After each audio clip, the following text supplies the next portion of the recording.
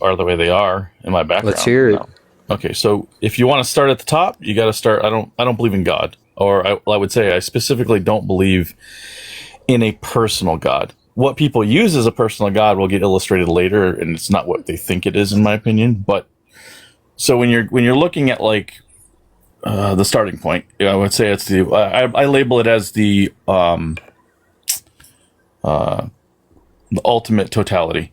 So and those are two absolutes, because essentially the ultimate totality, what it is it's a unity point, right? It's what the Gnostics would call the pleroma, the Taoists would call the Tao, and it's essentially everything, right? But it's a unity point, meaning that there's nothing differentiated in it, right? So that means that there is no contemplating good or bad in that structure, because there is no single thing that's outside of it. You know what I'm saying? So from that standpoint, what that actually is like empty impersonal awareness. Okay, like and it's also all the possibilities that can happen, but they're not actualized yet. So you start with that. Now we differentiate off of that as a micro totality, meaning it's kind of like a hologram, right? Like we're a piece of it, we're not the whole of it, but we still contain essentially like all of its component parts. So it's going to unfold much the same way when we get incarnated, and you'll see that in a minute. So your awareness descends into an embodiment, and your embodiment, the awareness connects to the embodiment. You're seeing, sensing, hearing, all that, right? Your five senses, and then your sixth sense, which would be perception of mind. Your mind. And so long story short, that's when you get consciousness, because consciousness is the subjective, individual, localized field, and the way that your brain essentially bifurcates into conscious and unconscious processes. Conscious being awake processes, unconscious processes being they're not unconscious in the sense of like there's a process like going on in the background, much like a process going on in the background on your phone where you can't see the whole thing going, but it's still going, right? And then you get thinking, feeling, sensing, and intuition. Now this comes from the Jungian map of consciousness, at least this part.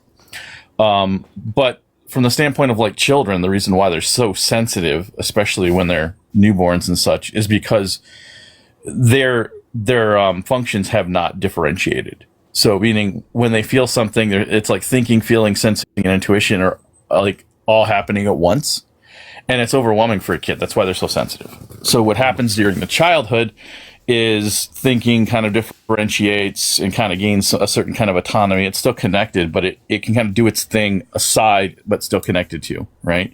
And same thing with feeling, intuition, and sensing. So the long short of it is like when you get to this level of structure, now we're going to get to God, or what people call God, right? So when you're looking at God, number one, when people say, do you believe in God? No, I don't believe in a personal God that orchestrates everything and has favorites and does things and interacts the way that people do. What I will say is like the totality, if you took that and like turned it into a light, right? And you shine that totality through a prism, that like unity or divine light will like literally break into spectrums. And each of those spectrums has a very specific thing that it would teach, right? Now, when you're looking at like the structure of the mind anthropomorphizes things, means it wants to generate a human-like or human quality so that you can interface with it directly. And this is actually what gods are. And it's the reason why people perceive them as personal, because they are the most personal thing, because actually what you're doing is your brain is taking a principle, whether it be an external principle or an abstract principle, it's giving it kind of a face. It's giving it kind of filling it with consciousness so you can directly interact with it as other, even though it's still you.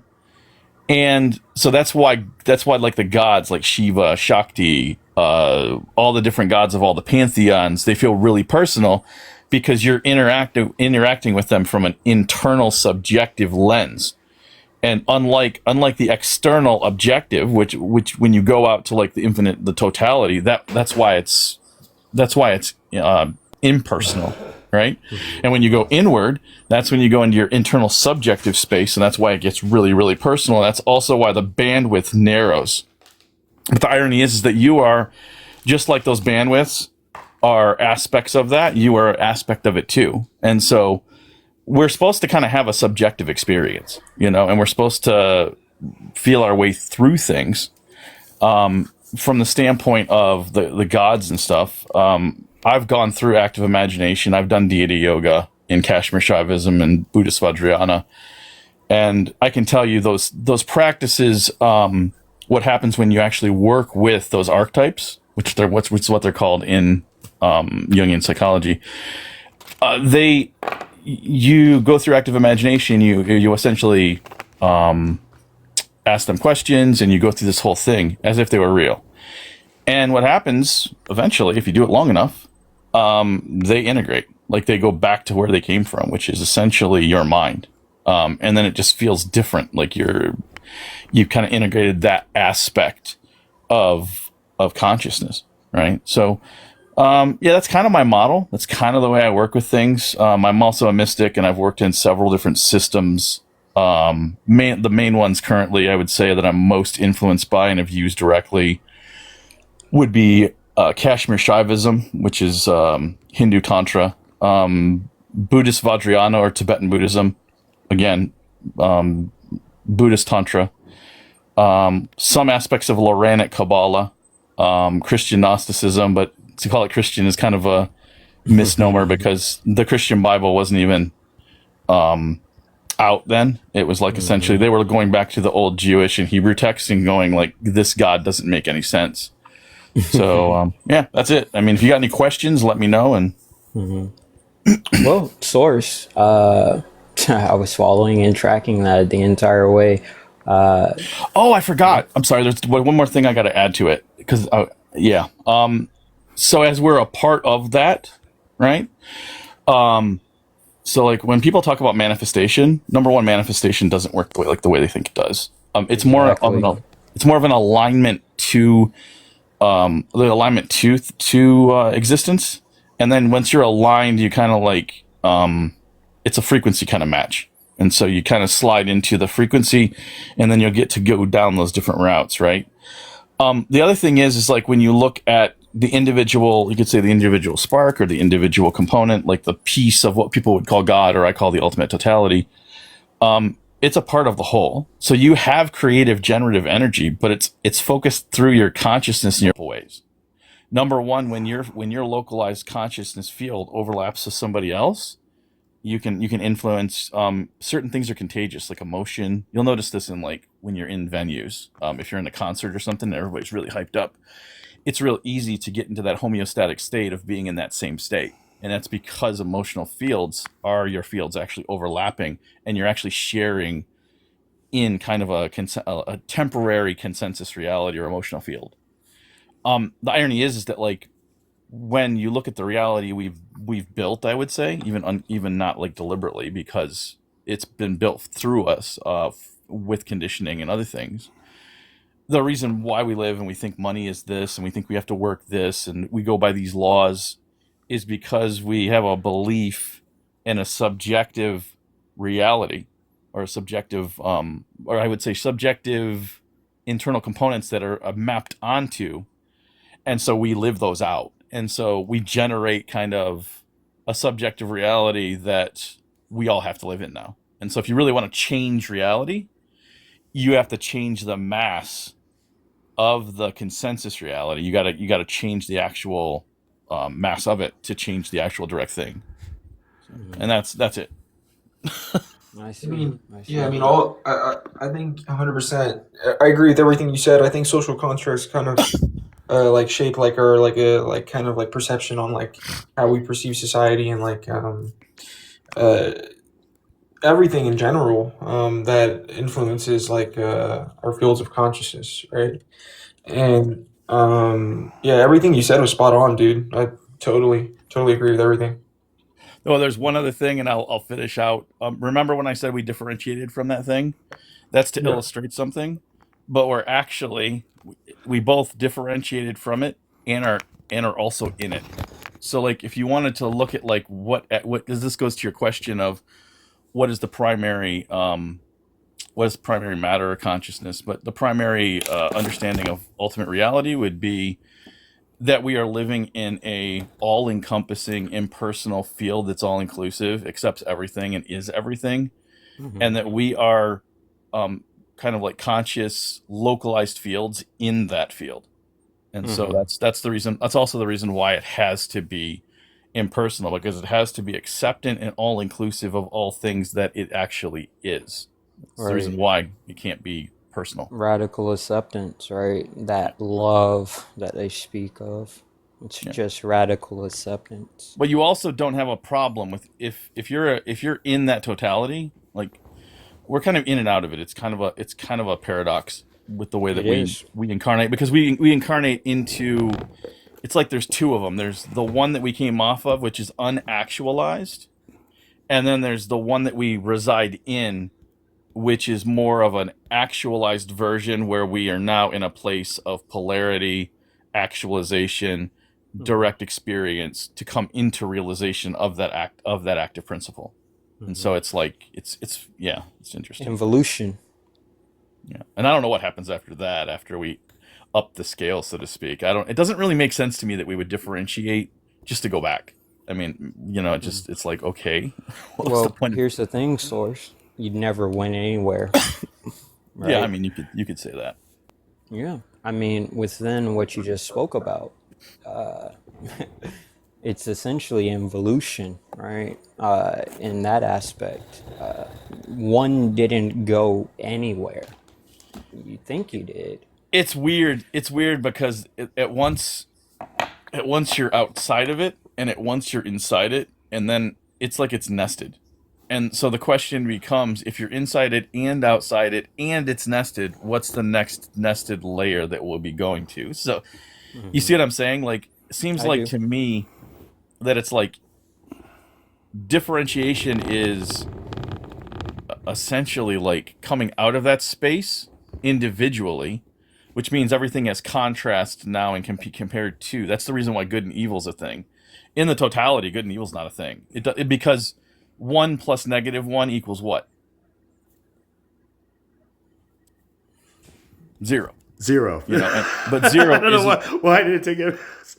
No, the reason why is like this is also a fallacy in math. Is like, and it's the reason why we get the everything came out of nothing. Well, if you can show me that, I'll believe it. But there's no evidence. I can transform things. I can make something out of something, right? But I can't make nothing. I can't make something out of nothing, which means, and this comes from my wife, but this means that essentially zero cannot be nil. It means that Hmm. it has to be something, and it has to Yeah. be the something that everything was generated out of or derivative out of. So now you have to Right. change zero, and now zero has to be, it still has to equal zero, which is the one plus one component, negative one plus one equals zero. But now it changes and shifts to a coherence, a unified coherence. So remember Hmm. the unified totality? Same thing. You can just Yeah. replace that. It is the capacity and the potential of all things in unity. And everything Hmm. differentiates or derives from. That's when you get one, two, three, four, and everything, it's like, so it makes a lot more sense Yeah. than, Hmm. Um. Yeah. Because nothing doesn't really exist. Like it's nothing is still something too. That's what's kind of crazy. And Hmm. also, 838. Are you familiar with perennialism? Yes. Yeah. I've recently just studied perennial, like got into perennialism. I think that because I'm Muslim, but I also believe in perennialism at the same time. are you So a Sufi? no, I'm very inspired by the Sufi path, but I wouldn't say I wouldn't classify myself as Sufi. Gotcha. Just because I don't like putting myself under like specific categories and boxes and labels. But I was just curious. You said you were Muslim, so like the mystic Hmm. version of Muslim would be Sufi. yeah, no, Hmm. 100%. Yeah, I Shout love out, I love Sufi. I shout love out Ibn to Arabi. Ibn Arabia. Ibn Arabi, yeah, that's my favorite. One of my favorites. Goaded.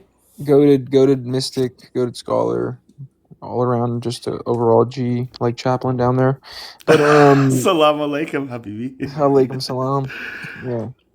But Yeah, no, I personally think that there's fragmented truth within all these scriptures and schools of thought and philosophies. Hmm. They Fragmented all seem like they truth. came out of the same. Well, when you look at Islam, when you look at Christianity, and when you look at Judea, those all Mhm. come off of the same tree.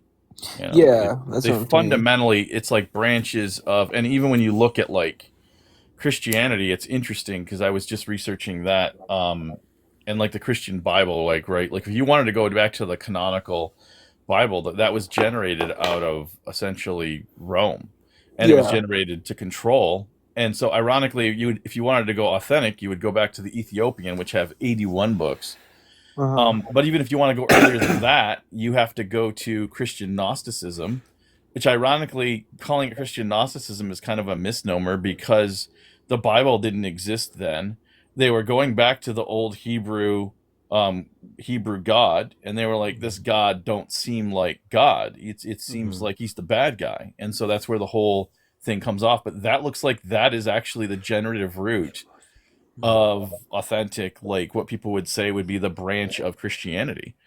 And but the Gnostics, they thought very different. They thought that the Old Testament God, or what we consider the Old Testament God now, was a demiurge, that he was evil, that he essentially tricked people and is trying to imprison them here, right? Yeah, I don't. I personally believe that that whole concept is wrong, and I think that what they're doing is projection onto their ego's projection onto what the creator is initially, Exactly. and I I think that God is he's very pure and good, but people throw on their egos onto him, and then they create yeah, these like so people. yeah, so from the standpoint of like the Old Testament and stuff, and the way that that operates, and the way the Christian God is, it's completely opposite of like what Jesus would be, Mm. right?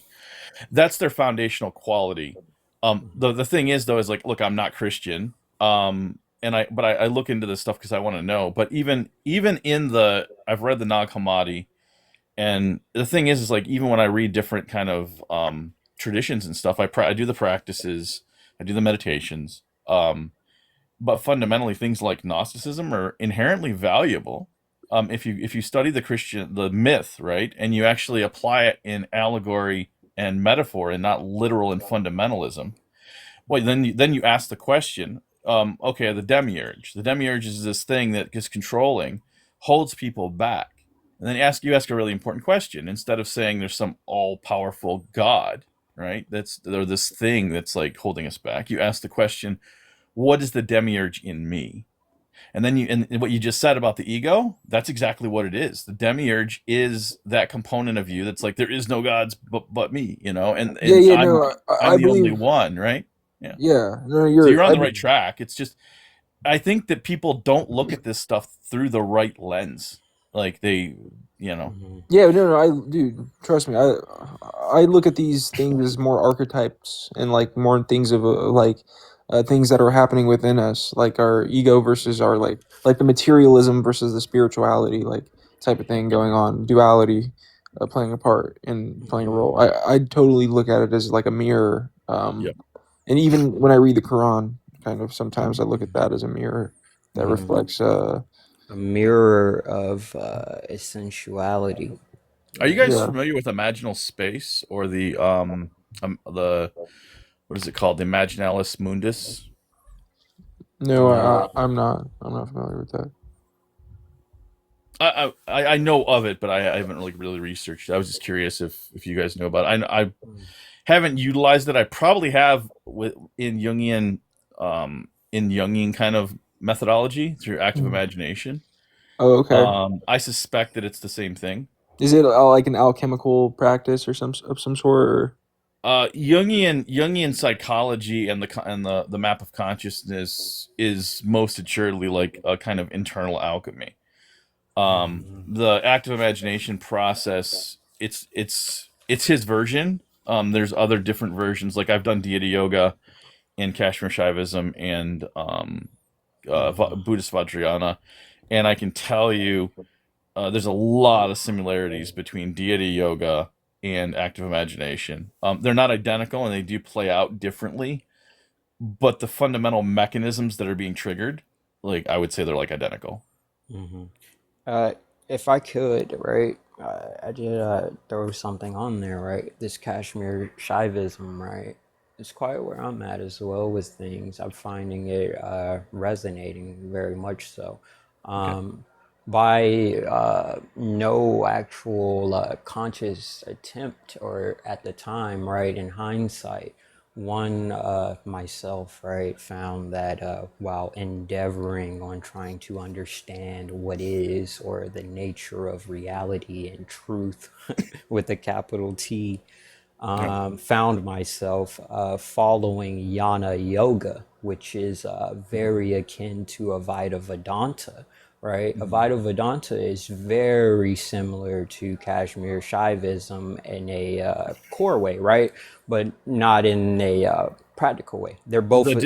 The real difference between them is that Kashmir Shaivism doesn't say that the world is an illusion. It says it's a divine play and it's actually happening. Whereas Exactly. Vedanta will say this is all really kind of a mental Mm, illusion that you're kind of enacting. right. So that's the big difference right there. That's it. Exactly, right?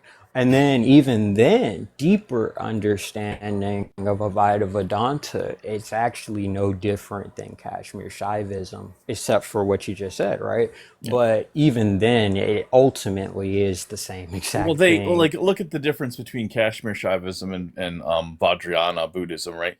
And they're very intimately connected. Like some of the same deities exist in both traditions, mainly because they I think Kashmir Shaivism impacted Buddhism, but Buddhism has more of a continuous line, so it's interesting. But what I would say is like the idea of Maya in Buddhism is essentially like Maya is like the great deceiver and causes all this pain and this and that. And in Kashmir Shaivism, it's completely flipped on its head. It's like Maya is not the deceiver. It's a process of gradual revelation of understanding your true nature, and it's actually a part of Leela, which is the eternal divine dance of creation that we're here for. So it's interesting to see the different aspects of each of these. And I mean, I'm gonna be honest with you. Typically, if I'm gonna align, I usually align to the more playful thing because Hmm. being oppressed and thinking that something is oppressing you it's funner and actually more Hmm. engaging to be part of Leela and to be part of that play and that revelation and Yeah, understanding that we go from an obscured kind of view and not understanding the totality, and then we gradually through the five acts get to revelation and we get to understand that come into recognition of not only ourselves but what reality is. exactly. Because that play starts to make a whole lot more sense once one comes to understand what they are, I right? also think there's phases. Like when you look at Gnosticism, for instance, you have like the Sethian view. The Sethian view is this is a prison, that the demiurge trapped us here, and your job is to get out, right? And that's I think, and that's phase one. That like if you really kind of come into an enlightenment experience, that's how you're gonna feel. You're gonna go through that stage. I promise you. You're gonna be like, what Mm-hmm. the hell? The more mature view would be the Valentinian Gnostic, which says, okay, this demiurge was born out of ignorance, isn't evil, just doesn't know any better, Mm-hmm. and so therefore yeah, and it's a different kind of, it almost goes along with the repair and enact the kingdom in yourself and then project it out. Or like in Loranic Kabbalah, they have this whole thing of their creation myth where it says like withdraw the shattering of the vessel and then the Tukan, which is essentially reclaiming the light. So it's like a repairing process, right? The Valentinian is more aligned to that and being like it's not all completely shit. We just need to repair it now, in a sense. Mm-hmm. So it's and like I said, I think some of this stuff is stages that rather than, at least from Mm. the way I see it, So, rather than like so pick one. source, I agree with a lot of the things you're saying, right? But how much of this is thinking instead of knowing, right? Where are you at? What do you stand firm in your conviction of as of right now? As of right now, it's really when you're looking at what you're talking about, it's not identification. If you It's not a identify, what? you're going to be in suffering. If you don't, you're going to be in being.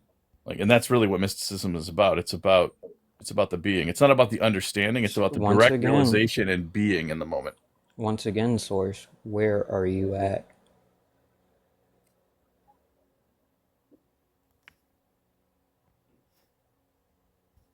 I don't know how you want me to answer that, and I don't know how to answer it. I am where I am right now.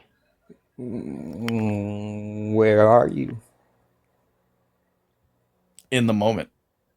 Yes, as of right now. Where is your firm conviction? What is your direct stance?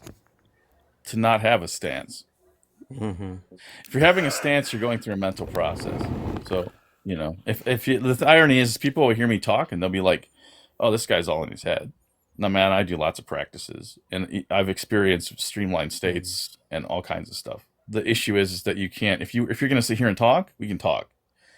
If you want to go have an experience or go into a actual thing, you're going to go do that, and you're not going to be talking. Talking is a facsimile, and it's a methodology of dualism and of Right. language and mind. So you can't get And around it. you do a lot of talking. Sorry, You do a lot of I'm talking. an extrovert. I'm going to. That's the way that I express. I'm also an embodied practitioner and a wrathful practitioner, so that's a very different stance from your quietist mystic that's going to sit there and ignore that he has a space in which is subjective and component, and that witness that stands behind that can witness that too. Yeah, no, I think Source is okay. I mean, I think everything he said was totally fine. And No one is opposed to what he's saying, right? It was a deep I question, just though, wanted to that know. the host was asking, and thank you, host, for being the facilitator who is allowing all of us here to unite from all different points of the world. So thank you, host, and glory to God for that. But like Source, if I may, and good to meet you. I gave you a follow. I'm Chaplain Charlie. Yeah, go ahead. So, Yeah. and when he was asking you directly, but essentially just all of us who are listening, where are we, right? Just like where are we? And then I heard you say just like in the present, and like that was the same answer that I had. And then what was your follow up question to that, host? Do you remember? Like, and where are we, right? Like, or what is the present, or what? So it was quite literally a very simple question, right? I just wanted to know, where are you at as far as your conviction in the nature of reality? Instead wait, of so You what? directly, yeah, you come into direct. I could share experiences where I've come into direct understanding of when those fields overlap because I feel what the other person's feeling. So Well, from my standpoint, directly to answer that more precisely is you're a localized field of consciousness amongst otherwise localized fields of consciousness, exploring and directly interfacing with them in a wider impersonal field. It's like kind of like being in okay, the so divine stop. mind. Yeah, Yeah. okay, hold on. I'm gonna let you finish, Source. That's literally the valid answer that I wanted. That was it. That was just it. It was just that simple. Um, yeah, that was it. Something you concise. know, host, I don't think that Source said anything wrong. I think that and also yeah, I think that there was no point for you to ask him about like, what I'm saying, kind of like how.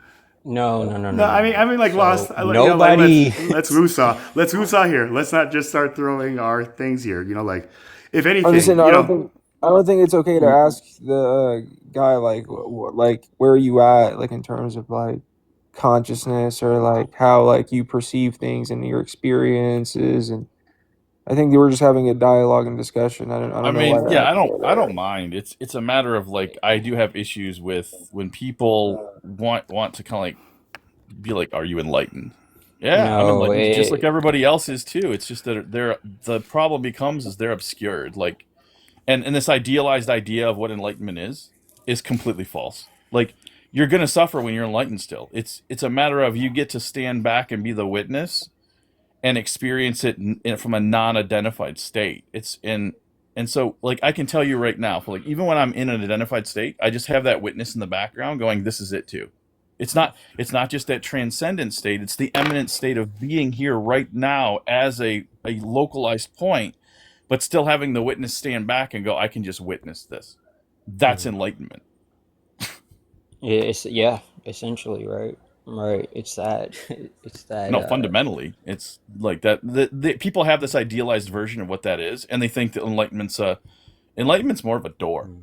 It's the beginning of a door that opens up and that never stops. It's not like this one and done idea of like, I'm never going to be stressed out. The world's going to be perfect. I'm going to have all that's all some new age bullshit. All right. Can I ask you, Obviously. Source, like in your own words, like what is your definition of enlightenment? Like you said, like you start. Can I ask you just like that as a kind of like a starting point? My 'Cause- my standpoint of it, if somebody wanted to directly say that they were enlightened, what they're actually stating is they've experienced the non-identification of self. They've experienced the non-identification with what the self is attracted to and repulsed by. And so what that means is they can separate the witness from being directly identified with the mental state of this is my thought, I am the thought. They can separate themselves from the emotional state of I am the emotion, I am angry. No, this is anger and this is a thought. So the thing is, the enlightened person can actually shift and has the choice. The unenlightened person doesn't have the choice. They just get to be the thing because they have not gotten to the point of non-identification yet. And awareness. There's two Like, components. would that be interchangeable with like the self-awareness that we do have that? Well, there's two choice? components. The witness that there's two components to what I would consider awareness. There's the transcendent quality, right? Okay. That's what the Buddhists talk about, and I've experienced that. That's where when you let all subject object fall away, you let identification fall away, and you just start having this bliss rise up out of you. And Okay. it's a very kind of empty state, but not nihilism. It's just blissful. Like a free flowing kind of thing, right? Like just Right, but you can stay there. I stayed there for like 2 or 3, I think it was 3 weeks.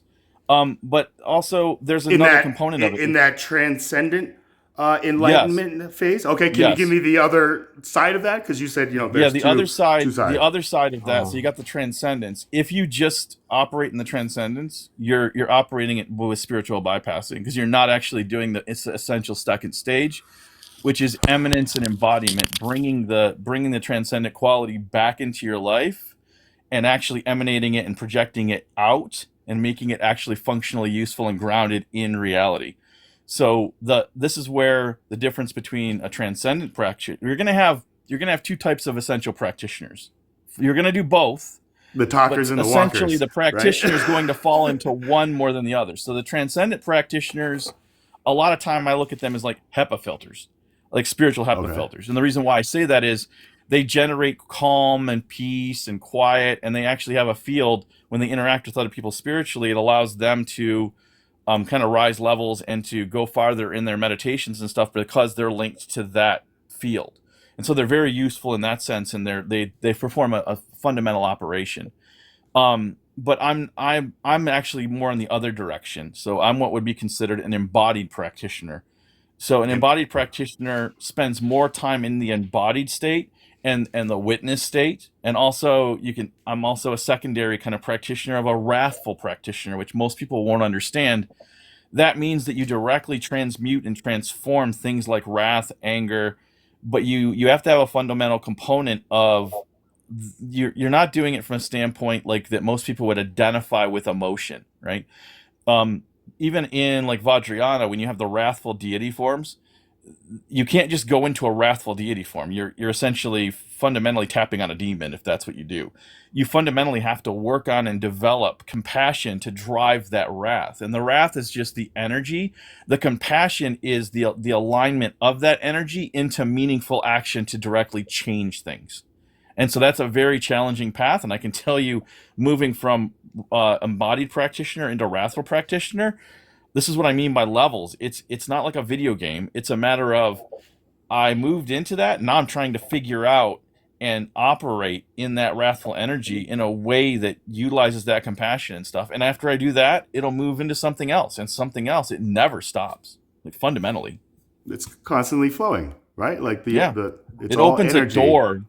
It opens a, like, think of it as like consciousness from this standpoint is like a ladder. And the higher you go up on the ladder, the more of reality you get to see, right? And the people that are really low on the ladder, you can't even talk to them because they don't have the vantage point or the direct experience to even see what you're talking about is real. So I understand why people go, that's not real. It's like you're just low on the ladder. It's not I was low on the ladder one day. I just did a lot of work over 35 years, and so I am where I am. Right? Like you have those rungs in between like ourselves and then those that I guess we would say like are at the lower levels of the ladder. And like, you know, like this is where my language is what I found like transfiguring when I reach like this kind of Yep. state of balance. You were talking about how like -1 + 1 equals 0. But, you know, like 0 is like this concept of just, you know, like it's essentially Coherence. a Yeah. balance, right? Like a coherent balance within this thing. Just like in the concept of, if I'm like going to answer the first question, is matter primary or consciousness? And this is where I would ask like the host, like, can you define in your words like what you mean by primary here? Because this first question right here just like was very thought provoking for me. So I'm grateful that, you know, like you were able to just list this. But, you know, like what is the nature of being, right? Like that is like consciousness, you know, the matter of consciousness is the nature of our being, right? And when Lost had talked about how like Christians kind of like maybe, and maybe not even Christians, but even just like all like religious kind of embodiments of, I guess, whatever, you know, source you were calling like that transcendence like stage, but, you know, like kind of like that up and down kind of thing, you know, like we're kind of up. Well, upper yeah, here. transcendence and eminence are more like a coin. They're flip sides of the same coin, and you have both. It's just that most practitioners are going to fall Okay, into so- one or the other. Yeah. So like a -1 or a 1 of like the 0 being the coin, right? Like we are all either the positive or the heads or the Well, look- tails. Look at it the- like this. If you go into the transcendent experience, you're going into awareness, right? You're going into that empty, impersonal awareness state. When you go into embodiment, you're sliding back into the conscious, subjective state. And so, but it's not just the subconscious. It's also, you're bringing the awareness with you, but you're like, it's kind of like the awareness is like sitting back and watching the conscious state. That's kind of how I would describe it. It's like Bruce Lee. I don't know if you're familiar with Bruce Lee's like philosophies, but Bruce Lee said like the most dangerous person in the room, kind of, I guess, like that wrathful kind of like, you know, duality of what you were speaking of in your words, is the most is the most dangerous, or that entity is the one who is able to think, listen, and observe. Right. So, Right. like, you know, like just kind of. And I'll be honest with you, intaking. the breaking into the wrathful component, that's been challenging for me. That's not easy for me. But you've seen the Avenger movies, right? Where like Bruce Banner and Hulk reach this point where Hulk is Bruce Banner, and he's just like, you know, just like taking pictures. It's like, hey man, you know, like, so I think that when I saw that movie, you know, like we all have like that Hulk thing where it's just like, you don't want to make us angry, or maybe like make us angry it's because we different. love being the Hulk type thing. Some people love it's it. different too, because I've done a lot of work in the Jungian map of psychology. I've even built on his system, because he leaves off. The guy only lived for so long, and if I think he was breaking through, there was the collective consciousness. That's after he stopped at the collective unconscious, and he also didn't think you could get past the collective unconscious. I found that you can, and things radically change. Much like when you metabolize or realign the shadow. It becomes an Shadow. ally. You clarify. Yeah, the shadow is essentially yeah. all the things. Yeah, you know. Okay. Like Peter Pan, you know, like Peter Pan, you know, like when he's chasing after his shadow and is able to kind of, again, like I'm just using kind of like the metaphor or the analogy of just the like shadow, the shadow in people working. It's essentially all of the things you reject, are disgusted by, don't want to address. And it's the things you don't use. And so it's kind of part of you where you kind of push it down the stairs, lock the door, and say, "I never want to see you again." And that's kind of the default state. If you actually realign that, and that's also where your subconscious resistance comes from.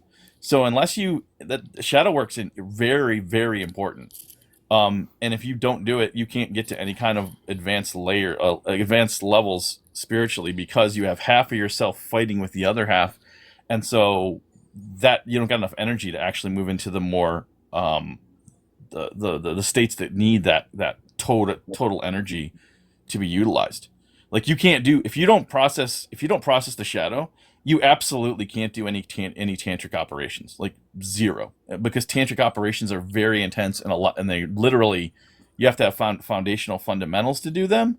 Otherwise, it's like plugging in a light bulb to a 10,000 watt energy source, and you Just also have it have to be blow able, up. You know, just right. And you like also turning it on. so It's you have just to like, have all the and so you also got the component of you have to have done the shadow work. Like when people talk about tulpas or what's called sprolpas in Tibetan Buddhism, principles. they're Yeah. artificial beings that are created, and that there's all these stories about. It's kind of like the golems in Judea as well. They're artificial beings, but they're not really. What they are is Like they're avatars, like in Hinduism and stuff like that. right. They're Just essentially, if you really want to know what they are, they're really a repartitioning of your mind, of your consciousness to do certain things or to keep you aware of certain things. But people talk about them kind of going awry, and you know why they go awry? Because people that generate them haven't done shadow work, and so what they did was they took a part of their consciousness that was unprocessed and still has lots of shadow energy, aka subconscious resistance, and then they or wonder why down the antimatter, maybe in line. this context, you know, like a And lot then of no, the they wonder. antimatter. No, then they wonder why down the line the thing's fighting them. It's because it's an unconscious aspect that you literally generate out of your consciousness, and you didn't do the shadow work, which means it's more aligned to the shadow. So if you give it more energy, what happens? It becomes resistant and autonomous because you didn't integrate it. So there's the reason why people that are not enlightened to a certain level absolutely should not create servitors, tulpas, or sprolpas. And if they do, they're Books. just asking for trouble. Enlightened, awakened. I mean, is there like a difference between like enlightened and just like someone who's been illuminated? I guess, you know, like Well, that thing. you have awakening. Awakening would be what I would consider is like you go through like they're like think of being them as like being mini shown. realizations. Yeah, mini Right, like realizations where more and more a part of reality is kind of being realized as you, and so those are awakenings. And illuminations, maybe perhaps for like me, what the like I said, this is for me. People have different things, but I really would say that if you really want to qualitatively state and ask what enlightenment is, what's that boundary where somebody is or is not? It's literally getting rid of the identification with self and what the self identifies with through repulsion, attraction, that kind of thing. If you've done that, you've opened the door to enlightenment. It's not like you aren't you're both enlightened, and then like the process continues forever. Like you're enlightened, everybody here is enlightened. Like this is the thing people don't get. The only thing that stops you from realizing it is that witness. You've kind of shut down that witness voice, and you're not you specifically, but people that haven't done that. They're it's like there's an obscuration of thought and feelings and trauma and attachment, that every time they would actually access that, it just hits the trauma, hits the emotions, hits the identification, so you never get to the witness. That's the thing. If you do shadow work, if you do inner child work, if you do ego disillusionment work, what that does is it clears all of your space, and then you realize, guess what? I'm divine. I am an actual conduit of the divine, and now I can access direct gnosis. Now I can access that direct connection. I call it the divine network, and I can get that access and know what I truly am. And so I think everybody can do this. It's a lot of hard work though. I think that's the reason why so very few people actually get to the final state, not even the final, but get to the higher echelons of those The stages. finish line, right? Like the kind of like the tortoise and the It's more like the hare beginning. kind of It's tale. more like the beginning line. It's not even a finish line. It's like Well, opening up a or a door and going, checkpoint. "Holy Yeah. shit, this goes on Because forever." what you realize is that once you get to this perceived top, you realize you're right at the bottom. And you keep going up and Yeah, when I then opened the door, I realizing at was the like, "Holy bottom. shit! Like this is just the beginning." And then I got really excited. I was like, Right. "Oh, I mean, I'm finished with this part, but now there's just like this infinite cascade forward of Exactly. discovery." And I'm like, "This is Because awesome." it's quite like octaves. You But get there to is the times end where of like, one octave, and then there's another octave. And right, then you but get there to the will be end of that times. octave, Sharps and and then there's flats, another octave. right? Sharps Yeah, and there will be flats. times though where you'll close that door and you'll go into an embodied experience, and you like if somebody passes, or and it's not to say that you still can't witness it. It's that you generally have to still go through the experiences you have to go through. This idea that like once you get enlightened, you just don't suffer anymore. No, suffering is a different kind of signal at that point. That's the only way I could process it, is it's like from the standpoint of before, it's like it's really painful. From the process after, it's like it's a data point. It sucks, but it's just data. You don't identify with it as much. It's just different, but you Cubist. still suffer. I think that I see that differently, right? If we speak in the terms of Siddhartha Gautama, right, the Tathagata, right? He prescribed just kind of like a medicine man. I've identified the suffering, the causes of suffering, and now I can also prescribe the remedy to the suffering. There is a point where there is a cessation of this perceived suffering within creation or the material phenomenal world. There is a point where there is literally no more suffering. Oh, you let me know when you get to that point. Because from what I've understood in my through my direct experience, but I also do follow the Mahasita path, which is very much more an embodied path, very much more of a what's real in my direct experience, very much more aligned to direct gnosis. The Mahasita path is very, very different from fundamental Buddhism or fundamental Hinduism. And so we're going to disagree on a lot, especially if you go to and you want to look at original Buddhism, East Indian Buddhism that came out of the first turning. I've worked through Zen Buddhism. I've worked through Vajrayana, which is the third turning, and I've even gone into aspects of Dzogchen and Mahamudra, which is some of the most advanced tantric techniques that you can do.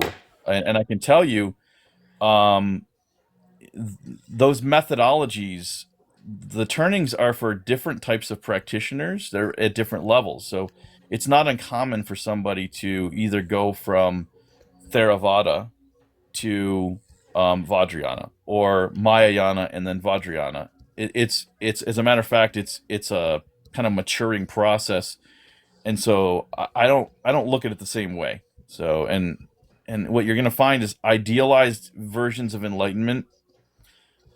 They're nice to think about, but in reality, things are much more muddy, gritty, and messy, and that's okay.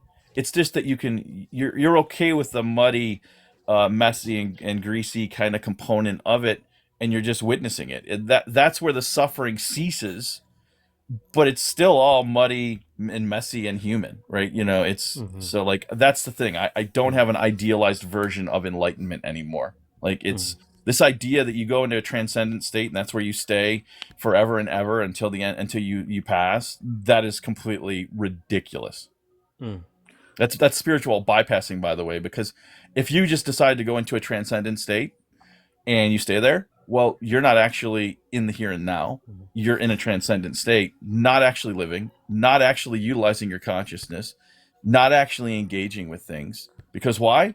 You're too busy bypassing it all with transcendence. Transcendence Yeah, is only one stage of the whole process. right. So, first off, right, define transcendence. And then, secondly, right, effortlessness. Yes, you're correct. perception wise, right? Nothing changed, right? After one has awakened, right? The thing is that there is no more this duality, this sense of things are permanent, right? Because everything is Nothing temporary. is permanent. I mean, Impermanence, right? Once we that's a fallacy. understand That's this, yeah. right? That is suffering. The fact that nothing stays the same within the phenomenal motion of what consciousness and motion, but an embodied form. But there is most assuredly a state of being where these things no longer hold any sway. It's effortless, seamless. Unnatural naturalness or natural unnaturalness is how it's Ultimate paradox. just a ebb and flow, right? Just a constant, eternal, like ebb and flow type thing. Not just Yes, like a quite like the single. Tao. Exactly, the Like the Tao that Tao. can be named Wu is not the Wei, eternal right? name. Exactly, right? Totality has no name, no need for it. Um, names and identifying and labels like Oh, Lost Boy was speaking of, right? These things cease, right? There is no I, me. There's only what is. yeah, yo, A38. Beautiful, beautiful. There is no I What do me. you think of Islam? Islam. Well, I don't think anything, right? But I mean, what it's a faith, right? It's an interpretation or a mass collective attempt at understanding ultimate reality, right? As temporal things unfold. Yes, everything is valid within the field of validity, right? Infinite potentiality. Can I ask you, Lost, when you asked that question, what do you think like between is like Islam and Muslim or Islam and Quran like interchangeable with one another, or are they like dependent on one another, or can they be independent of each other? Does that make sense? Like Islam and Muslim? no, Islam and Quran, right? Like for me, I took my shahada and like I read and read the Quran, but like I do not embrace the traditions or like rituals of that religion, right? Like I Yeah, don't yeah, no, need no. Islam is independent of the Quran. I mean, it has nothing to do. When people bring up the word Islam, it's like it's not really a good word to use. It's like it's better to say it's good to use it like when you're using it in like the news or whatever, right? But um maybe not so much. Right, like it's all like this is the thing about words, right? Like we have to be yeah, but very that's the thing mindful. though. What are you gonna say? The Muslims? Is that I think that sounds a little worse.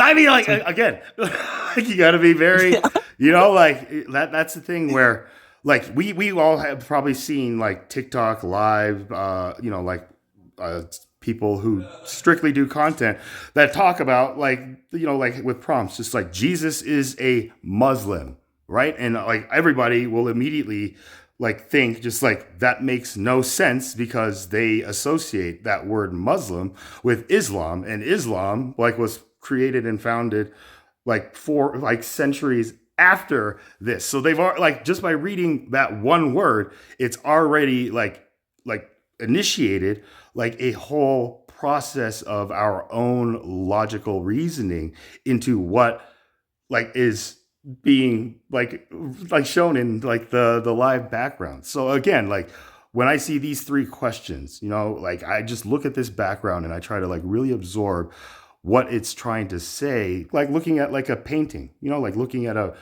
Da Vinci like Last Supper painting. Like what is Da Vinci like expressing here? So this is where, as an artist myself, like I read this and just like this is like a scientific thing, and I think that this is a like amazing so far, just like for me personally, and maybe hopefully like somewhat for you as well, but just like a like learning and enlightening, illuminating session for me so far. So thank you all for being part of that. But like we are in a state here where I personally believe that we are at like this pivotal moment in human history, like a Big Bang moment, where like the scientifical like explanation of what the Big Bang moment is just like, yeah, the universe maybe started not as nothing, but from just this singularity that just had so much energy, it just exploded in one direction, in a I positive got a question. direction. I got a Yeah. question for you because like the Big Bang actually doesn't make sense from the standpoint of its starting. Okay, so when you Okay. have the Big Bang, you have this big inward pressure of pushing everything into a singular point until it can't be held anymore, and then boom, right? All Well, right. okay, where did that pressure come from? Okay. Right. So you like from my standpoint, if you really want to look at the Big Bang and even from the physics of it, you have to look at it of number one, it didn't start. Because what they're doing when they're saying the Big Bang is they're saying, let's slice this point out of time and say it's creation. Instead, it Uh, would make more sense because you'll see in a minute. Because from the standpoint of the Big Bang, you have two forces. You have expansion and you have contraction. And so the Hmm. contraction causes the expansion, and the expansion causes the contraction. It's a matter of the I expansion think causes the really what you're contraction. seeing The is like contraction causes the expansion. yeah, because like Okay. let's say that you have well, you'd have to look at like physics. Like let's say everything explodes, right? And there's masses now. You have planets and all that stuff, right? Let's say Okay. it starts speeding As up, in the like the Big Bang kind of like right? Like hypothesis states, let's right? say we Like have everything and it's speeding up and we're getting farther and farther away, right? And but at some point that speeding up is going to start slowing down, and I think this process okay, so is even what more will cause it to slow down to all of a collapse. sudden? No, I mean not to collapse yet. You said it's all It's speeding well, like up and like getting right. Well, further you'd have to away. look at. But like, I'll how tell can you. we slow that down? Okay, yeah. So Sorry. it's I just not want to you make sure slowing I'm it tracking. down. So the thing that caused it to explode in the first place is the internal forces essentially coming and condensing it into to a point until it To a can't be contained singularity. anymore. To the Then it singularity. explodes. But what happens? People don't really realize, like when you say like the big bang and then the big crunch. The thing that's crazy is like you have the acceleration, right? And the acceleration accelerates faster and faster for a point, and then it starts slowing down incrementally over long spaces of time. And then it'll eventually, after an extremely long space of time, it will slow down and then stop, right? Hmm. Now what causes it to move inward? Well, all these bodies and components of it have gravity, and so they don't even have to have a lot of gravity. They could have microgravity. And so over another period of extremely long amounts of time after it stops, you'll start to get movement in the other direction of everything moving towards itself again. And then, like I said, it would be the The explosion is like the biggest, contraction. flashiest part where it happens the quickest. The crunch part is the slowing and stopping, and then it retracting back. It's a very slow process, but once it starts creeping in, it starts to become an exponential process over a very long period of time until you get to that unity point again where it starts to speed up so much that It's like boom. the heart, just like your BP is like So going up, like it's Right. shooting they up like that. call this in contemporary physics, right? They call this closed universe, right? Where that's Yeah. where you get the big crunch from, where expansion and contraction comes about, right? Mhm. Now, right, temporally speaking, scientists, physicists, astronomers, whatever, right? Yeah. Um, now they have to figure out what is this this dark energy that actually pervades everything, right? Yeah, that's What is problematic dark because dark energy? energy and dark matter are placeholders. They can't actually measure them. They're placeholders for something they don't completely understand. So even saying Hmm. that they And exist, the invisible, unseen right? forces, They're right? like they're like we need the math to work, so we're gonna put these placeholders of what we think, these hypotheses, and then I don't have a problem with that. The problem that I have is you can't ever actually bring it to the table, and if you can't actually show it or prove it, like it's a component of like, great, there's your hypothesis, great, Hmm. but there's no thing that actually is visible or provable that is dark matter or dark energy. Right. So source, right? I As mean, of like, temporally unfolding, and where I think Chaplin was gonna go with that, right, is that it's the materialist view that is predominating science globally currently, right? Nikola Tesla said it best, right? Once we go back to integrating and the phenomenal science and materialist science views also with metaphysics, right? We Right. will, as things unfold, begin to understand what these things are. Well, Max, you know Max Planck, right? The founder of quantum physics. Yes. Right. He was an idealist. He actually has quotes where he says that matter's not a thing and it's all based on consciousness. Like and ironically, people want to glaze over that. Schrodinger said the same thing. Like, So and people many. want to glaze over these people like they're nothing. And it's like you're talking about the guy who literally like generated and discovered quantum Right. physics. Yeah, and that's an amazing point you just brought up, Source, because even Einstein himself, and much of these quantum physicists, right? Quantum physics on paper, right, should be the ultimate materialist view, right? But then these quantum physicists, many of much, right, are the proponent, like these are like the guys that are the No, people quantum that, physics is the exact antithesis of the materialist view. It proves that material reality is an impression right, of our level of perception. It's not the defining reality of the whole. Like right. the So only what I'm reason my speaking hand doesn't of, go through right, this table Source, yeah. is because it's vibrating. The structure is vibrating at the same level, which causes a field that doesn't go through. It's not that it's actually physical. As a matter of fact, if even though I'm feeling like I'm touching this right now, that's an illusion of my perception. There's actually nothing touching that. What am I feeling? I'm feeling a field, essentially. Right.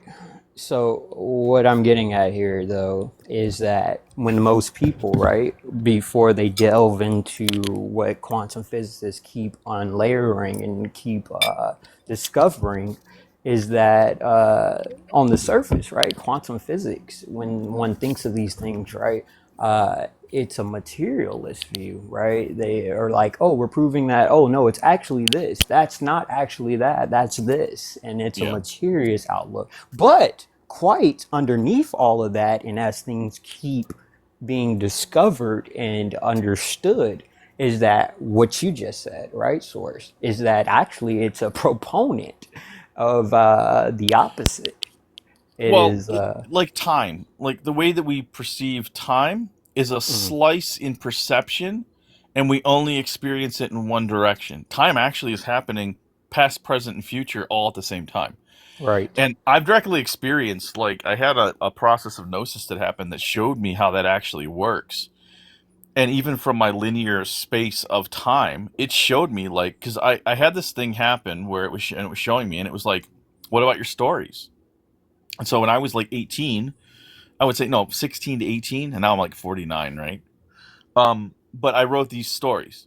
And these stories are essentially like they have advanced metaphysics built right in them. Now, I was studying Taoism and stuff, but I knew nothing about Kashmir Shaivism. I knew nothing about Loranic Kabbalah at that time.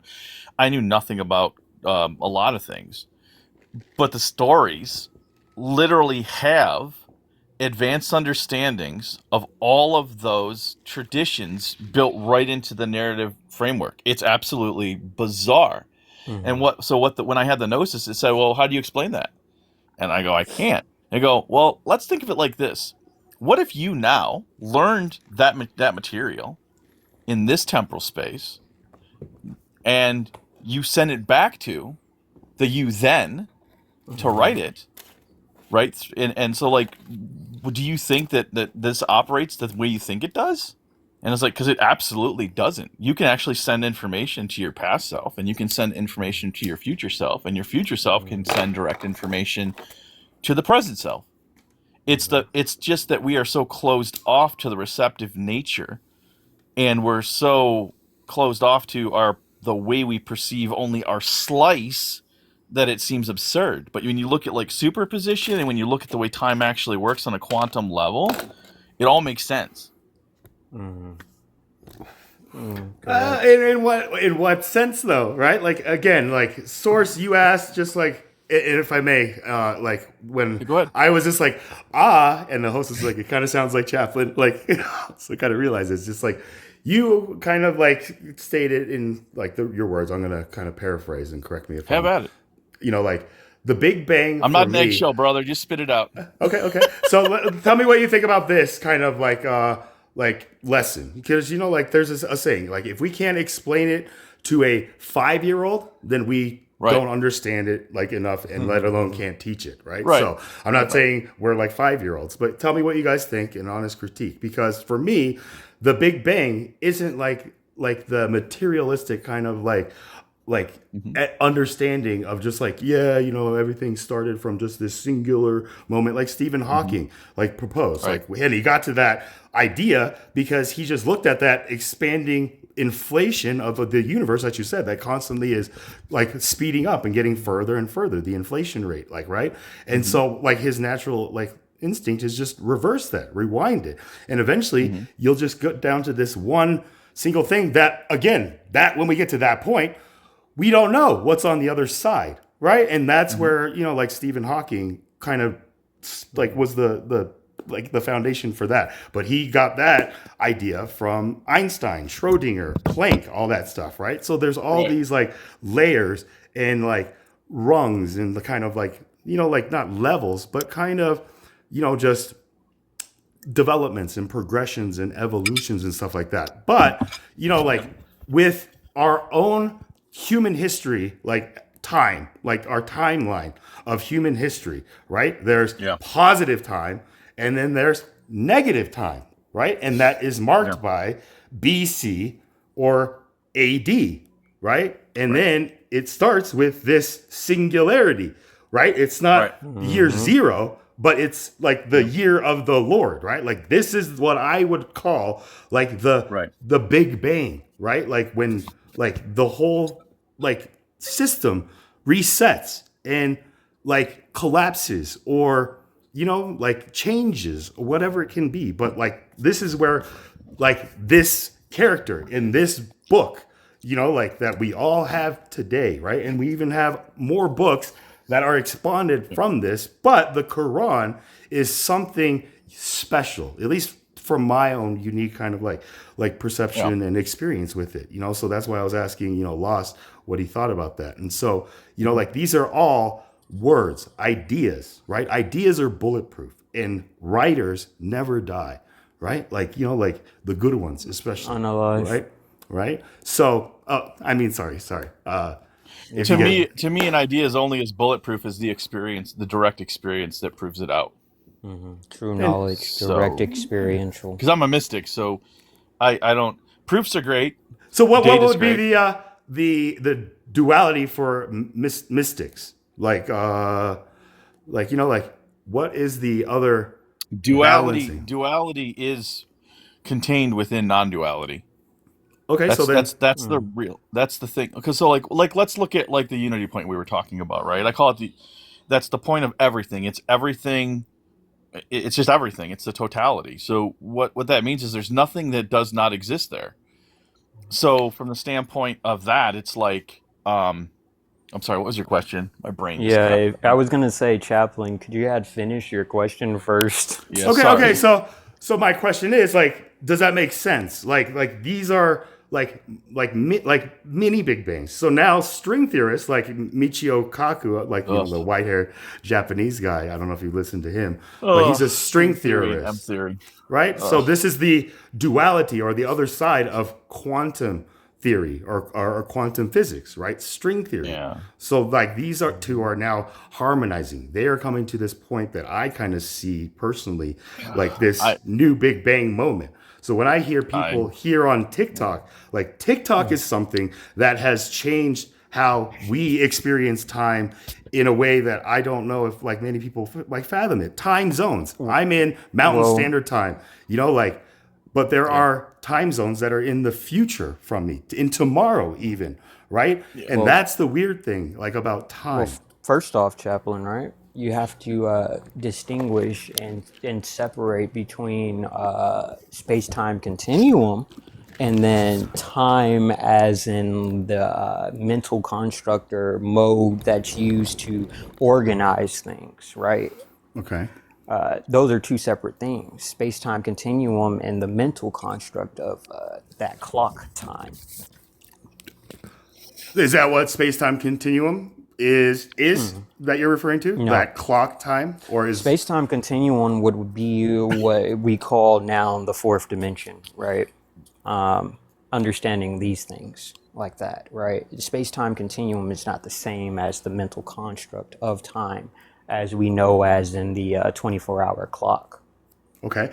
Would it be accurate for me to like word it as just like understanding the fabric of space-time that Einstein like discovered in E equals mc squared? Does that wording? Yeah, that makes Resonate it with you? more understood and clarified as to which time we're speaking of, yes. Okay. So, let me ask you all this. Like, E equals mc squared, right? Like, zero energy, like, theory states that all the energy in the universe equals zero, right? It all ends up balancing out. And this is where dark matter, dark energy, antimatter, and, like, all that stuff. This is, like, now, like, like, in that, equation, E equals mc squared, right? If we were asked, what is the value of C based on just like using algebra to use like this equation, right? We would factor things out and we would get C equals the square root of E over M, right? I don't know if you guys can visually follow like that. I'm not a mathematician. So Okay. it's not a So like, let me ask you this, Sol. What is the square root of 4?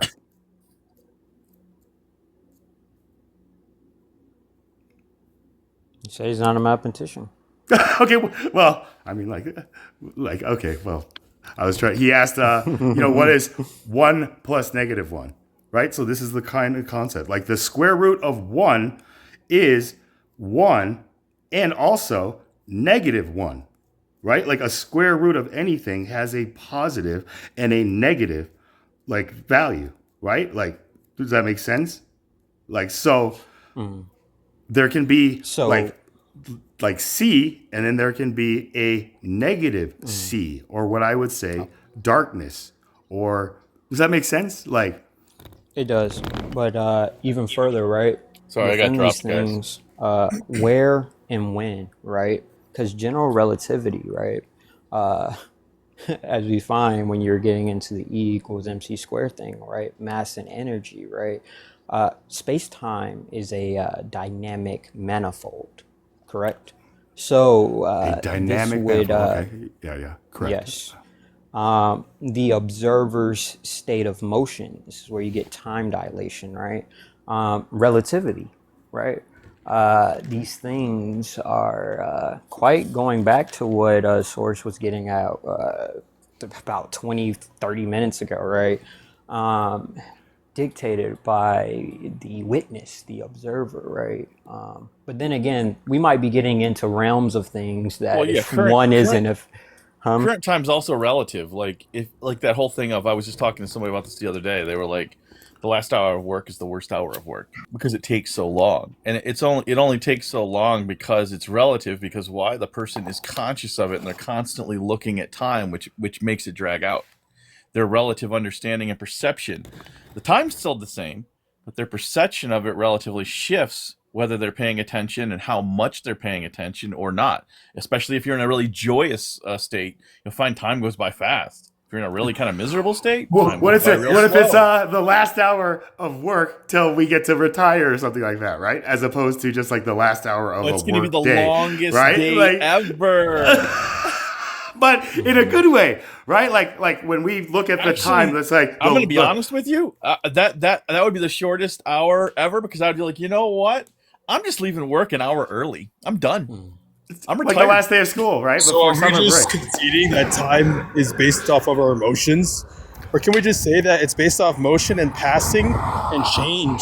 Just like how the sky moves in front of us. Above us, you mean? Well, it depends on how you see the world, honestly, right? Because everything converges into a central area that you're not only looking at, but that's just the way our eyes work because they're curved. You know. So That's the way perspective works. when you were talking about we were talking about like I was saying, duality is present in non-duality. Much it's like when you're looking at like what we differentiated from that totality.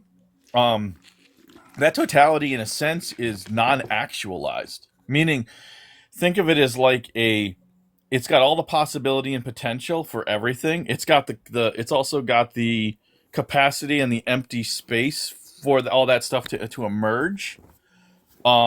Yet it's not actualized. But when you take us, we're injected into a world of actualization, polarity, integration, and all kinds of stuff. It's the reason why we are in a dualistic place is because we're supposed to realize the dualism, and then we're supposed to engage with it and merge it back into an actualized non-dual state. So I don't think non-duality. I think Well, as within, so without, right? As above, so below. So going back to the universe thing, right? With the expansion and contraction real fast here before we go into the realm of the space-time continuum and relativity, right? Right. There is essentially two, as we know it temporally right now, there are two possible conclusions here, whether that be the Big Rip, right, which is a heat unalivement of the universe, which would mean that things are linear and terminal, and then the cyclic universe, right, which is an internal loop of rebirth and renewal. So it expands and then it contracts back into that singularity. All arises, all returns. Now, if we take the microcosm, right? This is directly what we can actually do, right? What do we see? We see rebirth and renewal. We don't see linear terminal conclusions. We see internalism, right? Wait, I But thought not heat death. Did that like just heat unalignment. is that not a thing anymore? Or Well, heat alignment? yeah, just for TikTok. But yeah, no, that's actually the mainstream That's popular contradictory. consensus as of currently, that things are moving linearly. It's actually not the cyclic universe. no, like the linear nature of time and measurement and all of it is a product of our limitation as a conscious being in the place that we're at. Things are actually non-linear. Like So, it's just that Source, once again, I agree with you, but I'm just stating what is the popular mainstream consensus. But go ahead. I want to hear more about how things aren't linear though, because like this is news to me. You understand? it's because, like I said, it's when you're looking at time, right? Like let's look at like measurement of any type. I don't care, and time is just a measurement. It's a measurement of infinity that's squashed down so that we can, or like let's look at a measuring tape, right? You're measuring inches, right?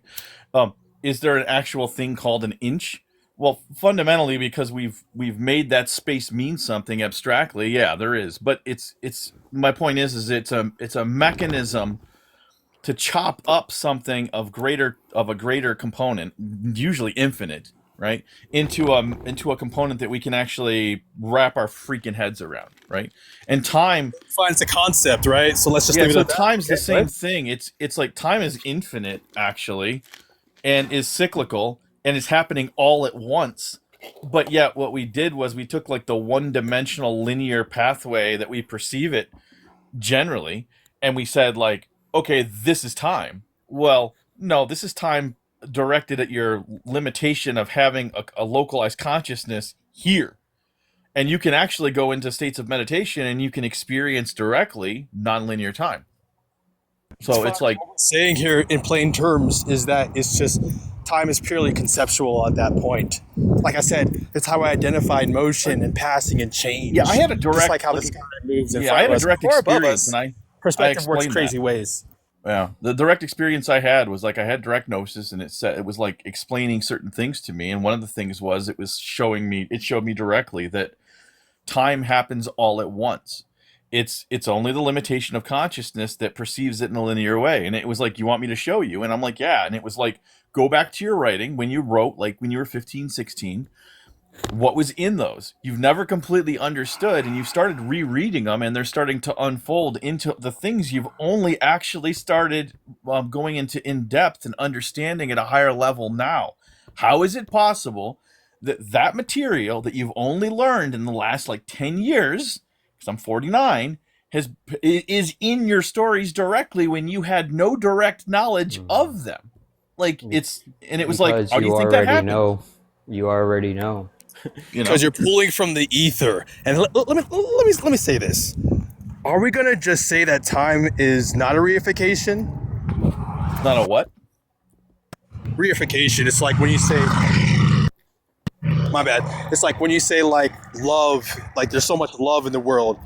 Well, you can't really grab love, you know. It's something that is non-tangible, but you're applying concreteness to it, you know. Yeah, love's not concrete. Love's a You could do subjective this. emotion. You could do this with anything. Exactly, Yeah. but you could do this with anything. Time is just a concept, right? But you can't apply the reification fallacy, which is misleading, to time. Same thing I with don't- space. What is space? It's length, width, depth, height. But aside from that, what is it? Space is kind of like absence. Like it's the absence that allows matter to move. Like it's just like time. Time is a temporal space that allows things to move through temporality. Like space allows it to move in existence. Like it's just a component of it. Like I don't. Simply said, right? Space is infinite. Matter is infinite. Not simple like, at all because time you is can infinite. avoid Like directly we only avoiding measure the- them I at was certain gonna levels. say what the simply said is, right? When and where, right? Coherence. Without that, there is no where am I or when am I, all right? Consciousness and motion. talking Everything would is everything would energy. go back to coherence. You have to have Exactly. a coherence, which coherence is the unity state. Coherence is the thing you Exactly. came off of. That everything is a derivative of. If you don't have coherence, you don't point, have anything. right? I'm sorry. You get my point. Where you can't say space is, you can't reify space, you know, and say, oh, it bends and it warps. No, you can't, because you can't even define it as it stands. Like, what is space? You know. But I have another viable framework for the universe. How about this? Everything is a modality of itself. Think of water, liquid, ice, steam. Instead of this contradictory framework of an atom being a particle and a wave at the same time. That's a noun and a verb.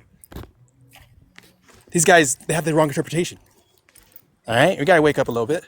Well, what they're saying is that You put glitter on, it's you put glitter on essentially something and you call it what? Yeah, This is 2026. Fabulous. So what You're they're saying is fabulous. like Schrodinger. They're saying it's in a state of superposition, and then the state collapses. It's all state oriented. No, it's a state. It's in a state of quantum entanglement until Right.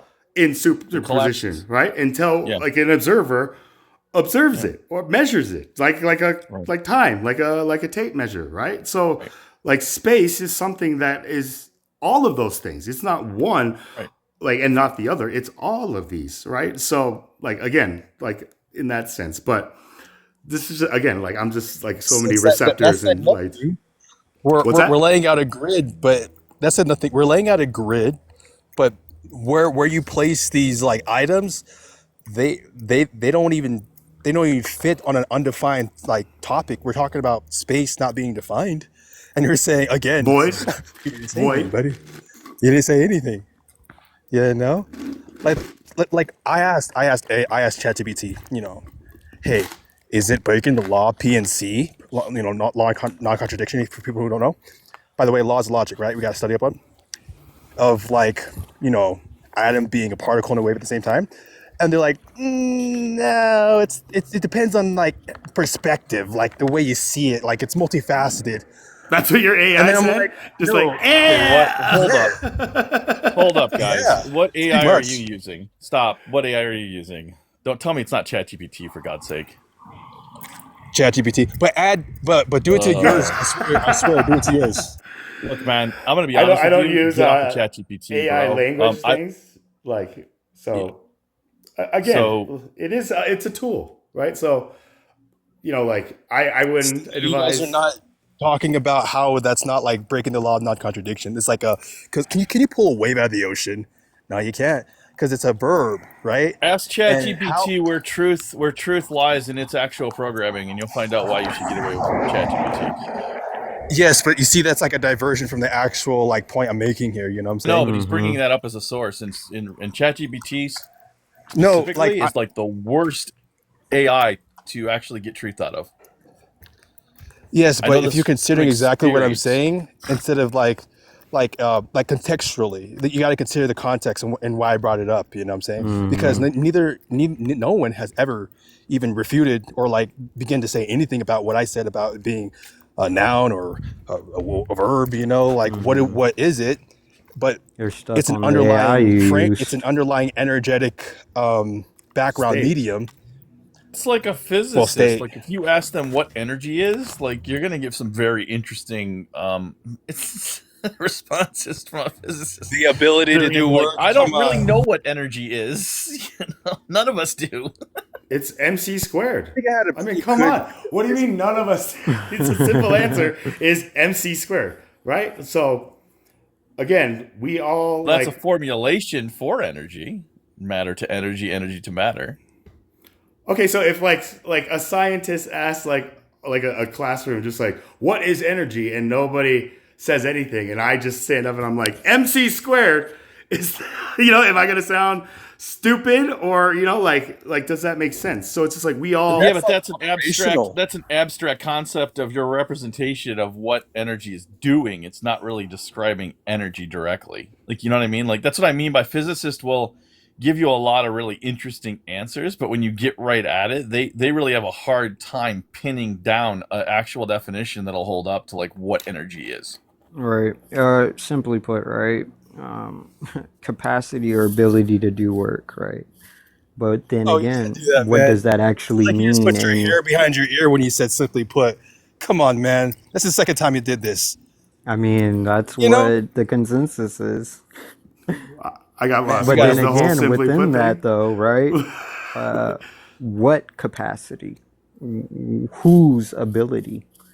Yeah, What you said work? who's already, bro. You're already personifying. Energy must be linked to intelligence because there's a directive and there's order. Order implies what's it called? Information or conveyance of information or arrangement. Consciousness, awareness is the only criterion that fits the ability to differentiate and select between states. So, consciousness is an underlying base layer of reality. There you go, guys. I'm an idealist, so if you like when people say like a rock is intelligent, I'm like, no, man. And the thing is like you got to go back to like idealists and like for instance, Kashmir Shaivism says like one of their statements is that consciousness is the ground of all being, right? So when you're looking at that, you got to ask yourself, what are the components of consciousness? Because what it's saying, it's not saying everything is conscious. It's saying consciousness is the ground. But to actually understand and unfold that statement and actually use it in from like a physics standpoint, you have to understand the two component aspects of consciousness. Or you could look at it in a different way, like structure and state. So like you're looking at a rock, you're seeing all structure, meaning an object of consciousness, something that the consciousness can interact with objectively or is going to use as a placeholder, or you know what I'm saying? It's something that it's interacting with, but it has no actual state, perception, awareness, persistence, choice, none of that. So is it part of consciousness? Yeah, it's an object of consciousness, but it doesn't have any actual state. To have an actual being, you have to have both conscious, the whole thing. You have to have state and structure. So like you have to have an embodiment and you have to have a state, like a mental state, right? If you don't have both those things, then it's not conscious. It can't be conscious. Not fully. Mental state, and like basically you're saying mind, Like it's the same. It's synonymous at this point. All we need to do is draw it back to an origin point and say, yeah, that's the most concrete realness thing. That's the creator. That's God. Keep it like how it is. Everything else is temperamental, or as it is like up to the willingness of the You energetic. don't even need God. Like, Very you want to energetic, go back to an origin force. point. You can just go back to an origin point without calling it God. Okay, like what's the first law of that special thermodynamics? Then is like energy cannot be created nor destroyed. So that means that it was always here, like eternal, or it came from a place where it could be created and brought into this like reality, right? By definition, that'd be supernatural because it's above, it's beyond the natural. I world, go along with the, like, if you're existent, you've always existed. It doesn't matter if you're a rock. It doesn't matter if you're me or you. If you exist, you've always existed. But you'd have to Exactly. exist before you existed to create yourself in No, existence. there's no. The problem is there's no creation That component. just- There's only a. See, the problem is you have a Well, it makes fallacy right now. sense, If like, you Chaplin, exist, like, you had am to I be. bullshitting You had to be. No, you had to transform from one state to another. You've always existed in one form or baby another. from E a equals father? MC squared. What does it say? It says all energy. That's operational, bro. Well, You're it just, doesn't like, matter. basically Physics is describing nature all love. energy can't be Woosah. created nor Woosah, destroyed, only everybody. transformed. Passions are getting like in like their own octave levels here, but let's just kind of Yeah, it's because this is like, if I may, like when Jay was talking about just like nouns, verbs, and all that stuff, like and Yeah. soul, you brought up like a rock, like the intelligence of a rock, right? Like a rock is a noun, but then once we start putting it in a context, it's like, what is the intelligence of a rock? Like the it noun doesn't have any intelligence. well, like that's the thing. Like, Consciousness. but like rock can also be like used as a verb, just like soul, you rock, Jay, you rock, right? Like rock and roll, like type thing. So it's like, how do we, the Yes, and that's- conscious intelligence? It's being used as a verb, like a rock. If a rock comes down in a landslide, it's being used as an action of the rock that was, So it's not. It's not saying that the rock is causing the action. It's a metaphor in a way that human language is using, and it's so that's not really a scientific way to like go about this. The I'm not trying to be- prerequisite to it. I'm not trying to be conscious. scientific, like approaching. I know, I'm just but a very Rock out and of roll box doesn't say the rock is conscious. It's Hey. just Just because I rock doesn't mean I'm made of stone, soul. So- but you get what I'm saying? Like, just these are words, right? Words offer the means to meaning, and for those who will listen, an enunciation of the truth, right? But words like fairness, justice, and freedom are more than words. They are our perspectives, right? So this is they're where subjective. Is all things are subjective. Like that's the thing. Like when you're going into mental states, when you're saying things like love or rock or any of the things we're talking about using language, inherently they're all subjective. Why are they subjective? Because they are internal symbols that represent reality, like externals, and we use that to wrap around so that we can differentiate like a bowl from a table, right? It's very useful, but the point is like everything is fundamentally subjective when you're labeling it and you're doing this. Like I can actually interact with anything in my room right now, right, without labeling it. I can pick something up and just throw it without knowing what it is, and the laws of physics are going to cause it to gravity to hold it, smash against the wall, the friction and the whatever cause it to shatter, right? It's like, so it's a matter of like whenever you're talking about internal subjective labeling, which is what language is, which is what math is, right? You're looking at a subjective thing. You're not looking at something that's objective. math is even not Math objective. is not subjective. Where did math come from? Math is a formulation of the mind. If it's dependent on the mind, it came from the mind, and which means it is subjective. Okay, It's a formulation that's very dependable now because we've learned how to make it more and more objective. It aligns with objective existence 100%. But was its formulation? Was it formulated in the mind? Yes. If it's not, but like you Math said, is like not subjective. You subjective. said -1 + 1 equals 0. Is that Right. subjective or is that objective, right? Like that came from, like you said, like a Math, subjective mind. That's a subjective. That's a exists subjective formulation. independently Yeah. of It's any an human abstraction. construct. Yeah. It's a Shit. reason why it's called the language of the universe. The universal language, right? Like, Yeah, it's a reason Guys, for Matt, that. Gee, you can't- energy is the what's it called? Dang, I just had the definition in my freaking head. MC Squared. It's No, right. I'm just kidding. It's right in the terms, guys. Objective, object oriented, I got it meaning it's now. of the It's- of the existent world that you actually, the physical world of physics, object oriented. Subject, subjective. So it here's means how that we tie that all in. it means you're the giving it a applicational label, a presets. subject of the object. It's right. It's the in it. It's root. applicational preset manifestation of consciousness. Remember I talked about God? Yeah, it's the applicational preset of manifestation. So it's manifested, but it's a preset of of intelligence or consciousness. See, So consciousness it's basically is like the fundamentally way that you could subjective. It construct has to be. things. Yeah, so And- consciousness yeah. has to be fundamentally subjective. That's the whole originating point, and why we have different perceptions and why we think differently is because our consciousness generates a relative field of perspectives and understandings that only we, now they can align to other people, that's fine, but it's the reason why religion, it's the reason why a lot of things are relative. Anything that's relative, meaning that it's applied to one person or a group of people, but not all people, means that it's inherently and has to be inherently subjective.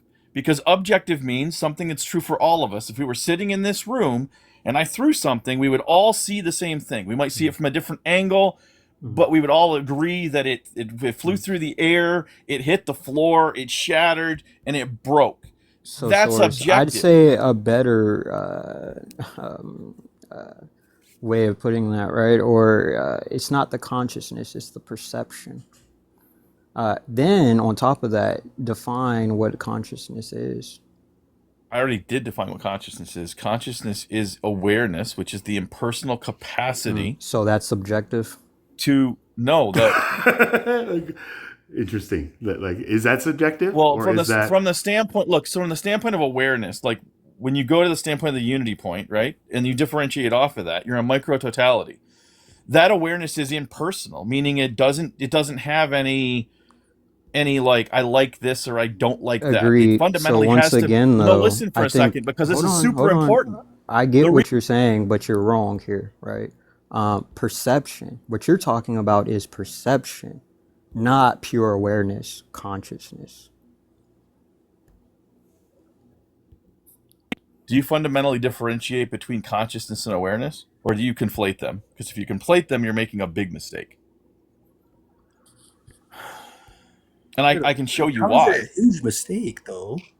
Because awareness has to be. You remember how the totality is all things, and it has to be impersonal. Why does it have to be impersonal?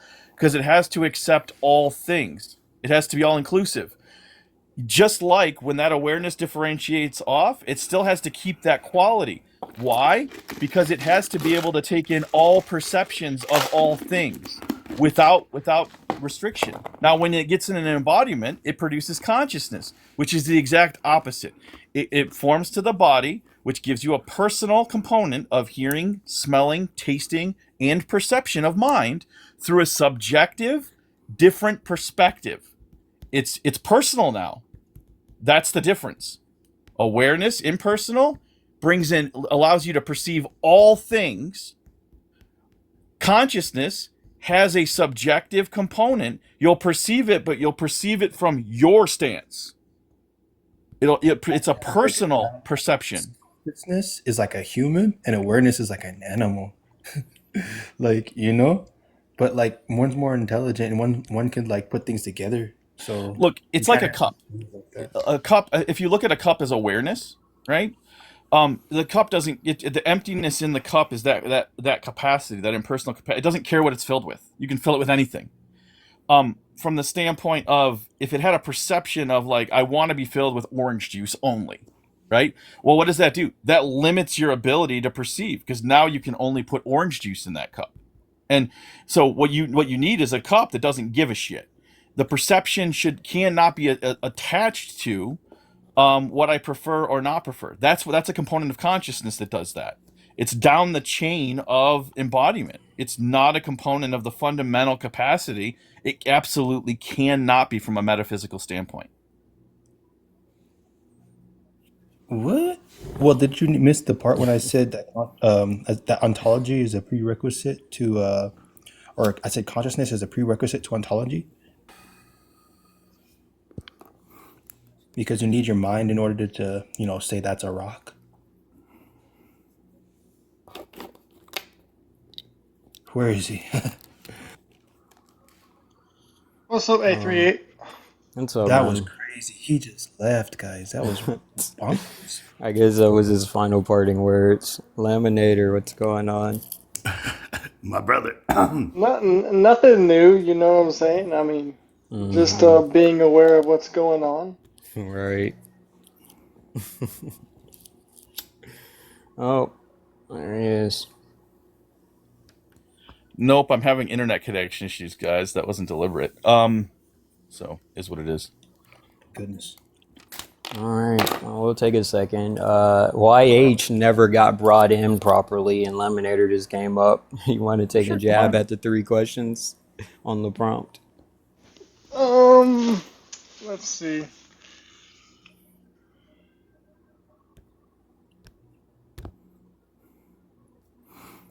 Any day now.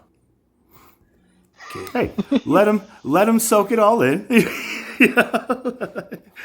Like, why? Like,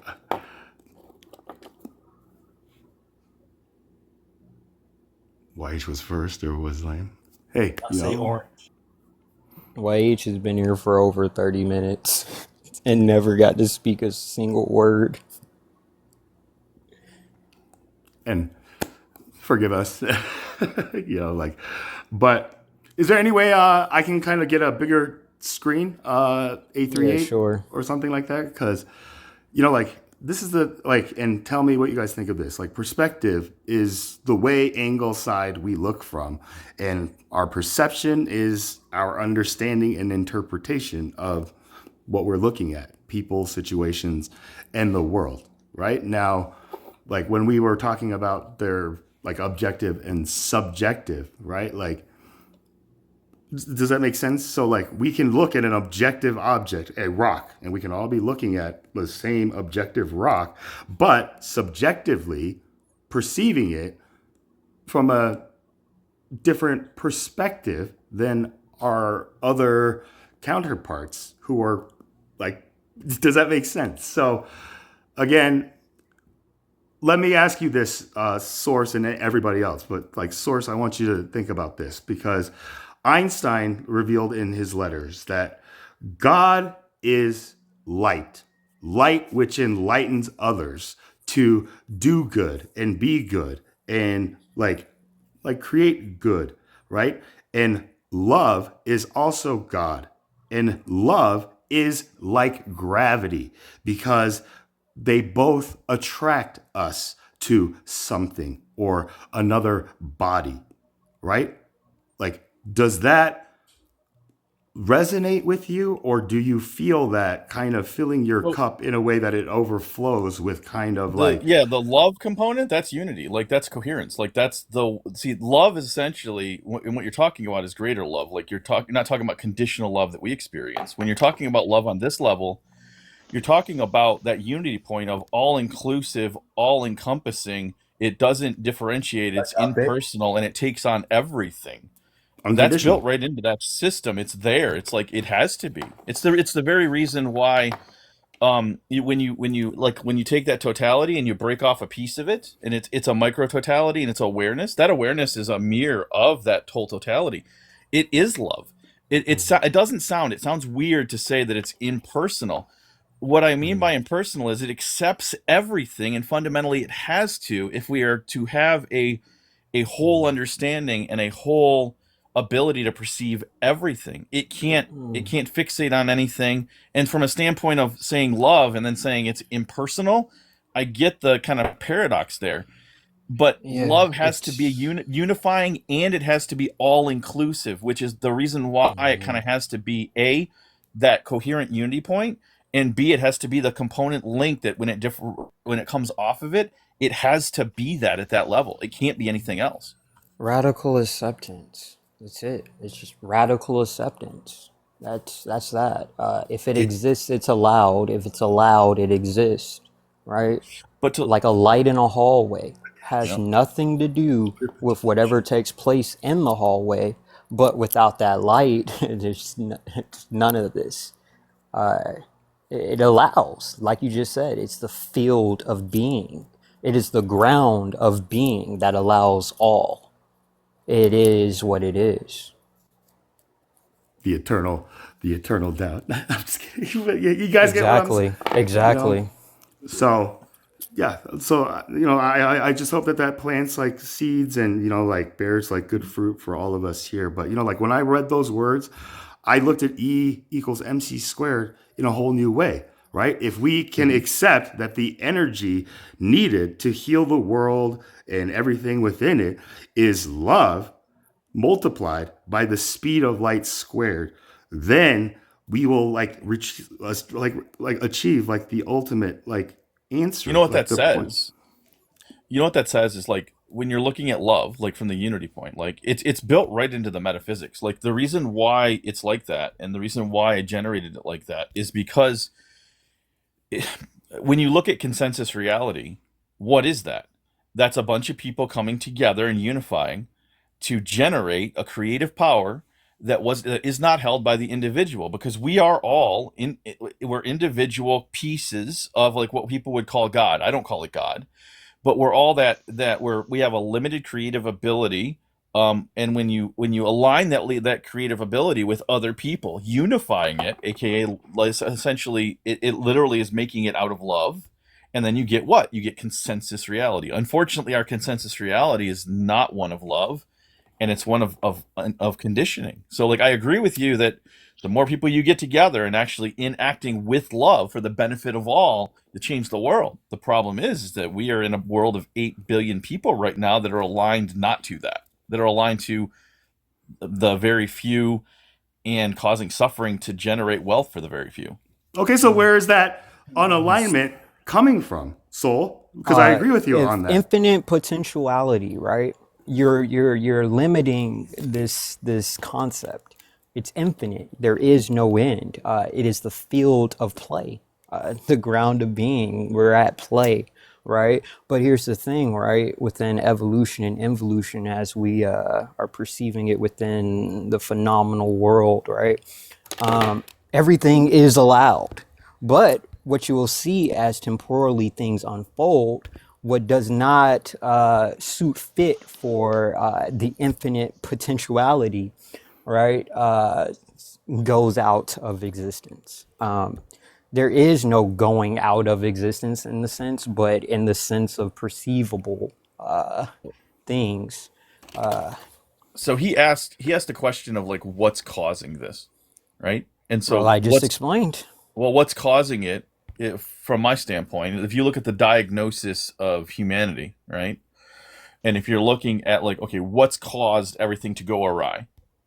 It's the diagnosis of that we act as if we are separate selves in an interrelated, interconnected world. And by acting like that and having selfishness and craving and doing all the things that we do of self-interest, we generate a world in which does not work for everybody, that is not actually generating out of love. Right, correct. He's Could I absolutely stop correct. there? It's Can I ask a ignorance. question about that? I feel like that's a very nice idea, but that it's completely impractical. I wonder your thoughts. I mean, when I think of these ideas that we hear so often, universal consciousness, non-duality, all of this. Yep. I mean, I can see what people mean by it, and I think that it's the most accurate way to describe reality itself. But when I think of it in the context of human affairs or the affairs of nature itself, I find its conclusion to be the end of all of life and all things, because it would mean the end of competition and it would mean the end of maybe the ecosystem, something like that. I don't know if anyone has any thoughts on that. I disagree. I'm just going to say this shortly, and then somebody else can jump in. From the standpoint of mysticism, there's understanding and then there's realization. And so most mystics, we're talking now, but most mystics, if you're actually trying to get to somebody that can actually get you somewhere and teach you something, they won't actually teach you. What they'll do is they'll give you a meditation or they'll give you a technique, and that meditation or technique, if adhered to, will produce you to have an experience of what you just said. And so mysticism is aligned to the people having the direct experience of it, not the understanding, but the realization of it.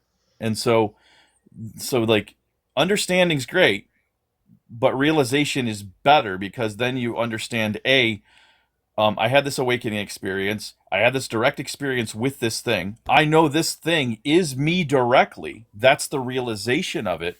And so now you incorporate that and you get more and more of those experiences, and you will align to non-dualism in the end, because you'll realize you are non-dual. No, I've understood that. It's just the idea implicit in these sorts of things is that if everyone knew that, no one would fight. And What's wrong with this is that? seen as a positive We don't thing. have the danger of that happening on this planet currently. I think you got about 5% if you're lucky of people that are actually that are awakened, or I would say enlightened or realized, and I think you have probably a low number of people that are actually also having awakening experiences and moving towards that experience. I agree. And so you don't have the danger of that ever happening, at least here. I agree. But you do hear it spoken about in these sorts of in these tones. But what happens to people when they come to that realization? Here's this question you should be asking yourself. Why isn't that only a small number of people awaken or are realized or enlightened, right? And then what happens to them after they achieve that state? Because I don't see any evidence that they come back. If they pass, if all the enlightened beings, like let's say if there's reincarnation, if they all came back and they all taught people, that would cause a cascade throughout history, and we would have a mass awakening on our hands right now. That would be the only result of every enlightened being coming back and teaching everyone else. And that's not what you see. What you see is the same dynamic throughout history. Jung talked about it through the individuation process. The Buddhists talked about it. The Kashmir Shaivites, all the mystical traditions talk about it, and they say this is actually rare. Most people will not get to the upper echelons of this experience. And the people that do, they don't seem to come back. Yeah, because one's temporal history is obscured. Facts don't cease to exist because they're ignored. Source, right? You seem to be well versed in Eastern philosophies and traditions, right? You do know the concept of the Kali Yuga, or the yugas in general, right? Yeah, I know. I understand. This Kali is not Yuga is the best imagination. yuga. Yeah, Kali Yuga is the best yuga. yeah, for some, right? The thing is that these aren't imaginations. This isn't made up. You'll see it in a lot of different traditions. Time didn't start where you think time started, or when they started recording things. No, it's not that. There are periods that last way longer than this current period. That thing you talk about, YH, and seeing that that mindset of thinking like, that if everyone or more people or the majority were awakened or didn't see or seen reality clearly as it is, right? That's essentially what it is. But those periods last way longer than the current period. Just because you exist temporally in this time is not all there is. Well, what if this place? What if the reason for this place is that 5% that kind of bust through the experience, become realized, and then move on to the next of whatever's happening? What if this place is not for is not for what people think it is. What if this place is the only objective, like not objective, I'm not going to say that, but the only reason for being here is to cultivate that. And if you don't, what happens is if you just get recycled back in over and May I over. ask you? Good point. I something? like where you're thinking with that source. May I just give a response to that? Have at it. Yeah. So, the third question where it says, "What is your current understanding of ultimate reality?" What if, it's just a conversation? What's going on right now, and everything Right. else is just falling into place I don't think naturally. those are mutually. So I there's, don't. Yeah, those are both happening at the same time, in my opinion. This yeah, is absolutely, absolutely. It's just self-correcting. It's just a conversation. Everything is just happening. It's a conversation. Because You it's know gonna what? happen no matter what. Yeah. Yeah. Go ahead, YH. Thank you. I just something keeps bugging me. I wonder if you guys might have some opinion. Well, when I'm thinking this through, sometimes I wonder what this looks like from a materialist perspective, sometimes I wonder what is the opposite of non-dualism or something like this. I mean, of course, it would be dualism, but sometimes I wonder if it would be vitalism. If you listen to people like Nietzsche or Schopenhauer or Heraclitus or some of these sort of guys, I think they would see what's going on in a bit of a different light, and sometimes they get hung up on it. Like, so for instance, if I imagine something that's good in the world, in the material world, I imagine something that is vital, something that is very healthy, like a Mustang in the prime of its life, or a silverback gorilla, or a very tall, broad-shouldered, handsome man, or a very good-looking woman with the hourglass figure and chiseled features. Something like that, just glowing with life. And it occurs to me that what produces that result is competition at the end of the day, and a fight, a big fight. Like a healthy immune system is basically an immune system that has had a Kurukshetra, Mahabharata, World War II level fight with its Yeah. environment. And that's producing the health in the body. And so too it is when it comes to species, in the relationship in between the environment and the species, the pressure, the harsh Darwinistic pressure that is pushing on things. I don't think these are mutually exclusive. Like we I mean, evolved out of an animal form, and I think our consciousness is evolving and adapting to a greater understanding of reality itself. I don't think that these are mutually. I think they're happening and have happened, and they're a part of the same process. Right, I mean, but I would imagine, like, say, for instance, if the way the Easterners suppose that the destiny of all sentient life is to realize that it's one with the undifferentiated, the ground, root and ground of being, the Brahman or the Right. Tao or whatever, well, that's going to be the extinction of all things. Because if the snake knows that it's one with the rabbit, the food chain is broken, and now no more beautiful stallion, no more beautiful silverback gorilla, no more nothing. It's just be the end of all things. Here's a question for you: if this place is only one realm amongst many, right? Let's say you have a realm. Let's say you have the ultimate totality, or what the Gnostics would say, the pleroma, the thing that just is everything, right? Unactualized everything. And now you have this where we're injected into a place of actuality, dichotomy, opposites, competition, all this, right? And our job is essentially to both differentiate and then collapse that structure into awareness. Now, what says that this is only the second sphere, and that there's not a third, a fourth, a fifth? And the reason why nothing ever gets resolved here is because it's not meant to be resolved. It's supposed to churn out enlightened, awakened people at a certain level so they can be ready for the next sphere of existence. The next octave, right? And I don't know what that is. I'm just saying, like, I tried to make a metaphysics and truly understand this place from the way that it operates, from numbers and statistics of like how many people awaken, what it takes for them to awaken, metaphysically, like what that process looks like, and why it's so rare. And what I came to, it's the like practice of openness. no, I mean it's the system. Actually, I developed a system in which I can hook it up to AI, and it's a Well, how do discriminatory you system. explain the niggers then? Because they're fucking, Whoa. you know their IQs Get are rid of so this damn guy, low, man. and Say? fucking Goodbye. What did you say? It does what when you hook it up to the AI?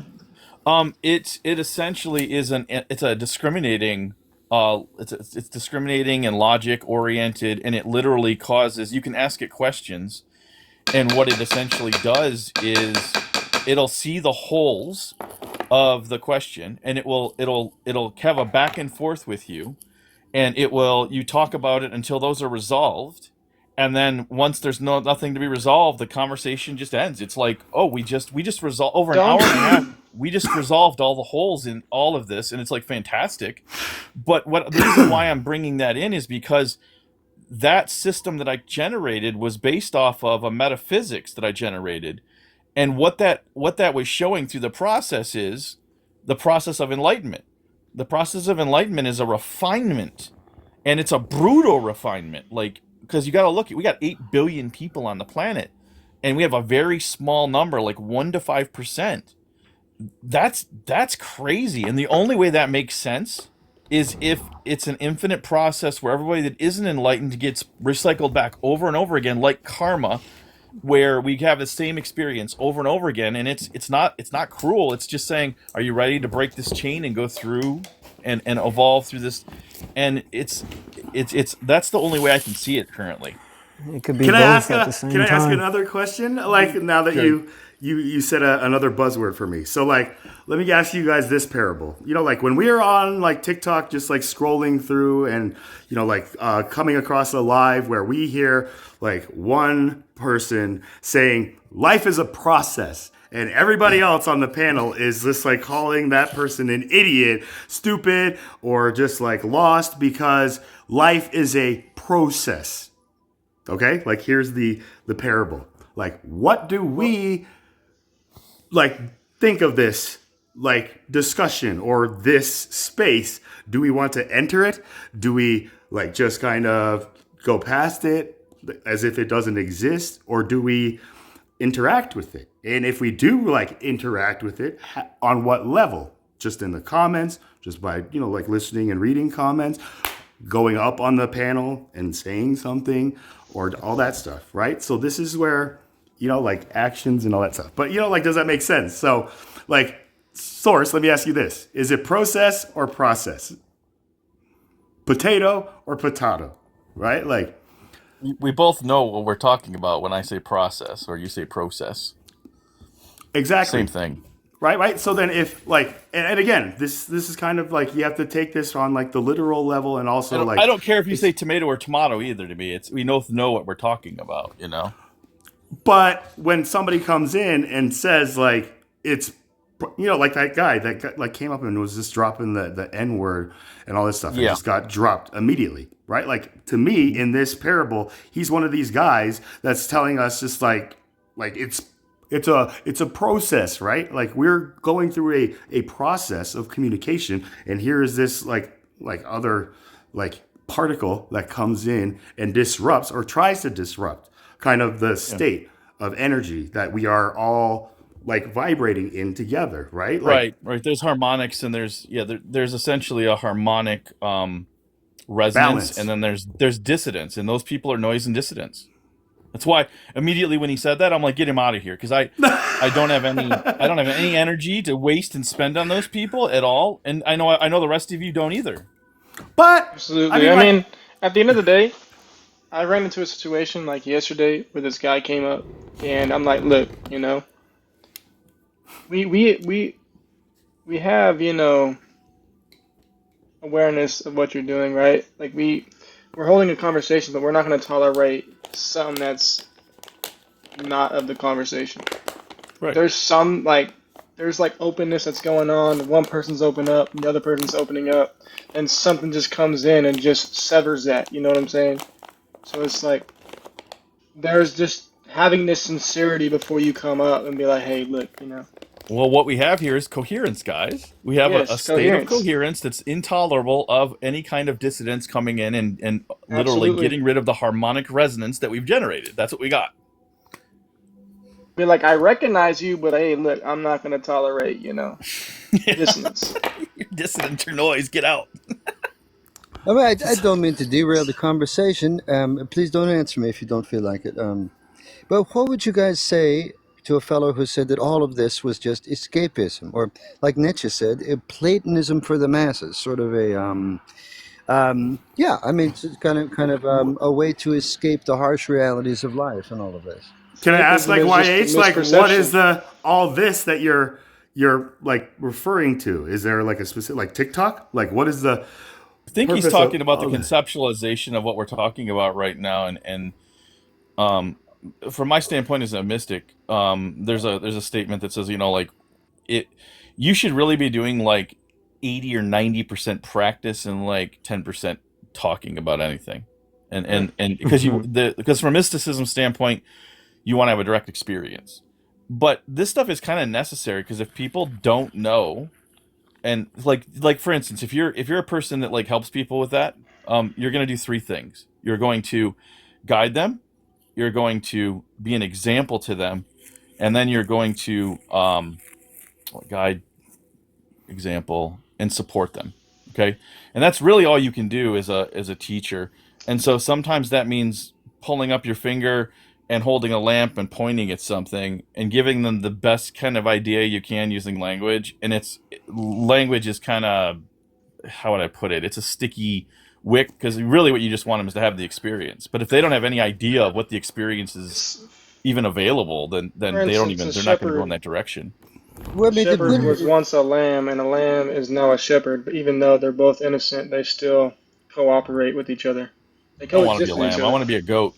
I Bah. mean, hey, look, I mean, like, And I that's the tell you, world that we're living in, right? Like if you are kind of like faith-based, like Jesus Christ, like Yeah. that figure who was the Big Bang, as I was referring to earlier, in like our human Yeah. scientific timeline. Like, right? There are people who don't believe in Christ and say it's not before Christ, it's before the common era. And then we are in the common era, right? So there's all these Mhm. terms that like potato, process, they're talking about the same thing. But when science combats or like opposes, resists like the language, like I was reminded of a quote: language isn't the frosting, it's the entire cake, right? Like, so the language that we nothing is speak, separate. nothing is Here, sacred or separate. Is that what you said, brother? Nothing Like, separate. separate. Okay. Nothing is separate, right? Yeah, Like, it's all entangled with everything, well, right? Like, look at the absolutely. mystics. Look at the mystics of Kashmir Shaivism. Look at the mystics of Buddhist Vajrayana. Look at the mystics of Taoism. Right? They're all. If you actually go to quantum physics, right, and you align the mysticism and actually understand what they're talking about, and then you understand the quantum physics and understand what they're talking about, you'll find that the only difference is the language. It's they're coming to the same conclusions, and as a matter of fact, the mystics of old came to the conclusions before science came to it. That's the really hilarious thing. and science is just trying to It's catching up. catch up, right? Like with their Right. own language of mathematics and all this freaking Well, conceptual I can math show you. I can show you formula. right now. I can show you right now with like Jung. He's psychology, right? And I could show you shamanism. And like in Jung's language, he'll say that you repress certain things, and in the shamanism, they'll say you lose part of your soul, right? And through active imagination, you unrepress the thing and integrate it back into yourself. And in shamanism, you go through soul retrieval and you bring that part of your soul back and integrate it. It's the same damn thing. It's just two different cultures using slightly different metaphors and language of expressing reality. Like the right, or like what you expansion were saying before about the contraction concept, right? Like, exactly the breath of Brahman. Yeah. yeah, Right. right. And so, Brahman, divine oneness through Sat Chit Ananda, right? Like bliss and pure consciousness and, right. like type If you thing. So, study like, enough of these lenses, what you start to see is the overlap of where things are actually accepted to be true in all of them. Those are like fundamentally universal. And so like I didn't study all these things because I wanted to be a Kashmir Shaivite or a Buddhist or a Taoist or a Christian or a monastic mystic, right? I studied them because I wanted to see the fundamental blueprint behind reality, and these are only lenses And if you collect enough lenses and you actually understand the context of them and how they're seeing things, you'll notice that the culture is essentially saying the same thing. It's just using different terminology because of the culture and the specific language and the way that they conceive of The things blueprint. through the culture. Right? Like the blueprint. There is a grand design, I believe personally, like to the universe, right? Like, and I attribute like that or the designer as God, right? Like God being that concept that I gave earlier, Einstein, like gravity, like being the love that attracts us to one another, right? And keeps us like bound together.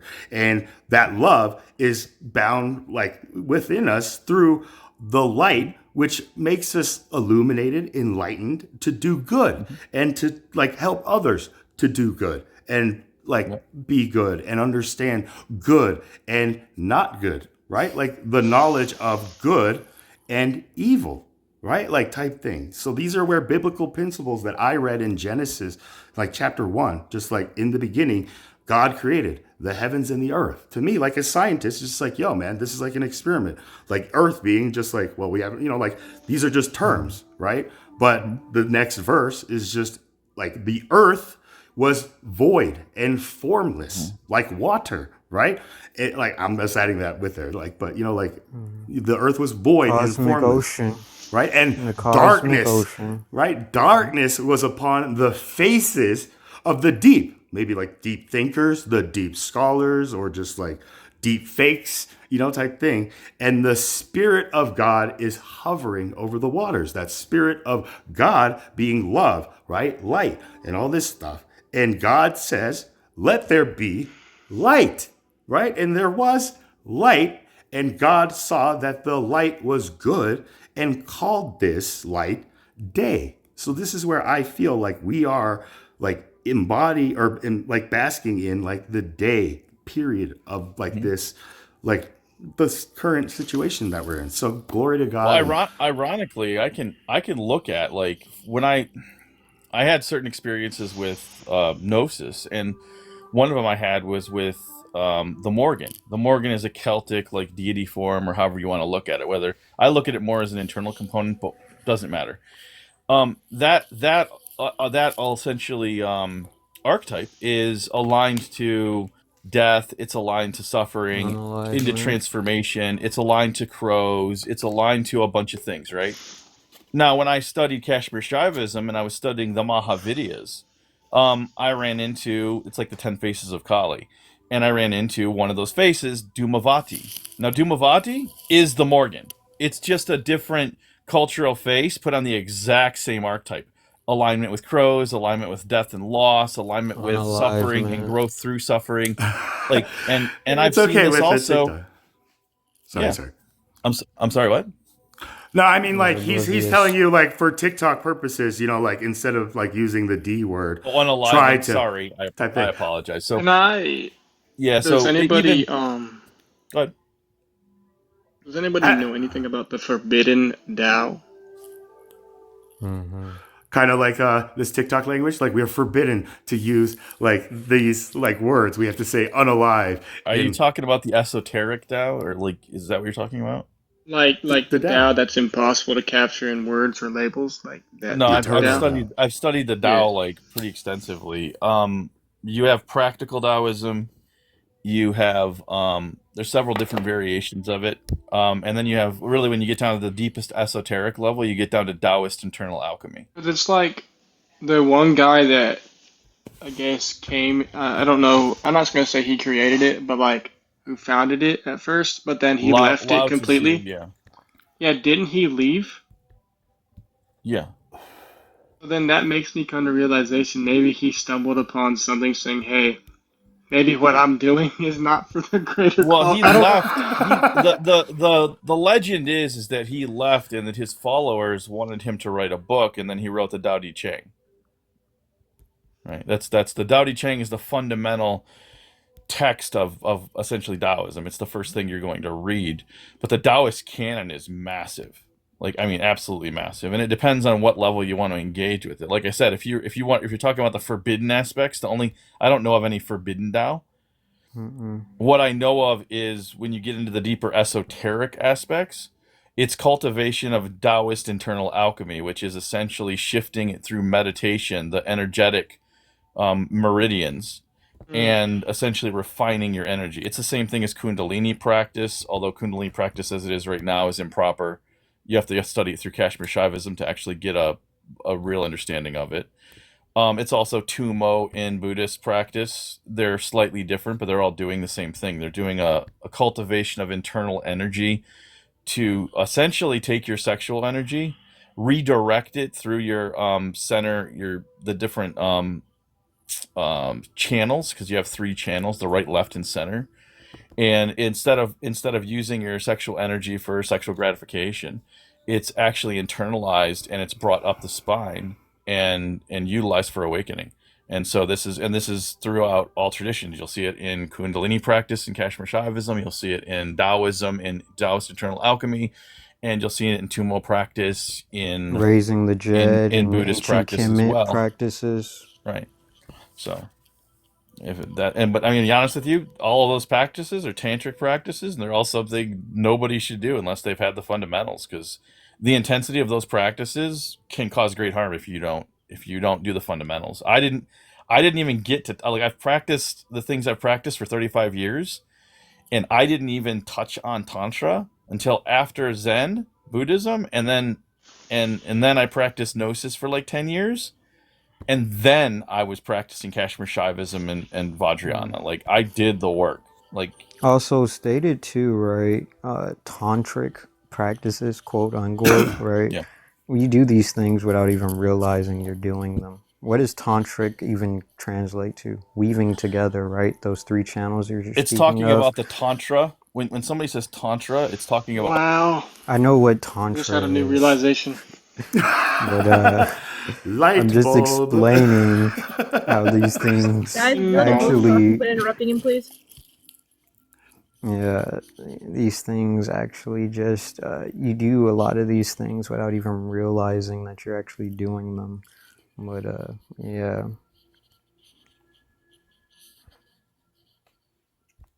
Hey, that's when time has to catch up for people. You know, like there are those who can see when shown, and then those who do not see. So this is what Leonardo da Vinci said are the three classes of like humans, like humanity at this point. So I'll just kind of put it at that.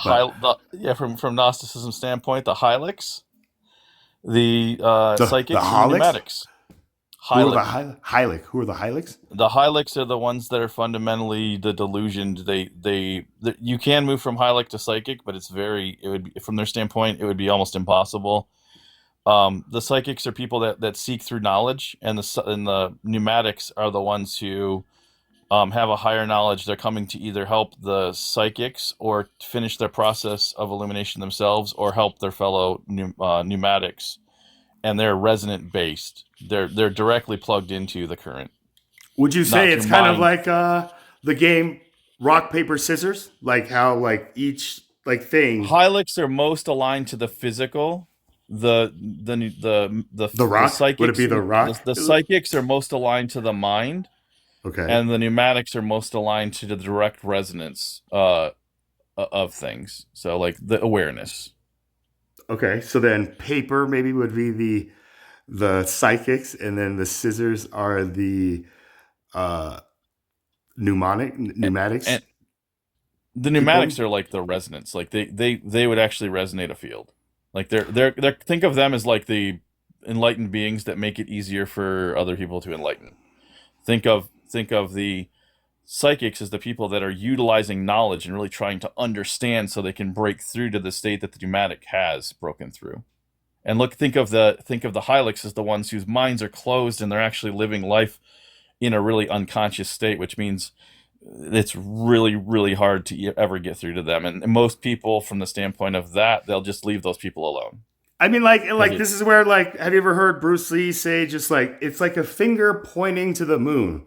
Concentrate on the finger, and you miss all the heavenly glory, right? Like type thing, right? Like, so again, like Bruce Lee is one of my like archetypes where, like, you know, like I don't know. I just like come across just like these words, and like I don't necessarily, I'm not a scholarly man. I dropped out of You, college and you stuff like resonate that. with them. I can accept that. Right, Like, right, I and they resonate with a resonate lot. with me. Like they Yeah. speak directly with me, just like when people read the Right. Bible, like like type thing. Like, but like so these are like characters or archetypes is the best word because I'm familiar with Jung's kind of like Yeah. findings and his contribution to humanity in the field or the lens, as you use the language of science and like psychiatry and stuff like that. But what I got away from his like works is like the ego, super ego, and id, like how they function within the human conscious state. Like you Yeah. The guys, problem is that's Freud. Those are oh, Freud that's Freud. concepts. Oh, okay, forgive me then. Yeah. Forgive me. Jung expanded on Freud, and he brought in mysticism and other things, and the Freudians completely dismissed him, and so like and Freud he gave us the defense mechanisms, which are pretty ingenious in the way that they operate, but Freud was so wrong on so many things. So is that where his his successor was being kind of young in this concept, Yeah, Young and him answering had a break. those Yeah.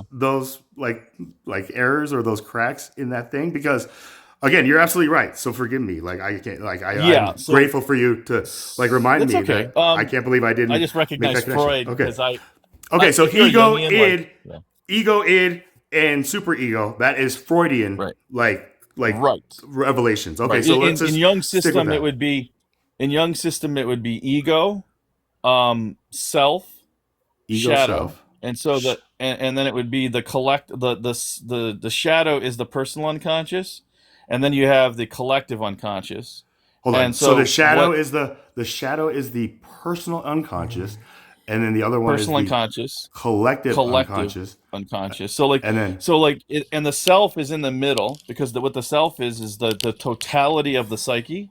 And so what you're supposed to do is pour in the ego, pour in the shadow of the personal unconscious, and it unlocks the totality of the being. And then what you can actually do is actually go into the collective unconscious, purify those archetypes. And Jung was getting at this in his thing. He said when the archetypes started coming alive autonomously, what he was tapping on is what I've tapped on, which is if you would have given him another 3 to 5 years, that dude would have produced the collective consciousness. And then I built onto that, and then I brought in what comes after that is awareness. And once you put the collective consciousness in there and awareness, it has a link directly to mysticism and psychology. Psychology is who we are. Um, Mysticism is what we essentially are and how it relates to direct reality. And so they're both useful, and you need to do shadow work anyway, but they're complementary. I've used both. oh yeah, they've been very valuable like principles and like knowledge that has like dramatically shifted and benefited just like my own like Have you done experience. active So imagination, by the way? if you knew me, like come on, man, I told you earlier, like my mind is I just thought so so. I was just like like, I like mean, the dude. yeah, I'm a daydreamer, type thing. Maybe Yeah, too much. I'm 44.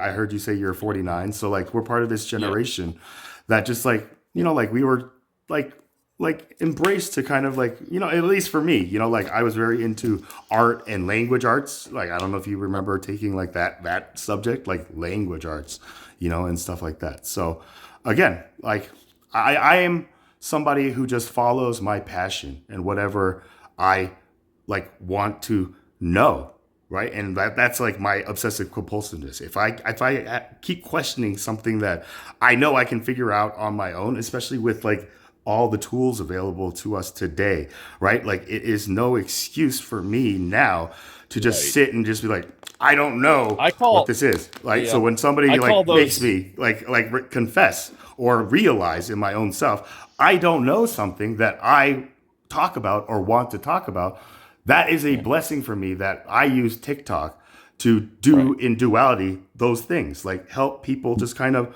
like, like just talk to somebody who is like here to listen and try to balance or harmonize them back to like like with the universe, right? Like that's my like I title as a call when you feel chaplain. that pull.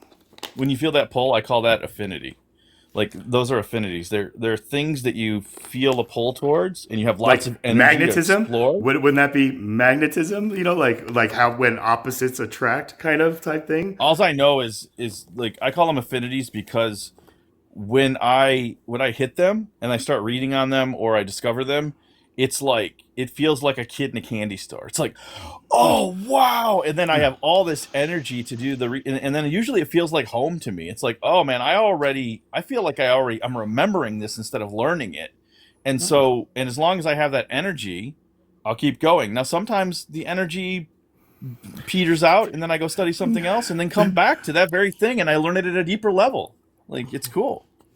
For me, that's where like I can just start going like the Energizer Bunny. People tell me just like you're like the Energizer Bunny. You just keep going and going and going. Like that just Yeah, like if do you you got ever let anybody autism, like talk somebody yeah. like? And I'm just like I'm sorry guys. You know like I Do do you talk ever a let lot. anyone talk? Yeah, you know like I get that from everybody. You know, and that's where I'm just Yeah. like forgive me. That's who I am. But when somebody says and just like tells me that, I'm just like if I like am talking too much or whatever, forgive me, you know, and then please, you know, like if there's something anybody You wants to don't say, have to apologize. You just have to be mindful.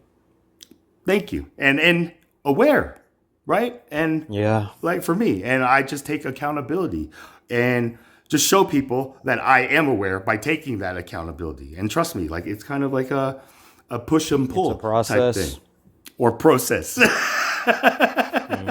I sit there and I'm just like, is this going to be a process or a process? Maybe is how I'm getting it. So thank you, A3A, for allowing me to kind of like word it that way. So beautiful. Completely Way to go fine, for me. man.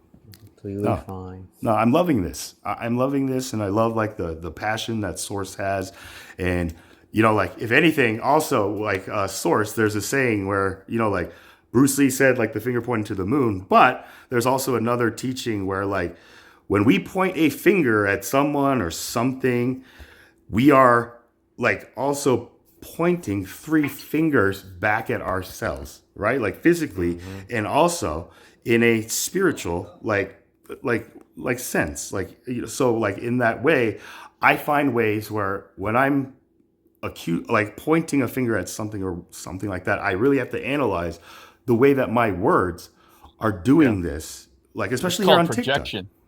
It's called Projection projection. or Yeah. like communication, right? Like there is Yeah. like direct like communication, and then like within that communication it's just complete projection where I'm not even saying anything, and this person's like, you're saying like this Charles, like you're saying because you took your shahada you denied Jesus. I'm like, I didn't say any of that stuff, right? I have taken my shahada, but they're the ones who brought that up, trying to start this chaos. So this is where I've realized in my own personal experience, and maybe you guys can share your own with me, is just like with TikTok here, I believe it's like helped me just like forge myself into realizing just like, whoa, this is why patience is called a virtue, man. You know, just like when I just like found myself crashing out and just like, you guys are just all, I can't believe it. You know, like when I crash out, and I just like get off TikTok, like I just am self-reflecting, like peeling day by day, like, you know, bit by bit. And I drive myself like wild sometimes. And I have to be able to slow all of that down because I can't let it get too far away from me. I'm 44 years Take a old. breath, dude. Take a deep breath. So this is where like anybody who knows me, I automatically tell them, Wusa. Like my word is like Wusa, you know? So anybody who like has been around me, they'll be like, Chaplain, like Wusa. So I'm glad that you were able to say that. So now I know Miranda knows this, Laminator knows this, and 838, now you know this. But you know, like this is where I Yeah. am kind of tracking just like, you know, when I see other people, like just like God in the beginning, hovering over these waters, just wondering if I want to go in and say, let there be light. One of the things that makes me want to go in is when somebody's just like, woosah, everybody. It's like someone here type Yeah, thing. every moment I hear your lung capacity decreasing. Right? Hey, I'm a smoker as well. So this is where like, you know, like, thank you for letting me speak, guys. But, you know, like, All good.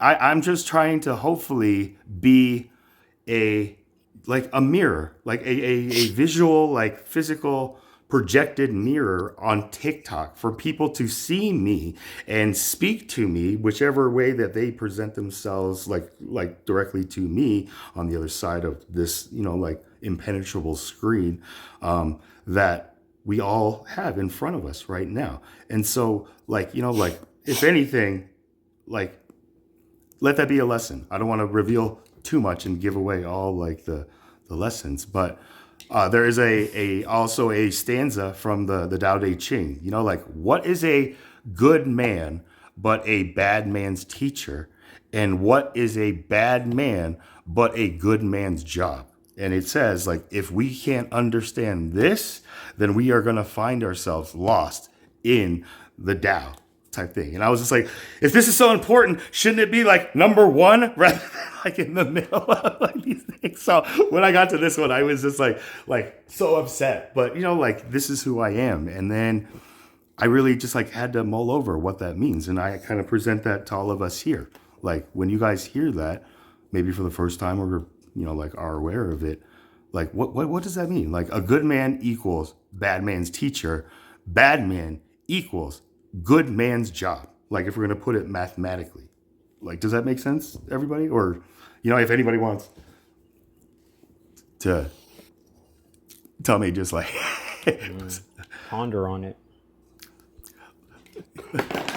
discuss, like, right? Like ice cream, neither ice nor cream, discuss type thing, right? Like, Woosah. thank you, right? Like, but yeah, I definitely want to bring to realization that when I was looking into the Tao and I was actually relating it back to, different, I wouldn't say different, but honestly, they're all similar to me in a sense. I look back at Christianity and I look back at Christ and how he left. Then you look at the founder of Tao, how he left, right? And it kind of just made me realize, like, oh wow, there's similarities in a sense if you really think about it. Do you know That is- why? Do you know why he left? I mean, in a sense, I would say that if he didn't leave, then the seed wouldn't have taken place. I mean, Well, it's see that he planted? symbolic. It's a symbolic action Yeah. too. So, like, number one, they don't know that Lau actually produced that book. They think he did, but like, long story short, the story is there as a representation of something. So if you look at Taoism, right, and the way that it actually is aligned with like Confucianism, like Taoism and Confucianism are essentially the opposite sides of the coin. A Confucianist is like involved in society, involved in virtue, involved in ritual of the social structure and that kind of stuff, right? And the Taoist is the exact opposite. The Taoist is more nature oriented, is going to go off in by himself and align with nature. So, and some people like view this as a standpoint of phase of life. So as a, if you're at a certain point in your life, you would be like a Confucian, right? You're going to go through the social constructs and you're going to do your job and you're going to hold to the virtues of the culture and all that, right? And when you get older, a lot of people shifted into Taoism. Why did they do that? Because it's more of a contemplation. It's a more of a relaxing into and understanding the true nature of existence, of being, of reality, so to speak. And so when you have a Taoist getting up and going, essentially going up to the mountains or going wherever they go, it's usually nature oriented. It's usually a place of contemplation. And so by him doing that and leaving a book that pretty much states this is the fundamental tenets, he was giving the book, and then he was actually showing what you should do when you're ready. You should go and commune with nature and align yourself to nature. So it's like a seed must unalive to become a forest? Yeah, I don't know that I would say that. Okay, so a seed that stays a seed, it's safe, but it's useless if it just stays a seed. But if it leaves, it was showing these are the teachings, and this is the practice. I'm going to go up and do these practices and essentially like monk, like I'm going to go up and have the quiet space and do the meditations and align myself with nature and with my own nature. And you need to do that. That's a meditative process. That's not I mean, you can do it with others, but the point is, the way I interpret it is, It's like he left. I feel He like they left so that left. people didn't become dependent on him. Number one, he left. When they asked, he left a book that gave the essential tenets, and then his third action was leaving and going into contemplation, and they didn't see him again. So it I was like, just I'm going yeah. into my final effect, and you'll have to do this too. Most people's mystic kind of operations, they do things for a very specific reason, and if you follow in their footsteps, you're going to go through the same process, maybe symbolically, but you're going to go through that same process of, at some point you're going to go, I need to go into retreat, and I need to spend some time in like meditation and understanding this stuff at a deeper level so that I can get to where I need to go. And that all determines on the individual as well. It's like they traded their presence for your authenticity. It's like they didn't leave. I don't know, for some reason it feels like they didn't believe just to leave us behind, but they left us, to actually make that choice. It's like I they can planted show the you the seed way. and then What boom. happens when you leave too? If you're a high spiritualist, like if you're a high teacher or something, what happens when you leave?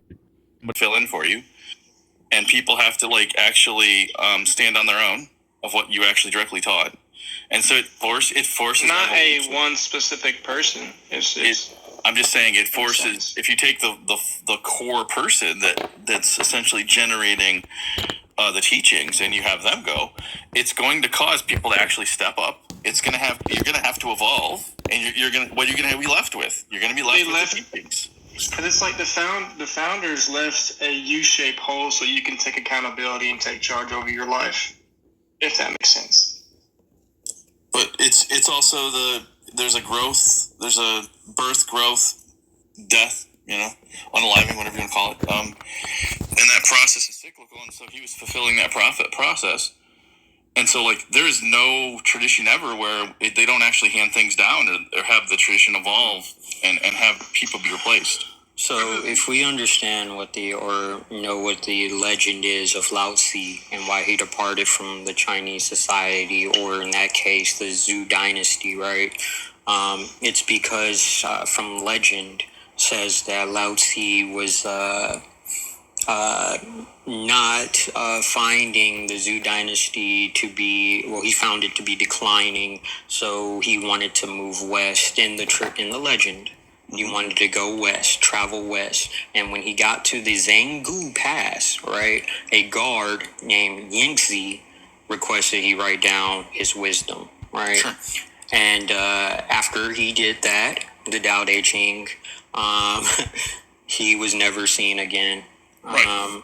But then again, this is a legend too. And then you also have to be under the impression that Lao Tzu is one person instead of many different individuals combined in a syncretic compilation of things. Yep.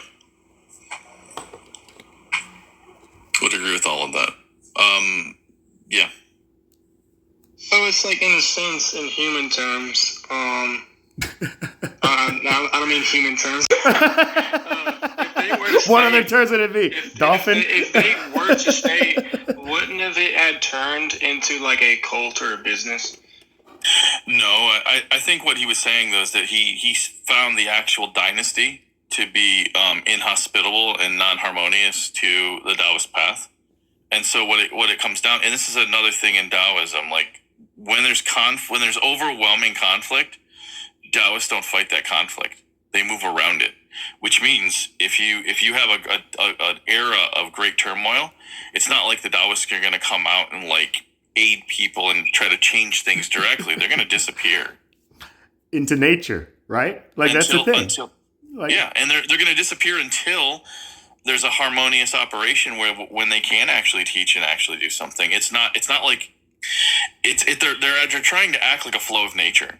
like this is an inhospitable time. Great, I'm gonna go into hiding, go into hibernation, essentially preserve the path, and then when it becomes more hospitable, I'm gonna come out and I'm gonna teach, and it makes a lot of sense.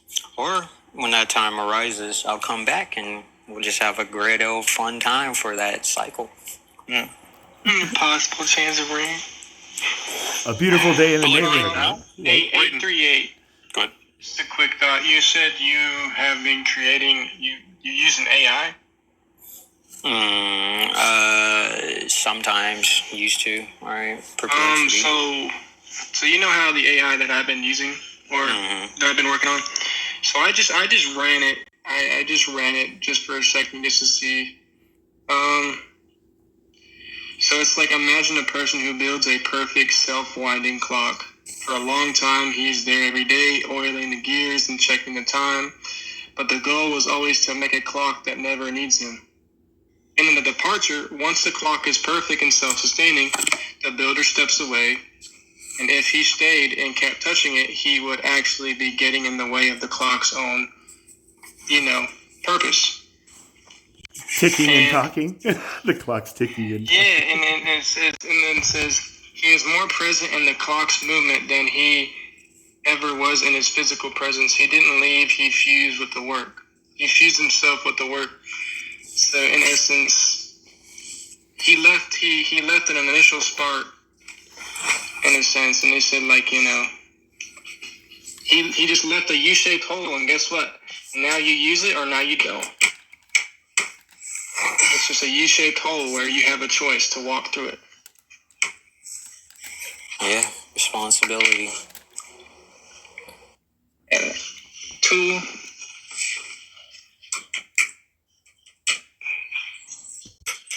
That was from like what we were discussing, like just moments ago, like throughout the live. Like you just ran that through the. yeah, no, as like I just ran why, and like I ran like why did the founder of Taoism leave through my framework, and it just in a sense it just created like a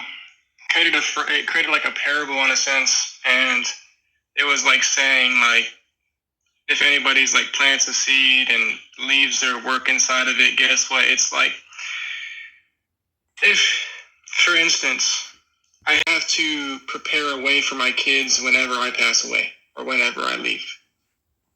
And it's leaving them with the tools necessary so that they can be themselves, right?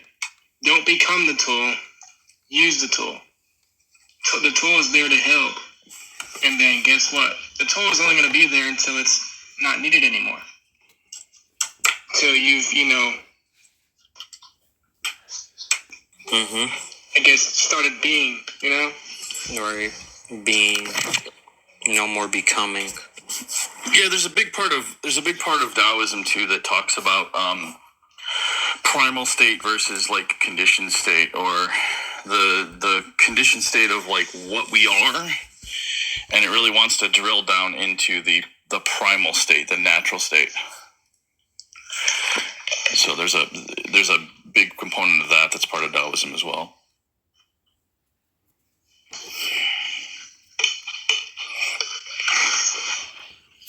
Definitely interesting. I'm glad I meet some new people today.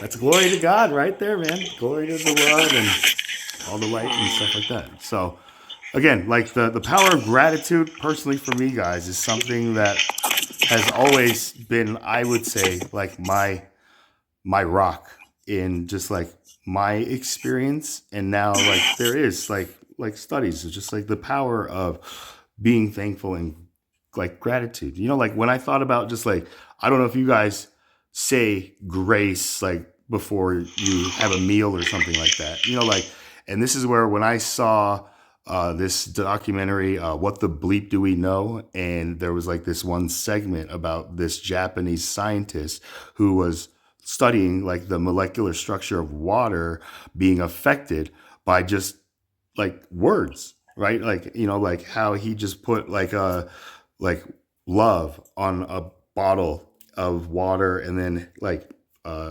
hate on the another bottle of the same water, and then looked at the molecules structure, and like the positive was tightly like formed and beautiful, like crystalline structures, and then the other was completely chaotic and like completely different. When I just like saw that, it made the connection that just like I try to just like channel just like my words onto a physical like a object that I'm going to introduce into my inner like system, right? And like I just like in my own mind, just like thank you for just this meal, and thank you for allowing it to like give me the nutrition fuel that I'm going to need to like do whatever. I always say something based on whatever, but I just try to put a positive energy into it. And you guys, like I eat nothing but fast food, like 2 to 3 times a week. Like I'm just like just grateful that I What don't do you know. eat the rest of the week then? What's that?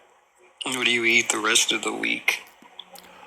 That's the thing. Like, unless I just kind of have like meals with my parents, like usually dinner, like when, like so, like what do you mean by like meals? Like, You like said fast that you food is eat my meal. Like mainly fast food, but you said that's twice a week. no, There's two 7 days times, of the week. 2 or 3 times a day, every day of the Okay, week. there we go. Yeah. Sorry. Kind of got ahead of myself. But like, Mm, but that's because it's just the most affordable for me, you right? don't have Like, to explain. I get it now. like I could get 2 Whopper Juniors for $5, at my local Burger King here, like, and I don't know. I think that I'm maybe, like maybe my body is able to kind of process this kind of processed food that like the rest of my neighbors around like the world think that is just like the the enemy that is like the cause of just like the state of America's kind of like health. It's all these processed foods that we have to go organic and cage free. I'm just like, that's so expensive, Mm, I can't even mm. get into that thing. I can only be grateful for what I'm able to have. And so, people will just try, like when I did this out in public, like really from the beginning, in its like gestation phase, this was a seed that was planted by that documentary. Now I had to take the water that I was receiving, like, I'm speaking like now in that moment, like getting that was allowing that seed to gestate in this way where I was like now this sprouting kind of like plant coming out, and I was in a like Denny's late night and just like just sat there and prayed like before I would ate, and then I look out and my waitress is just staring at me, and I'm just like, yes. And she's just like, are you okay? And I'm just like, yeah, why would you ask me that? She's like, because I gave you your food, you just kind of like dozed out there for a second. And I was like, oh, I was like praying. I'm like, I'm fine. She's like, oh, like I didn't know people like still did that anymore. And I was just like, yeah, I mean, like obviously maybe you see people just doze out all the time. But I was like, yeah, maybe this is a sign that people need to see more of this, So again, thank you for allowing me to speak that. But yeah, Not a problem, Chaplain. Because ultimately it's whatever you want to do, right? Oh, man. Speaking of food, though, it's grub time for one. We'll have to do this again. I'm going to be hinting the live. you're going unalive. You're unaliving. I'm unaliving the live. Well, thank you for. I'll see you later, 838. For All right, like the Brandon, live. thank you. See you later, 838. All right. Everyone have a great one. All right. Everyone have. ChatGPT can't help you. What is going on with this?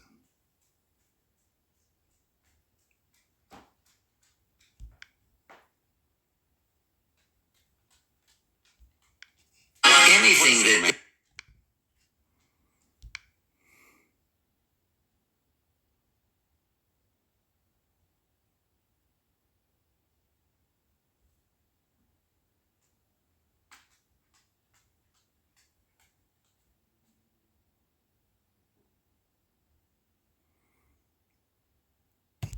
Did nobody like?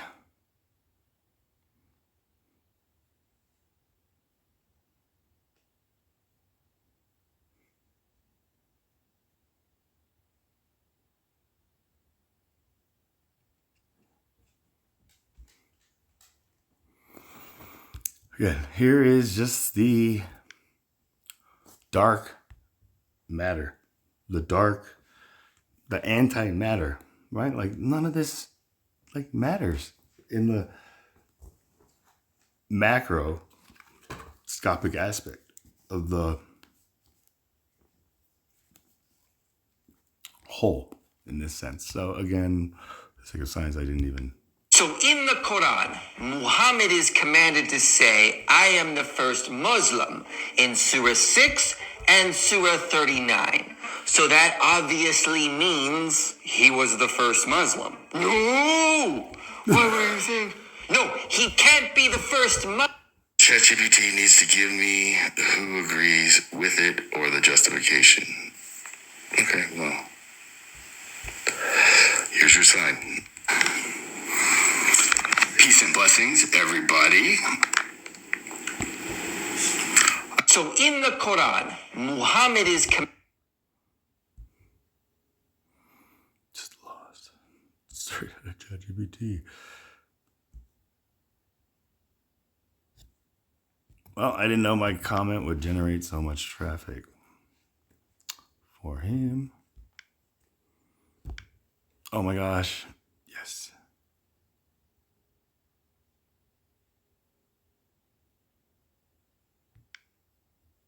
But if you have just write, speak with your own words. I'm not gonna look up all these verses. We got a Torah expert here. Come up, Amir, let's talk if you want. But I already see, like, if you want to preach, I like real discussion. Why don't you before you bring people up, do the green book that you said is for everybody to learn? Okay.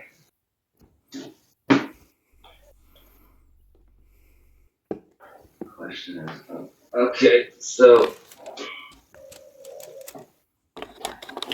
this book is called, I think I can flip the frame. Let's see. Okay, now you can actually read it.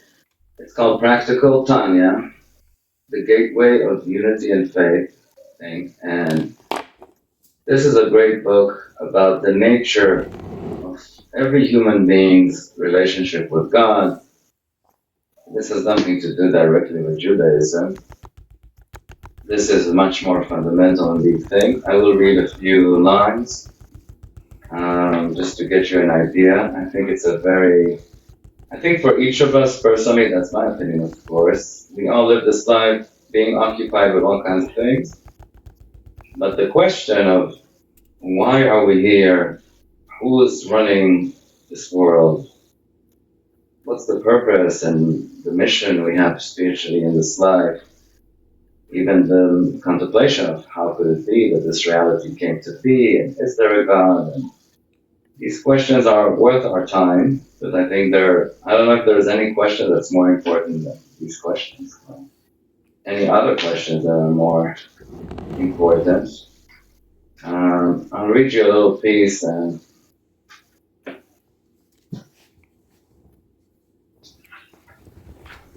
okay. Sometimes I feel go back to the beginning. I'll read you the introduction of the Tanya, the author itself. Educate a land in his own way. When he grows old, he will still not swerve from it. This is from Proverbs 22:6. Educating a young person in his own way implies that it is not a mature task, but one suitable for a child. Now, since the verse states, educate a lad in his own way, it implies that it's not the mature way of absolute truth. In a way, it's an imperfect path tailored to the limited capabilities of the lad. A lad is like a young kid. And I think, let's say a young teenager. ואם כן, and if this is the case, מה המעילותא שגם יזכן יעשו ממנה? What is the virtue that when he grows old he will not swerve from it? Why would we hope that the child on reaching adulthood will still cling to the immature approach of his youth? However, this thing is known that the two roots and foundations of worshiping God are reverence and love. Reverence, thank you, is the root, the foundation which motivates a person not to transgress any prohibitions, to turn away from evil. Psalms 34:14. Ve'ahava la'asot tov, and the love motivates the observance of positive commands. Some say in some teachings that anything we do it from one of these two reasons. One way to look at everything. Either you want something, meaning out of love to get somewhere and do something, or out of fear for something that we take certain actions, right? It is kind of, in a simplified way, covers everything we do. Right? Everything we do is, in a way, derived from one of these two things. Right? Why do we do anything? ומצוות החינוך היא גם כן מצוות עשה, כמו שכתוב באורח חיים סימן שאם יגיע. And the commandment to educate a child in the observance of these commands applies also to positive commands as stated in the Shulchan Aruch, kind of the law book of life. והנה בעבר כתיב בסוף פרשת, now concerning the command to love God, the verse states at the end of the Torah portion, אשר אנוכי מצווה אתכם לעשותה לאהבה, which I command you to do, to love God, your God, etc. Deuteronomy 11:22, וצריך להבין, we need some clarification. איך שייך לשון עשייה? Why does the verse use a verb of action? I command you to do it. לגבי אהבה שבלב, in reference to an emotion of the heart. But how can you command someone to love?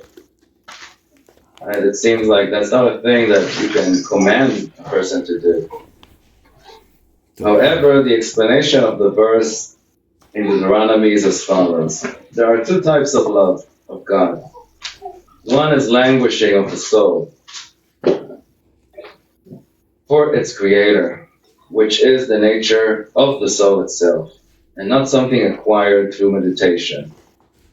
כאשר תדבר נפש השכלית על החומר, the first type of love is a product of the intellectual soul overcoming the perception and lure of the physical senses, ותשפילה ותכניעו תחתיה, deflating and subduing the allure of the senses under its control. אזי תתלהב ותתלהט, as a result the soul will ignite with passion, ושלהבת העולם מאליה, a flame that rises by itself. ותגל ותשמח בהשם עושיה, and the soul will rejoice and be gladdened in God, its creator. ותתענג על השם תענוג נפלא, and will delight in God with phenomenal pleasure. So here he's talking in the introduction about, I won't read the whole thing, but he's getting into how does a person have a relationship with the reality around him. When we say God and we say the reality around us, the Torah asks us to love, and he's saying that there's two types of love, or two different levels. You know, one is more animalistic, like, meaning it's more in the area of lusts, right?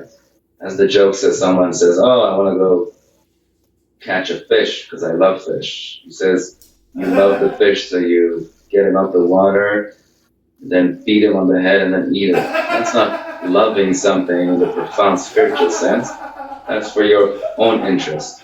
But when you look deeply into your heart and things that arouse it's called the natural love of God, then it rises kind of from itself, because it's meant to do that. It's like a flame that wants to go up all the time and flicker, and it wants to rise to the godly space. This is a deeper kind of love, that this is what God is asking for us, the whole Torah. And a lot of the commandments are vehicles for us to arouse that love. Raja, sorry to interrupt. Yeah. Can you talk closer to the mic or maybe get a mic set up? Okay, I'll talk closer, talk a bit louder.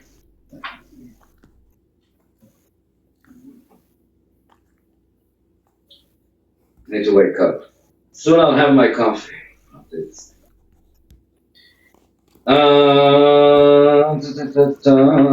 Okay, now I want to read to you where it kind of gets more into what I was talking about. Okay. For example, what you see in front of you now is the divine. God is the substance of all things.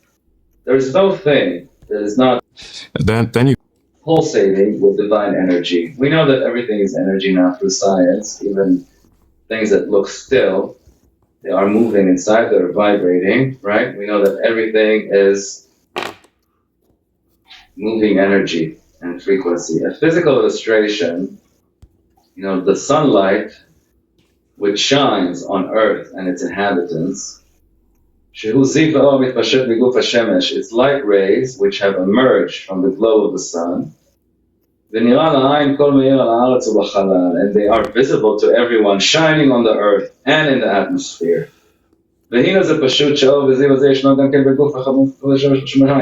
Now obviously these light rays are also found inside the physical globe of the sun itself. The globe that we see in the sky. For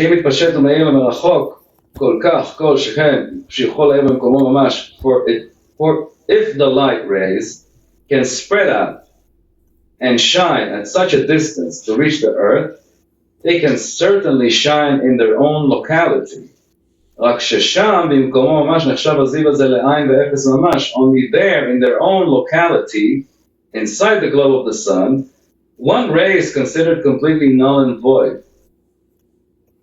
Obviously, you would have had a hard time spotting one ray of light inside the sun. But the Tanya's argument here is not simply a matter of quantity, that there is so much light in the sun that one ray is not discernible, but an issue of logic. The sun and its rays are in a cause and effect relationship, and therefore, one ray of light is null and void in the sun's globe, since its identity is voided by the sun's globe, which is the source of that light ray. This is complicated. The light ray has no identity within its source, or in logical terms, an effect has no identity while it is still within its cause. Because the light ray is merely an effect of the sun, being nothing other than light shining from the actual globe of the sun, which is its cause. It's only in the earth's atmosphere, under the sky, Deuteronomy 4:19, and on the earth itself, where the sun's globe, the cause, is not present. The sun is not present here in this atmosphere. The ray of light, the effect, does appear to us all as a separate entity. Shem Yesh Be'emet. Want me to take it? And it can appropriately be called a real entity. If you were able to see the divine energy that sustains the world constantly, you would see that everything is God. But this is not the case when it's in its source, in the sun's globe. And Sham Yesh Klal. There it could not be termed as an entity at all. It is just termed null and void, because it really is null and void there. Since all that is recognizable there is its source, the sun's globe. That is the only thing apparent, nothing else. So this is high-level thought, where he's trying to make a metaphor between the godly energy and how can it be recognized within the source, to how we see it here separate from the source, same as that we see the sun rays and the effect of them here, even a tiny beam of light, we can notice it, but within the source of the sun, we cannot notice it because within the cause, the effect is unnoticeable. Anyway, this book is very interesting. It kind of tries to explain very deeply what does it mean that God is united and how could that even be? How can God be everywhere and sustain everything and empower everything and still is concealed in its energy in the way that it is? And how contemplating on that idea evokes the true faith, because there's many religions and many religious people, but honestly the truth is that not everyone has real faith. Some people just act like it. Some people seem that they have it, but not many people actually have it, because it's a lifelong journey to do it authentically. It's not just something you do in a second or read the right, say the right prayer. It's a lifelong journey of a relationship with God. And okay, I think I'll stop here for now. What about the Noahide book, real quick? Let's do it later. All right. When someone asks about it, we might read a bit about the Noahide book. I'm gonna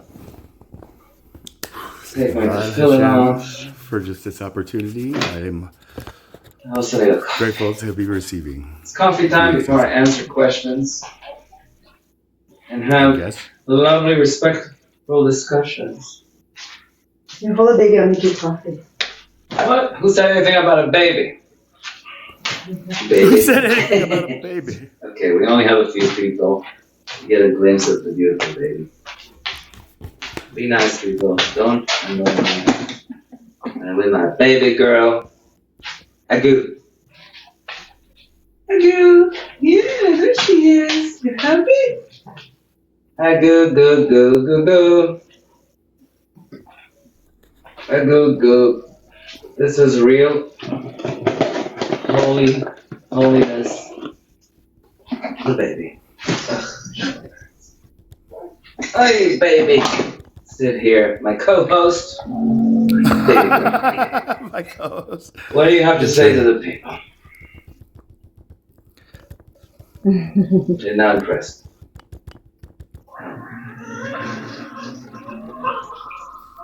Exactly. So we have people stand by. We want me to bring some people up. Sure. Alright, people. Let's see. Oh, but before you do that, can you turn the microphone? Because I think it'd be better for you to have a microphone. Chick Chuck. Is that Chick Chuck? But then it just goes to the left side and... Oh, you know how that's off? No. Okay. Why? It doesn't sound so good. I mean, it sounds always better with a mic.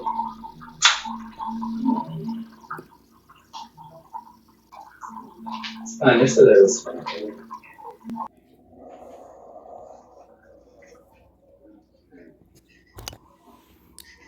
Greetings, shalom, and salam alaikum. Wait, 1 second. Commercial breaks, everybody. This is why commercial breaks.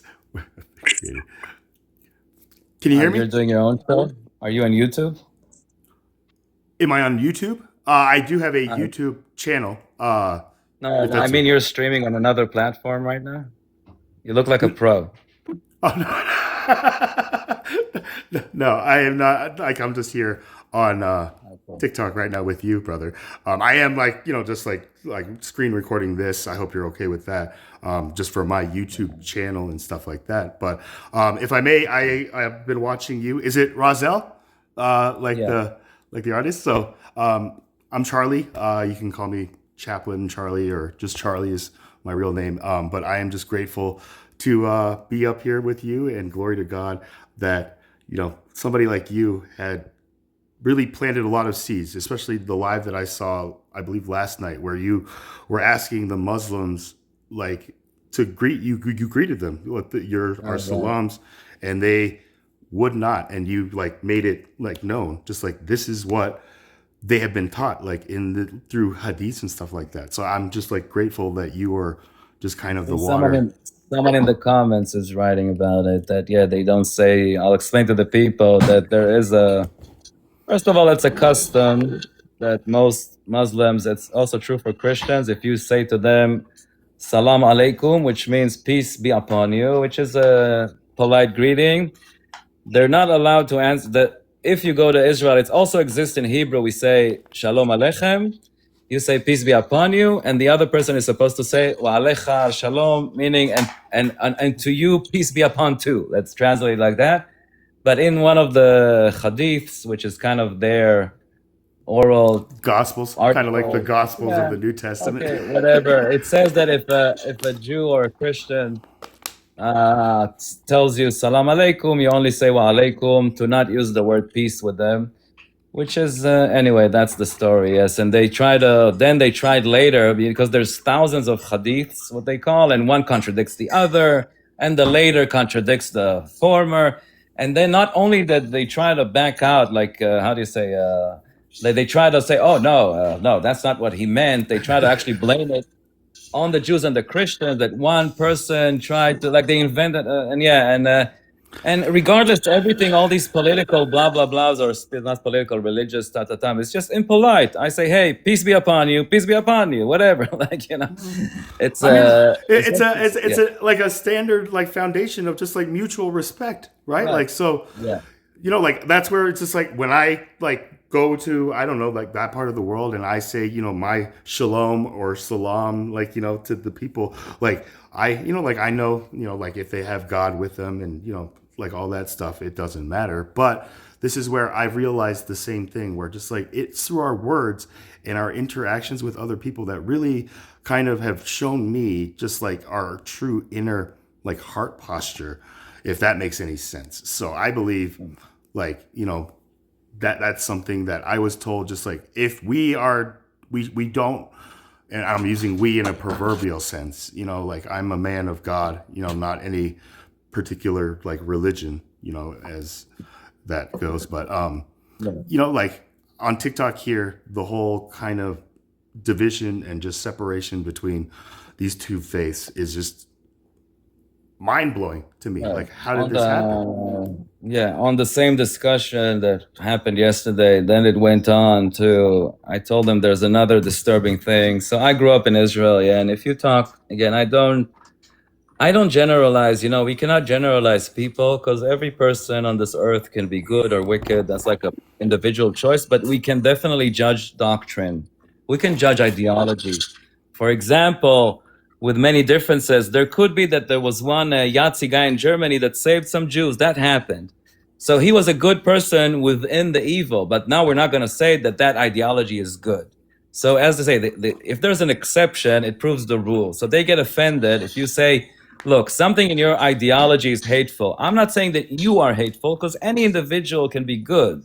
But then I tell them that in the Quran, and all Jews and Christians, we need to know this, that if you ask, again, an average Muslim person in the Middle East, at least, that's what I know, what is the origin of the Jews and the Christian? The answer is pigs and monkeys. Now, that was Really? the discussion number B. Really? Like that's an honest. And this is in the Quran, and if you can read, I wanna people, and then they start saying, no, it was just some people that broke a law that Muhammad said that if you break this law, then God as a punishment turns you into a pig and turns you into a monkey. Which by the way, yeah, first of all, okay, but I can tell you in popular culture, if you go check me out, people, the mufti, each town has a mufti. That's like the main priest of the city. There's a mufti of Jerusalem. There's the mufti of every big city, of Mecca, in the Jordanian cities. If you go look at what happens, by the way, in Saudi, in the official school books for children, yeah, and the United States and other countries had to fight to ban it. I'll soon load the sources and I'll read it to you. In the school book in Saudi, it says what I just told you, that the Christians and the Jews are the offspring of cursed pigs and monkeys. I just want to, now, this is not, yes, and it's in the Quran. I can say Surah 56. Let me load up, because so that was another, and I tell these people, some Muslims are great people, and I want to be very clear about this. Again, people, an individual, can be good or bad. It doesn't matter. You're Jewish, you're Christian, you're Muslim. Doesn't matter. God made it so that we have that free will to be wicked or be good. Right. But we have to judge ideologies. If there's a book that promotes hate, it's a problem for us. If the book that, as we call him on TikTok, Shitler, which I like that name. The guy with I've never heard that one. the guy where we can't say bad words on TikTok. So, okay, the guy with the mustache that yells a lot. That Adolf, guy. the Okay. Ymach Shmo. When you say that name, okay. But so that guy wrote a book. Sure, wrote a book. We know that book. I can say the name of the book. Mein Kampf. You know that book. Now, let's say that book doesn't mean that everyone that's German, God forbid, is a bad person. There's great German people, but we know that that book promotes hate and it's banned. It's illegal because that book, if you raise children by that book, it will motivate them to harm as they say, the Aryan people, whatever you want to call it. So, and I want to make it very clear to the Muslims or whatever, that we judge culture and ideology and books and education, but we do not judge people. There's 2 billion Muslim people, and probably 70% of them are just normal, great people, and they have nothing to do with this. And by the way, they don't care about this. They don't really follow the Quran. They don't care about this. They're just living their life. It's a guy that he has a job. He doesn't care about this, and I don't want to offend, but it doesn't mean that we are allowed and actually obligated to criticize ideologies. We can't, if you're teaching your children that we are descendants of pigs and monkeys, sure, they're going to be violent towards us. That's that's like what the Germans did exactly. They compared certain people to rats. And when you do that repeatedly to a child, he says, oh, so that person is not human. Therefore, I can unalive, I can hurt.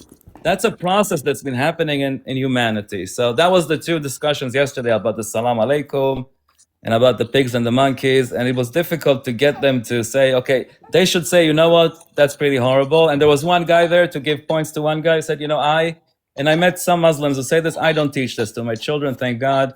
And they should reform. If they want to get to a better place, they should say, you know what, this is not the word of God, and we are allowed to reform. Even Judaism reformed in some elements.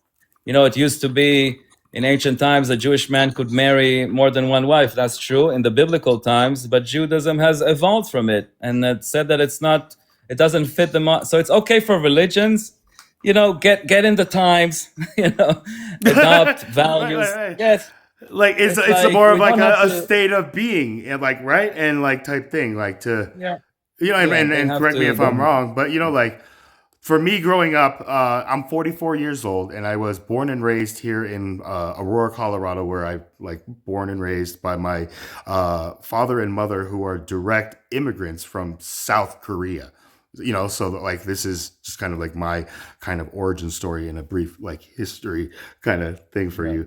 And in my public education, and even in my household, my personal household, it was my father and mother who raised me and taught me these morals. And my father's business partner, Sherwood, is just this awesome, Jewish brother from his other mother. When they came together, I got to witness a brotherhood, that was family type thing. Does that make sense? So when I first met my crush in 6th grade in middle school, she was my first kiss, and she was a Jewish girl. We all knew she was Jewish because she didn't celebrate Christmas. That's how I didn't know what that meant. But, when I met her parents, the next day, she told me just that her parents are kind of telling her that she doesn't can't not be boyfriend girlfriend with me. And I was just is it because I'm Asian, or is it what is it? And she told me it's because you're not Jewish. And I was oh well, I don't have a faith, but I know I can I convert to Judaism? Hello guys, God bless. Greetings to you. One second, brother. Yeah. And this is when she just told me just it's not you. Her parents are just Orthodox, where they want her to marry a Jewish partner who was born from a Jewish mother. And that's just in a nutshell what she explained. And so no matter what I did, her parents don't see us as a good fit. And it was kind of one of those seeds that planted that, like by the glory of God, like he allowed it to just kind of grow at its own pace. But that is just kind of when I really kind of question just like what other children, my fellow like colleagues and stuff, like my peers, are being taught like about reality. So when you tell me just like kind of that thing where in like Saudi and stuff like that, like this is the textbook, like school books, right? Like this is what children are reading. And like maybe biology, is this like biology class? Just like Christians and Jewish people are from like pigs and monkeys, like, like that kind of ignorance and bigotry. But when you were talking about, the other guys, Dolph's, like book, like when we ban books, like that's one thing. But then we also in America like flag certain books. So if somebody checks that book out here in America, I hope that they are on like some kind of government watch list, just like, let's watch this person, because I agree with you. Whoever is seeking this kind of book, just like in the Garden of Eden, like the knowledge of good and evil, it has shown it tends the other way. And, so again, sorry to take up time, but thank you for allowing me to speak. No Chris, problem. welcome. No, all good. Thank you. Hi, Chris. How are you? Hello, how are you? God bless you, man. God bless you. Thank you. So, Wow, Chris, sorry, it's like a family meeting now. The whole family is Good here, for but I you. want to be on the side. I'm going to the basement. Yeah, sorry. No, don't leave the family. They're gonna blame us. Family first, man. My father, Family first. 87. Family first, Chris. I'm in Forget about Montreal. TikTok. Stop TikToking and go. No, I'm happy. Do whatever you want. It's your problem. I'm Okay. serious. Yeah, I'm being serious. my father, 87. I come to see him, and that's it. Oh, okay. Yeah, but Dude. my sister, everybody is with him. My brother-in-law. Nice. Okay. Nice. A break, right? Good. Just a 15, 30-minute Yeah, break. I just want to say one thing. I just want to say something. I'm a Christian, okay, and I have big respect for the Jewish people and for Israel, definitely. It's from experience and from help that the IDF gave to Lebanon, not to Lebanon, to the Christian Lebanese, because we're at a certain time we're going to be extinct. Anyway, the story is not here. I just want to say about the Assalamu alaikum. First of all, Assalamu alaikum is coming from Shalom. Shalom alaikum. This is first. So first we could say the Muslim hijacked the words and they hijacked everything. They hijacked the God, Elohim. So Eloh, the God, the supreme God, they copied it and it became Allah, because the East language is, they call it, the O, it turns to be A. So Allah, they took it from Eloh, from a Jewish. Everything is copied, and the more I try to listen to both sides, I see like almost they copied everything. The main thing, Islam, actually, they didn't start a religion. Religion is to be united. Islam start being politician and conqueror and warlords, and then after they have to embrace a religion. This is my own point of view. Now, when every Muslim, whenever he sees me and say Assalamu alaikum, and I don't accept it, I don't answer back. Sorry to say that, because of the experience that I got. And it's like when you tell me this is not you, you're not saying peace, you're trying to make me more submissive to you. The Jewish shalom is totally different meaning from the Islamic shalom. Salam. It's totally different. Salam in Islam, it means be submissive to me. They say something, they think something else. So that's the only thing I want to say. When a Muslim or anybody would tell me this, I just don't answer, or I say Assalamu alaikum. Assalamu alaikum, it's mean poison on you in my heart. Sorry to say that. I'm not being hateful. I'm trying to be like aware of what's going on, because Islam is not nothing. Look, I'm not talking about the 90% of Muslim that they take the morality beyond, religion. One, we are being moral being, ethically we behave better, and maybe we don't use and we respect the other being in front of us. But you have a lot of Muslim intentionally they say it, not out of love, but actually they have something in their mind. They have different intention. Trust me. I'm not saying. Listen, I'm telling you, I'm Catholic, Christian, I could say, but the way the Muslim they say it and the way the Jews say it is totally different. Totally different.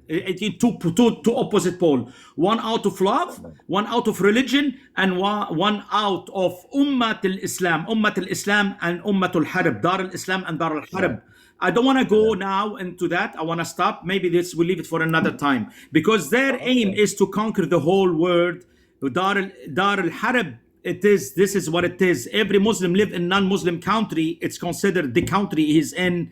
It has to abide to a Sharia law. Anyway, this is what they strive for. I'm not being hateful. I'm talking about the 5-10% radical. I'm not talking about the 90%. Also, again, I said, I repeat, we're talking about ideology. People are people. People can do whatever they want. People are free to be good or bad. I want to say yesterday, so there, in Judaism, we say, that the reason, if we do have debate, let's call it, there's a good debate and a bad debate. We say a good debate is for the sake of God, meaning a debate sharpens you. If someone tells you, hey, how come this? And you say, how come this? And if it's done in a good spirit, each side is supposed to get sharpened like two swords, right? Making it sharp. Both swords get sharp. Iron sharpening iron, like that principle, right? Like Exactly. So sometimes I take, one of the reasons that I think it's good that we have this online thing happening, that people are debating from all over the world, if it's done well. So yesterday we had this discussion. I just want to close that topic. And also I see some people here that were here yesterday. And then about this thing with the pigs and monkeys, I just want to say a few things. This is, by the way, from the Wikipedia page about the topic. So it's not, again, it's just showing how this has become a very common theme in unfortunately, in modern Islam. It's both against the Jews and the Christians. That, again, the Mufti of Jerusalem that was appointed by Mahmoud Abbas, if you know who that is. I won't get deep into it. I will put links. No promises, but I'll try to put links to all of this. That they say the end of times, or kind of what they call also the messianic times, or when the world will have peace, will not arrive until the Muslims will not fight the Jews and unalive them, the offspring of monkeys and pigs. This has been said in like 2012. Yeah, I want to say another, that journalists, in many Jordanian, if you go to Jordanian newspapers and Syrian newspaper, it's again and again, if you look at pictures of stuff, the Jews are the offsprings of monkeys and pigs. Like, it's a common thing in the culture. In a TV show that's meant for children, in 2001, an 11-year-old kid in Gaza said to his class, this was televised on a Palestinian TV, I will make my body a living bomb to explode the flesh of the Jews, the children of monkeys and pigs. In 2002, there was an interview in the Saudi television Iqra.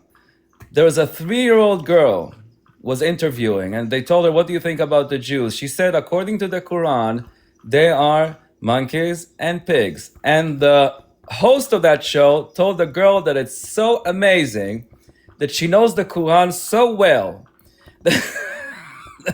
On live television, I just want to understand, on live television, a host, a 3-year-old girl, is citing a religious book saying that putting all the Jewish people in one group as offspring of pigs and monkeys, which means that they're not human. And this host it was a big thing. In 2013, in the television of the Palestinian Authority, they made a song.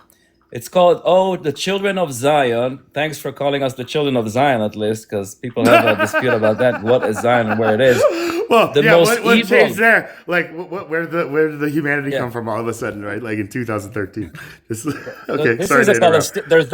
There's not many songs. There's not many songs of peace. I don't want to disappoint anyone with the Palestinian children, but the song that they do have, the lyrics are, Oh, the children of Zion. They are the worst of creation. They are barbaric monkeys and damned pigs.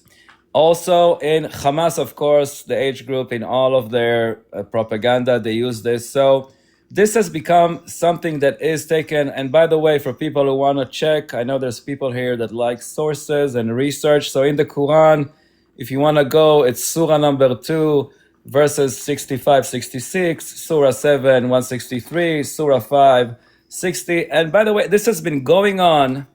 This has been going on from the Middle Ages. So yeah. So when we talk about, some people are just kind of woke up to TikTok and they hear all kinds of things, and you have to understand that the tensions between different religions, it didn't start yesterday, right?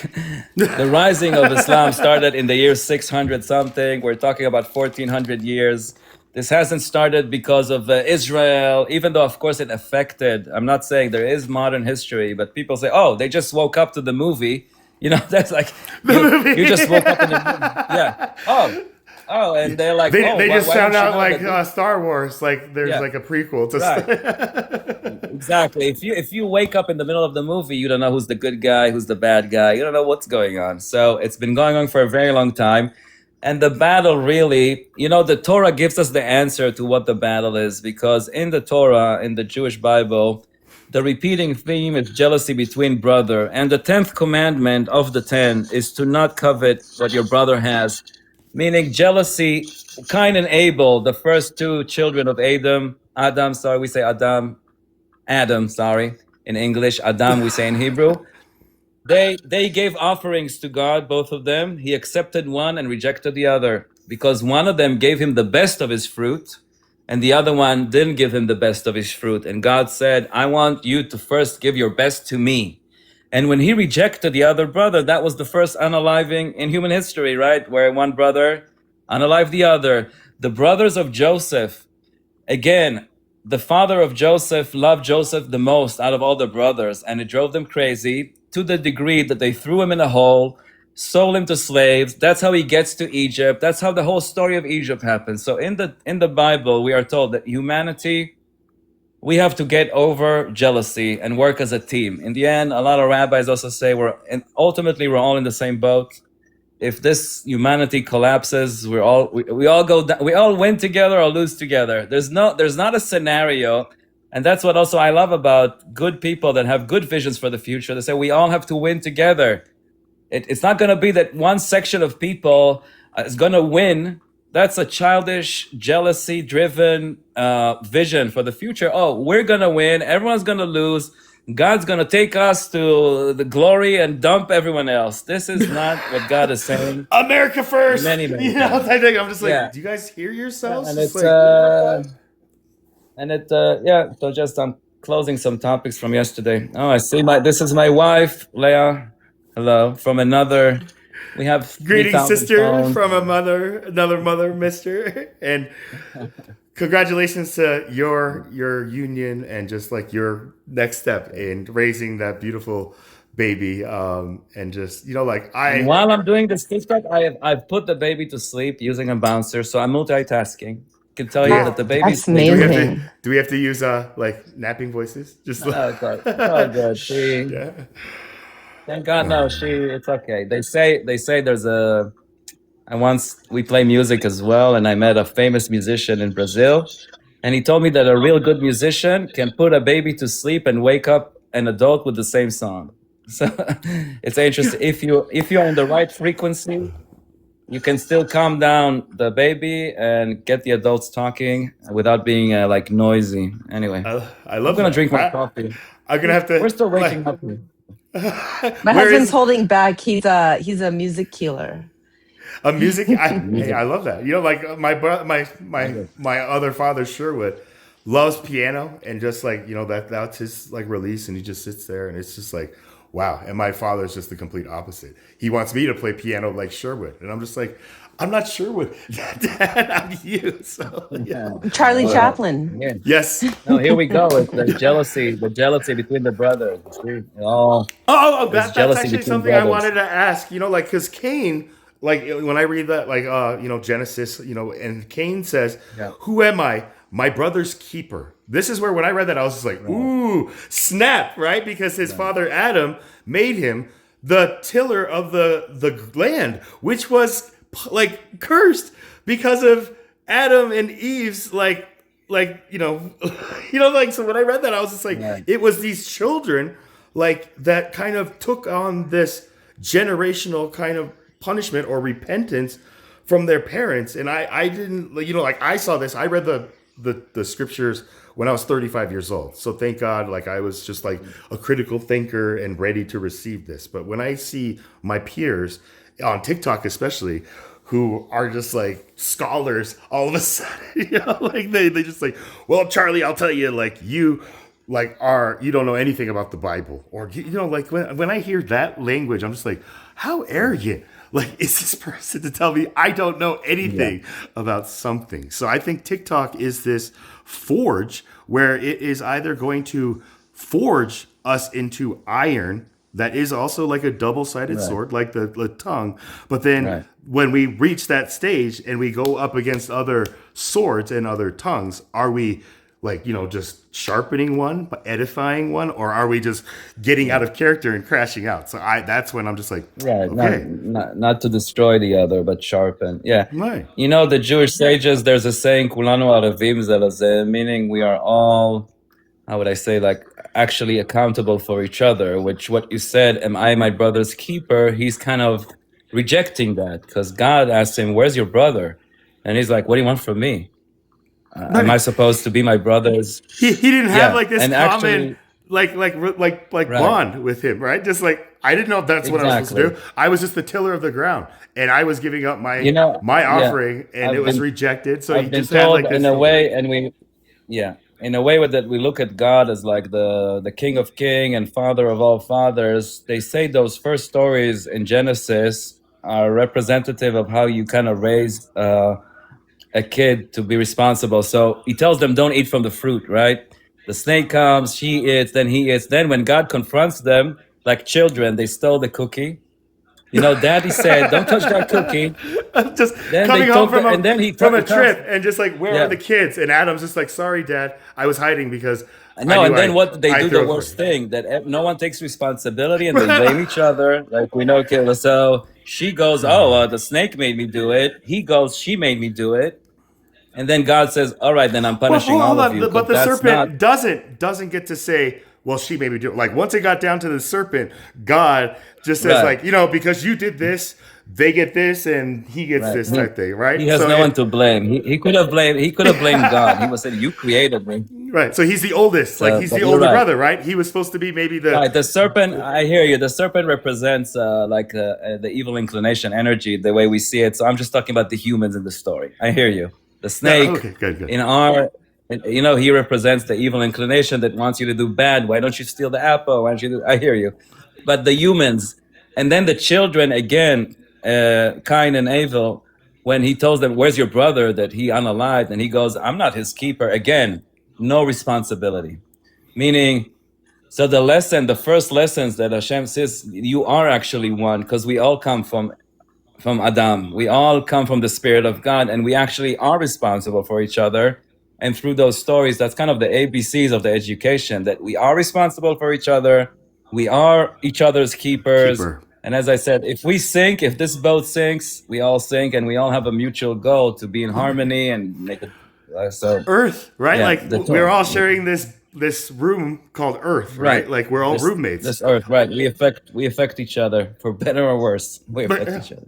Or the one affects us all, right? Like what happens to one is all. It's not about me. It's not about you. It's about us now, right? And then now it's the whole thing. Is it us and them, right? And so this is where like the New Testament kind of goes there. You know, like those who are born of God hear us, you know, and those who are not born of God do not hear us, you know, like type things. So what is love? Yeah, and I think we saw how strong the tensions are on this topic with COVID, because what happened in COVID, forget about, there's even after COVID, the whole idea of vaccinating and herd immunity, right, they say? Meaning, you know, after COVID, let's not talk directly about COVID, but there's things about other diseases, measles and whatever, that if everyone gets vaccinated, but if some people don't, it affects the whole. Again, the question of my individual freedom and the global tribe is a very tense question. Because if I do whatever I want, I can pollute the water for everyone.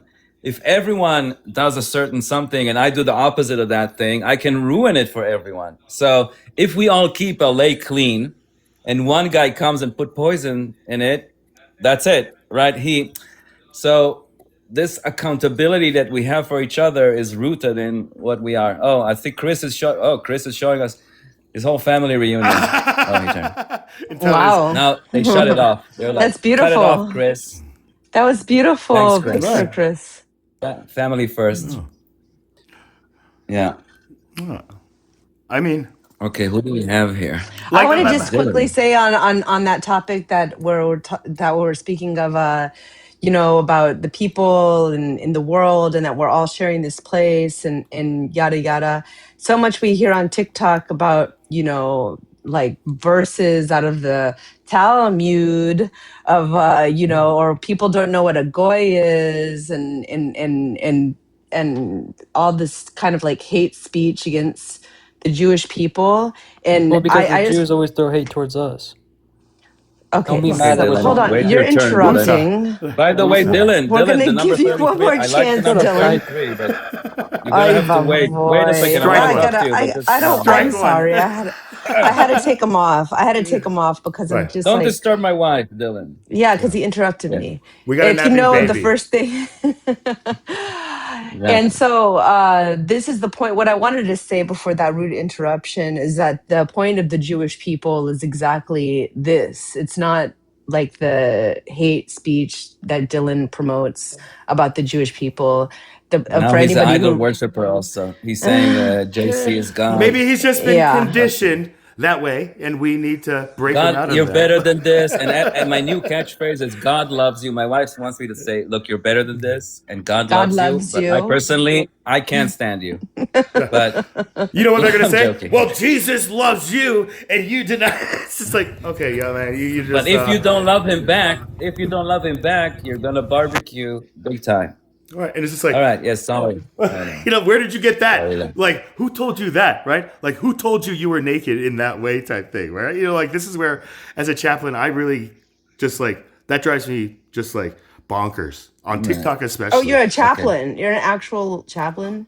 So my name in this sense, like, it's a double entendre and a homage. I used to do stand-up comedy, like pre-pandemic and quarantine like period. And so during like that quarantine time is when I was actually, like contemplating just like my next kind of like stage, because I had invested 10 years in trying to pursue like a career in comedy. I told my father, I'm going to be the next, like whatever comedian he knows, like Robin Williams. And I was like, sure, whatever. And so I like My put husband myself studied comedy. I mean, he is. My husband. He's a very like humorous man, like my father. He reminds me a lot of Sherwood type thing. And this is where like there's a term where like there's comics and comedians. One says things funny, but the other can say just funny things type thing. So I see, like him as the former more than the latter. Like the way that he is able to like just express these like difficult kind of concepts, even with that lake.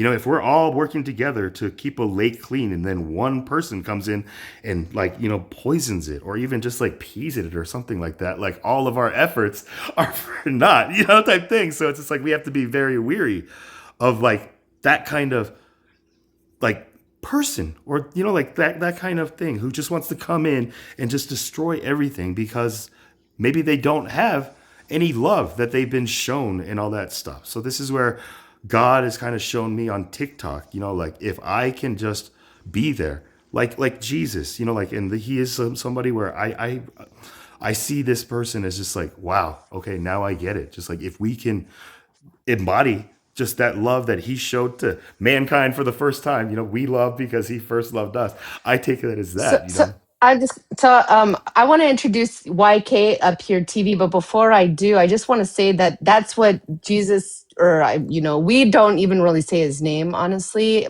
But with the caveat, or like was saying that to the Jewish people, he actually represents something much different to us. And, that he, unfortunately, in his name, a lot of our people were unalived. And so we don't have like, and I just want to say that because this is like not a platform specifically not to promote that. But I really appreciate your presence and everything, Mr. Chaplin. Go ahead, YK. Yes, hi, how you guys doing? I just have one question for y'all. All right, then let us know what that is. I'm from Texas too. I would like to know why Israeli men are into little boys. Oy vey. When they talk, I feel like so Okay. cool. When these are like rappers. I don't know I if he's didn't a even. rapper or What, he's from Alabama. what was the attack? Just like why are Israel I don't like know. little boys? It's just like okay, yeah. Foul I- ball. Henry, how's it going? Oh, Henry has tough. Henry's a Torah scholar and he has tough questions. Good, Henry. No, I'm not a Torah scholar. Henry's gonna elevate this conversation to a real Yeah, level. I just like reading and studying as much as I can. I mean, Welcome. there's Jewish roots. I mean, the Bible is a Jewish Bible, right? I mean, Jewish people put it together, so I like to understand the traditions. So I try to do my best. What you've been reading lately, Henry? What do you got for us? I'm still reading the Guide for the Perplexed from the Rambam. I try not to hop. I try not to We hop. have that book.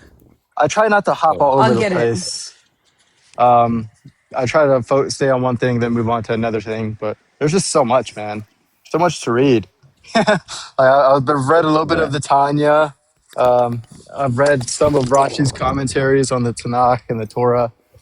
Very interesting because, like Rashi will take things more literally versus the Rambam will say a lot of things that happen in the Bible or like visions or never really happened and stuff like that. So it's kind of weird when you have two very popular rabbis kind of disagree on whether or not one thing's historical or not. But like you said, there could be a double entendre behind what's happening. You know, like you told me last time that the message of the story is what matters, what you take out of it. Yeah. Yeah. Right, and we just talked before you came about it appears in the scripture the idea of the two swords that battle each other make both sides sharper. So it's a part of human, development to have the difference of opinion. And God made it so that none of us has the whole truth. You know what I mean? No one knows the full. There always was since the beginning. Even within the scripture, even within Judaism, there were 12 tribes in the beginning, and even those 12 tribes had disagreement about major questions.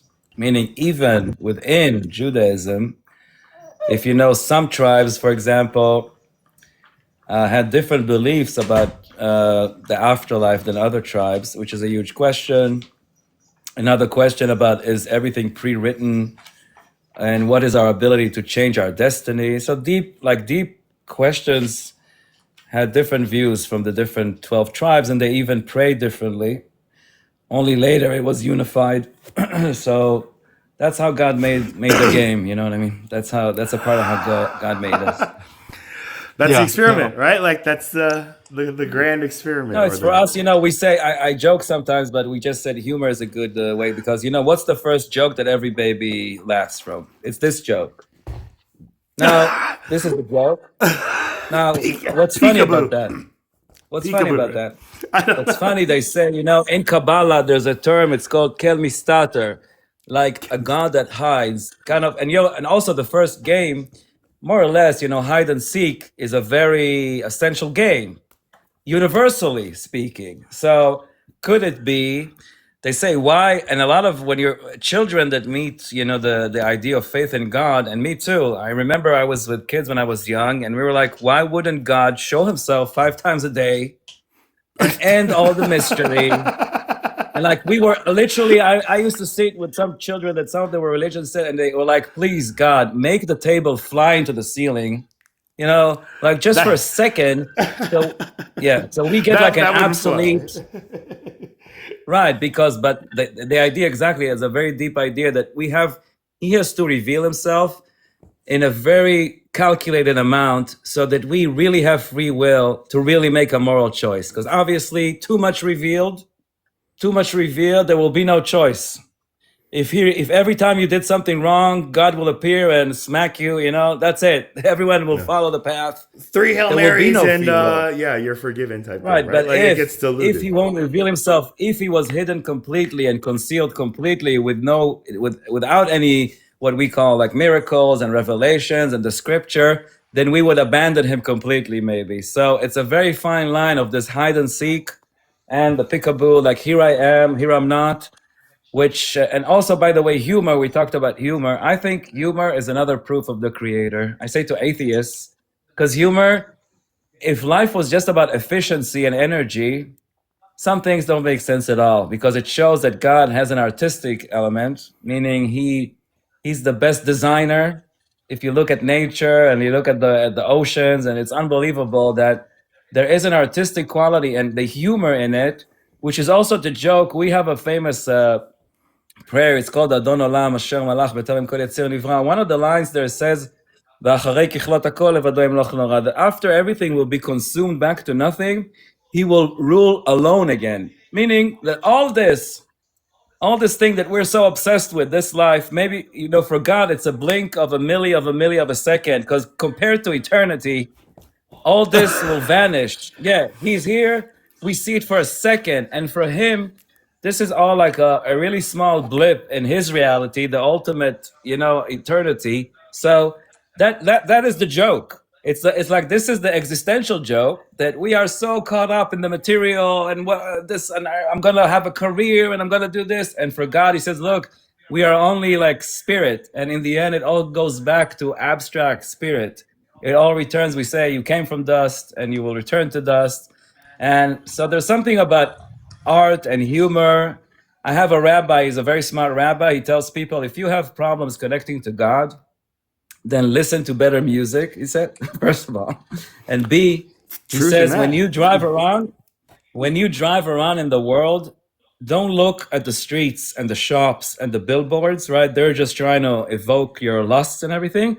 Just take your gaze up.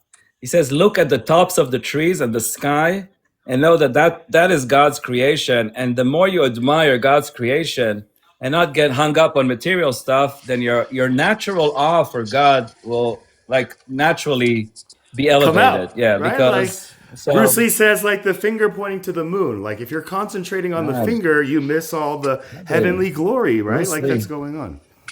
Bruce Lee was like a prophet, huh? I mean, like for me, for somebody like me, especially like his words was just like so when I read the New Testament, I'm just like, this guy kind of sounds like Bruce Lee, to be honestly. Like Jesus sounds like Bruce Lee.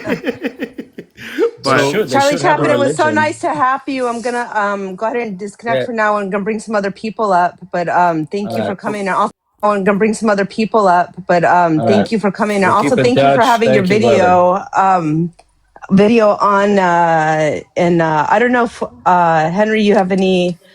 I want to know what you have to say about Guide to Perplex 2, but go ahead with whatever thoughts you might have had. No, I was just I'm very. So I've been talking to my friend Sneer recently. We talk every week. He's my Orthodox Jewish friend.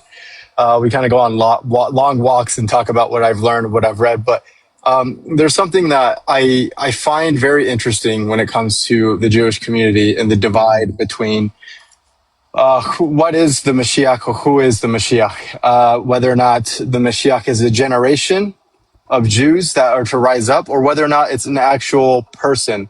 Because there are some Orthodox Jews that say that no, the Mashiach is a generation. They believe it's a generation of Jewish people that rise up out of Israel, and they free Israel from captivity. Which I don't know what captivity that is, because apparently Israel is not in captivity. So that's why I have the question of how can the Mashiach for so long be a person that's supposed to come, and now there's this shift within Jewish thought that it's now not a person, but for some it's a generation. Right. He always brings the big questions, Henry. He always bring but it's good. It is a big question. They also say that there's many, as you know, in Judaism, many perspectives, but there's also, even though now I might contradict again, I only represent myself, and we all have to find our way. I'm not representing any Jewish group. I understand that. I mean, there's, I understand that, and there's endless possibilities, because that's how Judaism was set up, right? To talk about all these possibilities, and unless it's revealed by Hashem, there's no right answer. There's no right or wrong answer, right? Like when it comes to the court, don't go left or right when it comes to a decision that's in the air. You know what I mean? So Yeah, they say there used to be a thing that there was a term called mechashvei akitzim, which is the calculators of the end of times, meaning people that were in a way, it was even considered kind of a mental disease that, you know, it also happened regardless of Judaism, you know, in like, what was it, 2012 in the Mayan calendar, right? And oh yeah, with the Mayan, yep. in the year 2000, apparently it's like a human phenomena, which and some kind of in the psychology aspect, in a way, some people want this world to end. You know, first of all, it's weird. Well, first of all, if you have like a big debt or something for the bank, so if the world ends tomorrow, maybe for you it's kind of convenient. So, because you know, if it ends tomorrow, maybe it solves a lot of your problems. So, there is sometimes like, you know, it's kind of a hidden self-destructive motivation that, in a way. So they say some people can become obsessed with these questions about when the Messiah is going to come and when kind of the end times, Acharit Hayamim, the resurrection of all these things that are by the way, the prophecies are very mysterious and not so, you know, they're not so easy to interpret. If you read you know, Ezekiel this and that, that's why people have been trying for so long to decipher it, and it's not so easy. So at least, personally, like I told you, I'm kind of a practical person, and I ask the questions when I have like scriptural issues or questions, like what does this do to improve my life or make me a better person right now? And if it doesn't mean that we can't contemplate. We are supposed to contemplate mysterious ideas, and it gets us closer to God, but to a certain limit. So I hear you. I don't have like, we don't know, you know, and I think also if you read the scripture, some of the promises that God gives are conditioned. You know, we say v'haya'im, so meaning, right, so some people say v'haya'im means if it were that, you do this, I'll do this, but if you do this, I'll do that, meaning that not everything is written in stone exactly when or how the Mashiach, the Messiah, is going to come, or how it will happen, and it relates to what we do. But you know, they say that we all have to really. Some explanation that I heard a rabbi said that everything in a way bad that happens in humanity is for us to want Mashiach more in our heart, because what we want, as a joke, he says, some people are very rich. And let's take a rich guy that's doing very well and has a great wife and he has great kids and he loves his job and he has vacations in Hawaii. Why does he need the Messiah? He doesn't want him to come. It will just mess up with his plans. You know what I mean?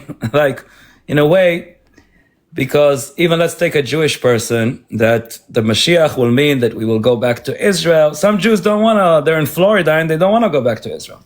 I'm being honest with you. Some people, the idea of like the Messiah is not something that they long for. And God works in a complicated way, even in our own personal life. Why do we go through hard times? Because from hard times gives birth to like an authentic longing, you know, that you cry out for Hashem. You see in the story of Egypt, he brought them to a point that their cry was so dramatic, you know, when you're on the ground and you're desperate. And that's when people meet angels and mystical things happen when you're in a state of being helpless and you cry out to God and this is what, you know, for better or worse, it's not easy when you go through it, but this is kind of how it works. So sometimes people ask, why do bad things happen in the world? And I heard one interpretation that when we all really want the wars to end and we want, like you're saying, it will be a generation that will say, okay, guys, it's like been enough pain that we authentically all want to make it work. But it's a tough question. I don't really have the answer. Yeah, because the way I've heard it is that there would be a righteous generation of Jewish people where that's whenever they would have received the blessing from Hashem, because there's the concept of if the Jewish people are not keeping to the commandments or the Torah, or they're not doing what they're supposed to be doing in regards to receive the Messiah or the Mashiach, then God's not going to send him. Because I've heard some Everyone's people right. say that. It's all our fault Yeah. once again. It's Well, all I our mean, fault. I've No, I'm kidding. heard some. You're It's good. true. It's I've true. I've heard some people say that like the reason why Bar Kokhba didn't prevail was because they weren't ready for the Jewish people weren't ready to receive the Mashiach, but he could have been. Right. Again, obviously, like it's always these Right. could have been, and there's. Henry, you're on the way to becoming a rabbi, Henry. Watch out, because you know so Sorry, much. my bad. Henry, you know girlfriend's so already called me, much sorry. that again, you might find yourself conducting bar mitzvahs soon. I don't know. You know a lot. You know about Bar Kokhba. Wow. Yeah. So Well, let's yeah, I move mean, forward. Okay. Thank German you, Henry. Shepherd. Thank you, Henry. We'll come back. Thank you. Thanks, brother. Yes, German Shepherd, I think. Yeah, are you welcome? Shalom Aleichem first and foremost. Are you just doing Q&A or are you on specific topics today, sir? We can just do a Q&A if it's a question that regards to Judaism. I try not to. I'm not talking here about. I try not to talk too much about other religions and stuff. If it's related to Judaism or Israel and stuff, sure. I have my prompts. There's the topics that I talk about, but you can ask whatever you want as long as it's.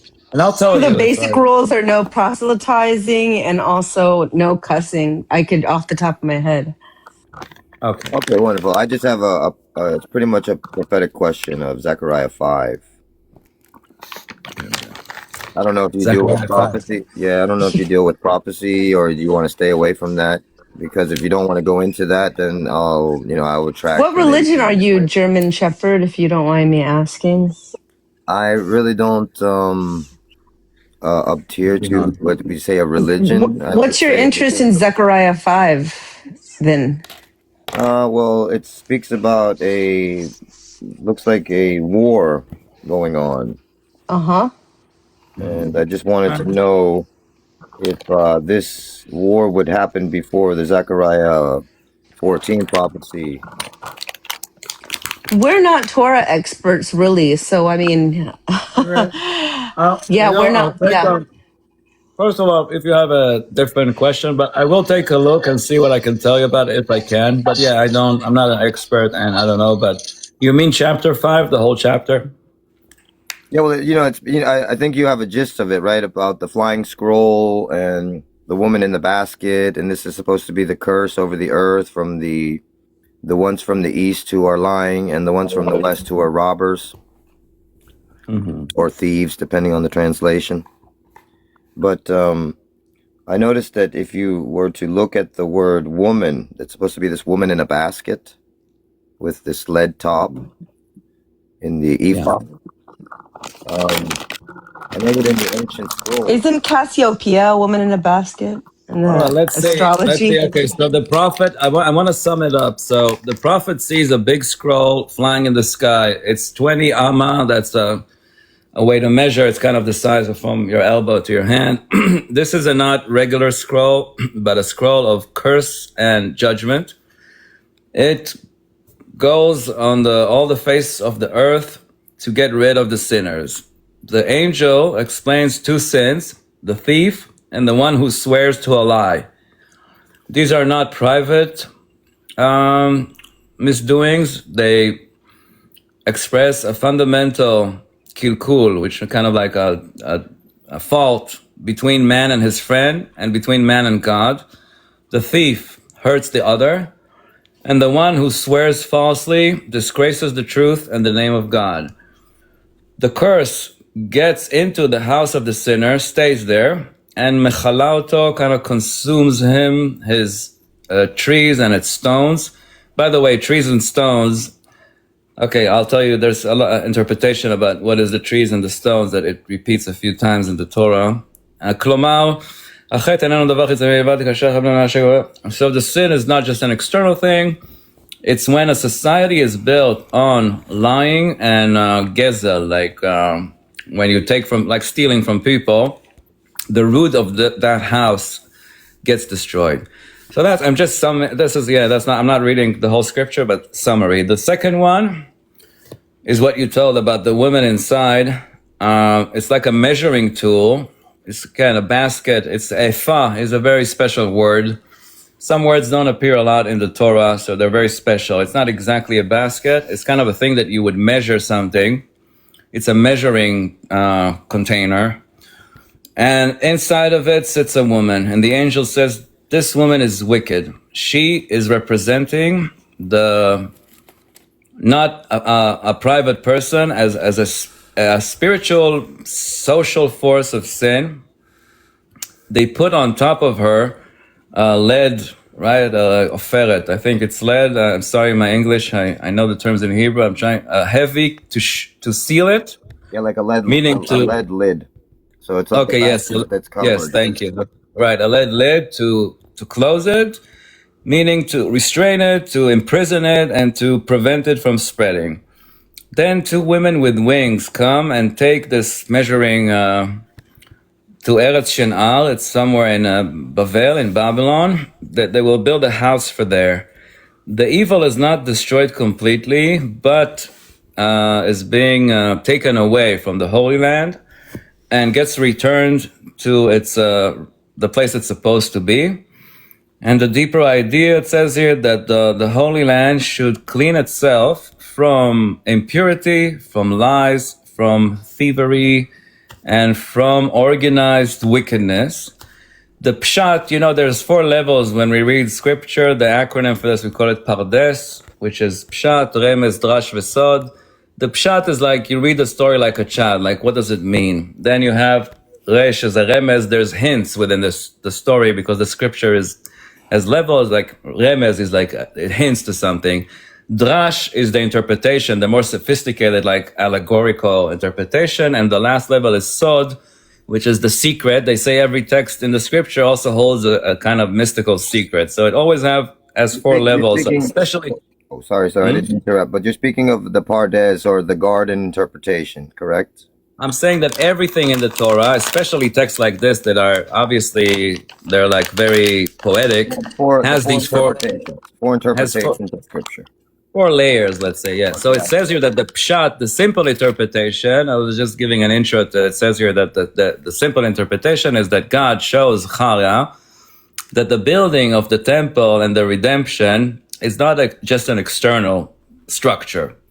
It's a cleansing of humanity morally and spiritually. You cannot build a divine presence or a house for a divine presence on the foundation of geza, like injustice, of taking and stealing, or of lying, or of wickedness.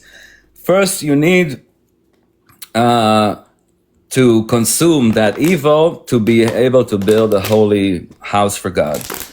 And that the redemption is also a trial in a way.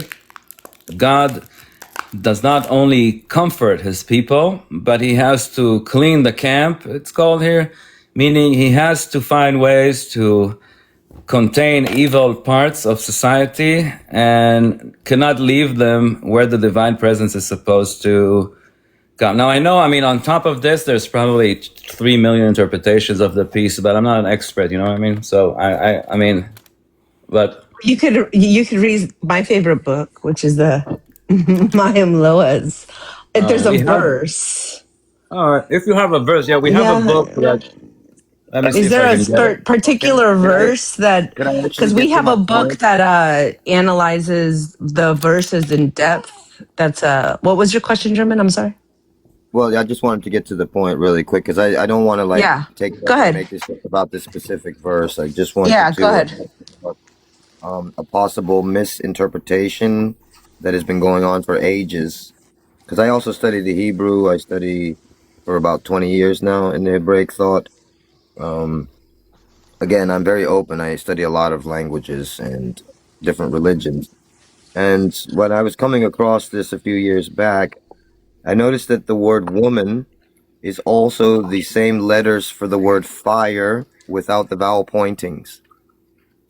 So you have an Isha and Esha, right? Isha is woman and Esha is not fire. Fire is Esh without the he in the end. Isha, Esh, fire is just Aleph and Shin Esh. Isha is women with the he in the end, and Esha is a type of like sacrifice.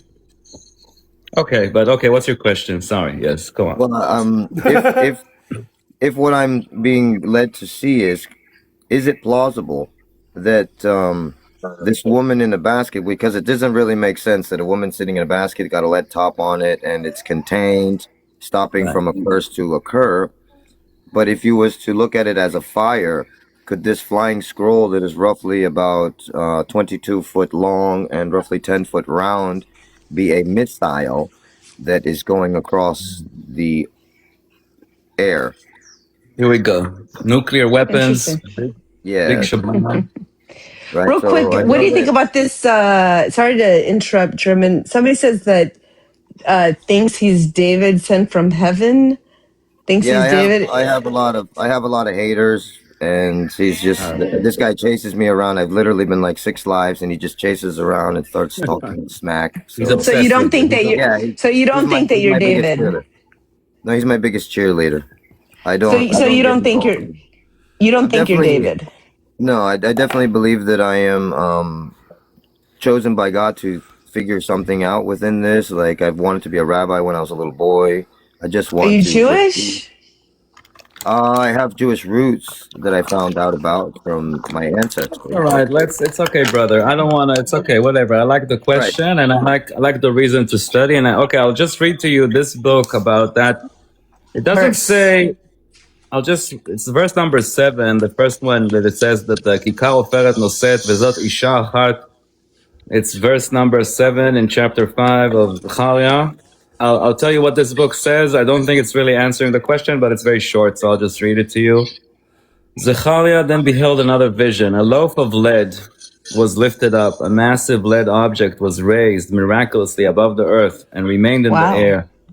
What is more, he saw this one woman seated inside the ephah measure. The scripture refers to a woman who cheated her customers by using a dishonest weight. So yeah, this thing ephah is not just a basket. It was a measuring tool, and it's in the scriptures many times that a big way to cheat in the olden days also when you had a scale is to say, oh, this is like 10 grams, but it's actually 20, because you would switch the stones that measure, or you would have measuring tools that make it. So when you say ephah, this woman in this ephah means that it had to do something about this honest weight when doing business, or doing a transaction. She says, I'll give you a kilo of gold, but it's actually half a kilo, whatever. It was smaller than the regulation ephah measure, than the standard measure of that measuring basket, or whatever you want to call it. In retribution for this offense, she was now seated, as it were, inside that measuring tool to receive her punishment. In other words, her punishment would match her offense and would be administered at the site where this wickedness was perpetrated. So, okay, there's no, what you said, I don't know, but let me, Can I you're add to saying that that? it's, Can I add to yeah, that measurement? I know that when building missiles, there are 2 compartments within there which help balance the 2 chemicals when the impact occurs, which cause the 2 chemicals to touch, which then causes an imbalance, which then creates the actual fire explosion. So is that plausible? I said before, yeah, I'm gonna leverage this to say something, but it has nothing to do with you. That some people, there's a lot of like doomsday, right, interpretations of what happens in the scripture, and a lot of things are conditioned. That God said, okay, if you do this, this can happen, and if you don't do this, it won't happen. Now, I understand that there's many. This is not the only prophecy that's been. There's many prophecies that some people have compared to modern missiles, because there's all kinds of fire in the sky. It's so there is something that flies in the air and brings destruction, obviously. But in the kind of the mainstream interpretation, this is not the interpretation. Yeah, the interpretation is a spiritual interpretation. And again, I'm not talking to you, but I said before as a joke, I don't know if you're here, some people wish this world would explode to pieces. And not you, but we all have also inside of us a destructive, kind of self-destructive, because life is not easy to be here. You know, we say we want to be with God in the metaphysical, you know. Being here is difficult, and the life has a lot. So some people kind of adopt a doomsday kind of end of the world interpretation to a lot of scripture, but it is not rooted in Jewish thought. And you would not find, maybe again, you might find a rabbi say whatever, it doesn't mean, but in like 90% or majority of it's not interpreted like a destructive thing. It's interpreted as a spiritual message. Right. Can I just say something on this real quickly, and then we're going to move to you, who did he?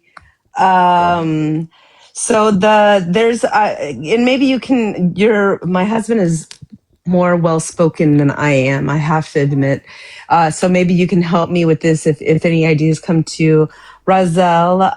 But we did listen to, I think it was Mizrahi on the prophecy, and he kind of like sums up some of the prophecies in short. But ultimately, we don't really know what's going to happen because it's still kind of unraveling regardless of these prophecies and whatnot. And also because there is free will, that it's still to be determined, you know, so you got to kind of take some of this stuff with a grain of salt is kind of what I'm trying to say. What do you have to say about that, Razel, before we go to who did? No, I'm not saying. I'm saying that it does exist. It could be, and it could be that the threat, that the prophecies. I'm not saying that they can't be pointing to a possibility of missiles, and because it says bronze mountains later in that, it says a lot of things. It says about a war that will be short. In some prophecies, they interpret that there will be a war that will take a few minutes, and how could that be if it's not like a maybe nuclear weapon? I understand, and I've heard this before, and I'm not saying that I'm disregarding it, but I say to myself and to people that I talk to, for us right now, the important thing, if I'm reading the scripture, is to make my life more godly and closer to God. If this helps someone be a better person because he wants to prevent it, or because it evokes some kind of fear that leads them to good, then it's good. If it's just, I'm just saying, it's not meant to make you like, oh, because there's something about the evil inclination that can say, listen, in the end, all this is gonna explode. So who cares what I do? Let's start ruining the whole thing. You know, this is a classic evil inclination where it will say to you, look, in the end, and I'm gonna prove it to you by prophecy, we're all gonna explode. Some people say the sun is gonna get so big, it's gonna just, anyway, going, you know what I mean? The whole thing is derailing. So it's an excuse to just let go. So whatever, who cares? Like, and just, we gotta watch out for that. But I don't know the truth about what these prophecies mean, but that's all I can say about it. Yeah, I just want to, real quick, just summarize in short what Razel said very well. But basically, it's what's most important here is that we're good people. And if we want to be judged favorably in the end times, whatever that means, when it's our time to go, whatnot, that the best way to do that is just to be a good person. And part of being a good person, the big things in Judaism they say, is to not speak badly about other people, like to not speak, it's what's called the evil tongue, or lashon hara. Now we are able to warn people about, you know, evil in the world, especially is coming to get you or whatnot. But just generally speaking, you don't speak bad about people. You're nice to people. You're good to people. You bring in guests. You help the poor. You visit the sick. These type of things, you know, and that kind of goes into another discussion that we've had about people that we know who've interviewed a lot of people about, you know, after life, after death experiences and whatnot, and what did they come back to say. And one of the things that we learned is that a lot of the things that are in this world are like all the flashy stuff, all the, flashy items and whatnot. That's what's not important in the world to come. And what is important in the world to come is exactly what's not important in what we don't like really run after in this world. We don't run after doing things like going to visit the sick. We're running after the flashy objects. And so, but in the world to come, what's going to be like our money is all the good that we did, all the goodness that we spread. And that's what's more important than really studying these, because in the end, we don't really know. So I think that's kind of like, people that are into this, I'll just say people that, if you're into this, I mean, Ezekiel 38 is the famous chapter about, fire coming from the sky. I mean, that is if you love fire coming from the sky, Ezekiel 38 is the one, is the most obvious thing that's like a war. I hear you. So I hope it doesn't happen because and like what to my wife is saying, that we believe that if it's up to us as well, the better we are, the more mercy God will have on us, so we can prevent that war. But yeah, most definitely, I agree. But I know that it also says that God will warn us before a destruction comes. So like he says that he definitely warns his people from things to come. And I know that a lot of rabbis try to stay away from the doom and glooming, which is, obviously we don't want to talk about that because like who wants to like be walking around and get bit by the dog when the dog is rabid, right? So you want to avoid it. Well, it goes back to the first point, that we try and focus on the good and also spread light and bring good in order to avoid doom and gloom, because really it's not, it's still to be continued. It's to be determined. And God says very clearly when they go into Israel, and that the ceremony on the two mountains, Abracha v'Klala, the blessing and the curse, he says very clearly, I've created reality with certain rules in it. Like that's, certain elements that this is how they are. They are not, it's not about punishment. It's like if you touch fire, you're going to get burned. That's how I made it. And he says very clearly, if you choose the Torah, if you choose the scripture and do everything there in the covenants, I will give you a blessing. And if you choose bad stuff, I will punish you. So that's the game. A part of the game has to do with a reaction by the heavenly powers to our behavior. So these, by the way, even the Gog and Magog, the final wars and all that, they're described in many places, some more extreme and some less extreme. So let's say 0 is the lightest one and 100 is the worst one in terms of the end of times and all these prophecies. Apparently it has to do with our moral behavior, if it's going to be a 10 or a 50 or a 90. You know what I mean? It's not clear in the prophecies how harsh God will be because it's conditioned on our moral level. Okay, we'll move on here. Thanks, German. All the best. God bless. Who is John? I'm sorry we missed the last guy. We kind of took a while to answer that. But if you want to come back up, and I think we're going to close soon. Who's John? Go ahead. Talk to us. About what? What do you want to talk about?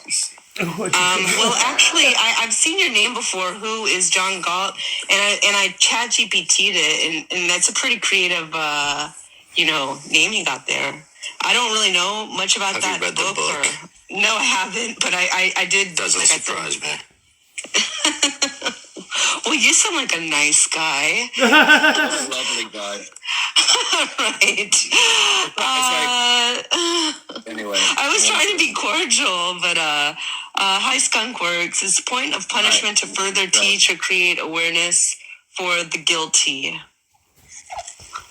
Razel. The word punishment, it's to teach and to make you better. They always give the drill sergeant metaphor. The sergeant in the military, he loves the soldier, but he gives them a very hard time and he punishes them. And also you do it with your children to a certain extent that it's productive. And that's how we believe. God does not do it in a way that obviously is destructive to us, even though we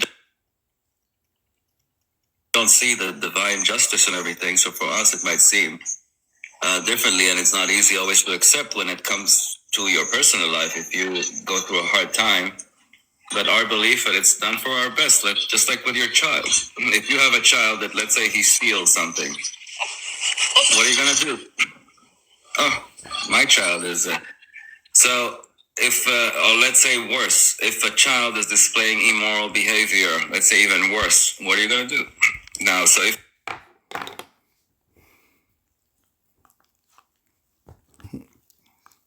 Hey, Cash. Hey, Cash. Interesting. Thank you, Razel.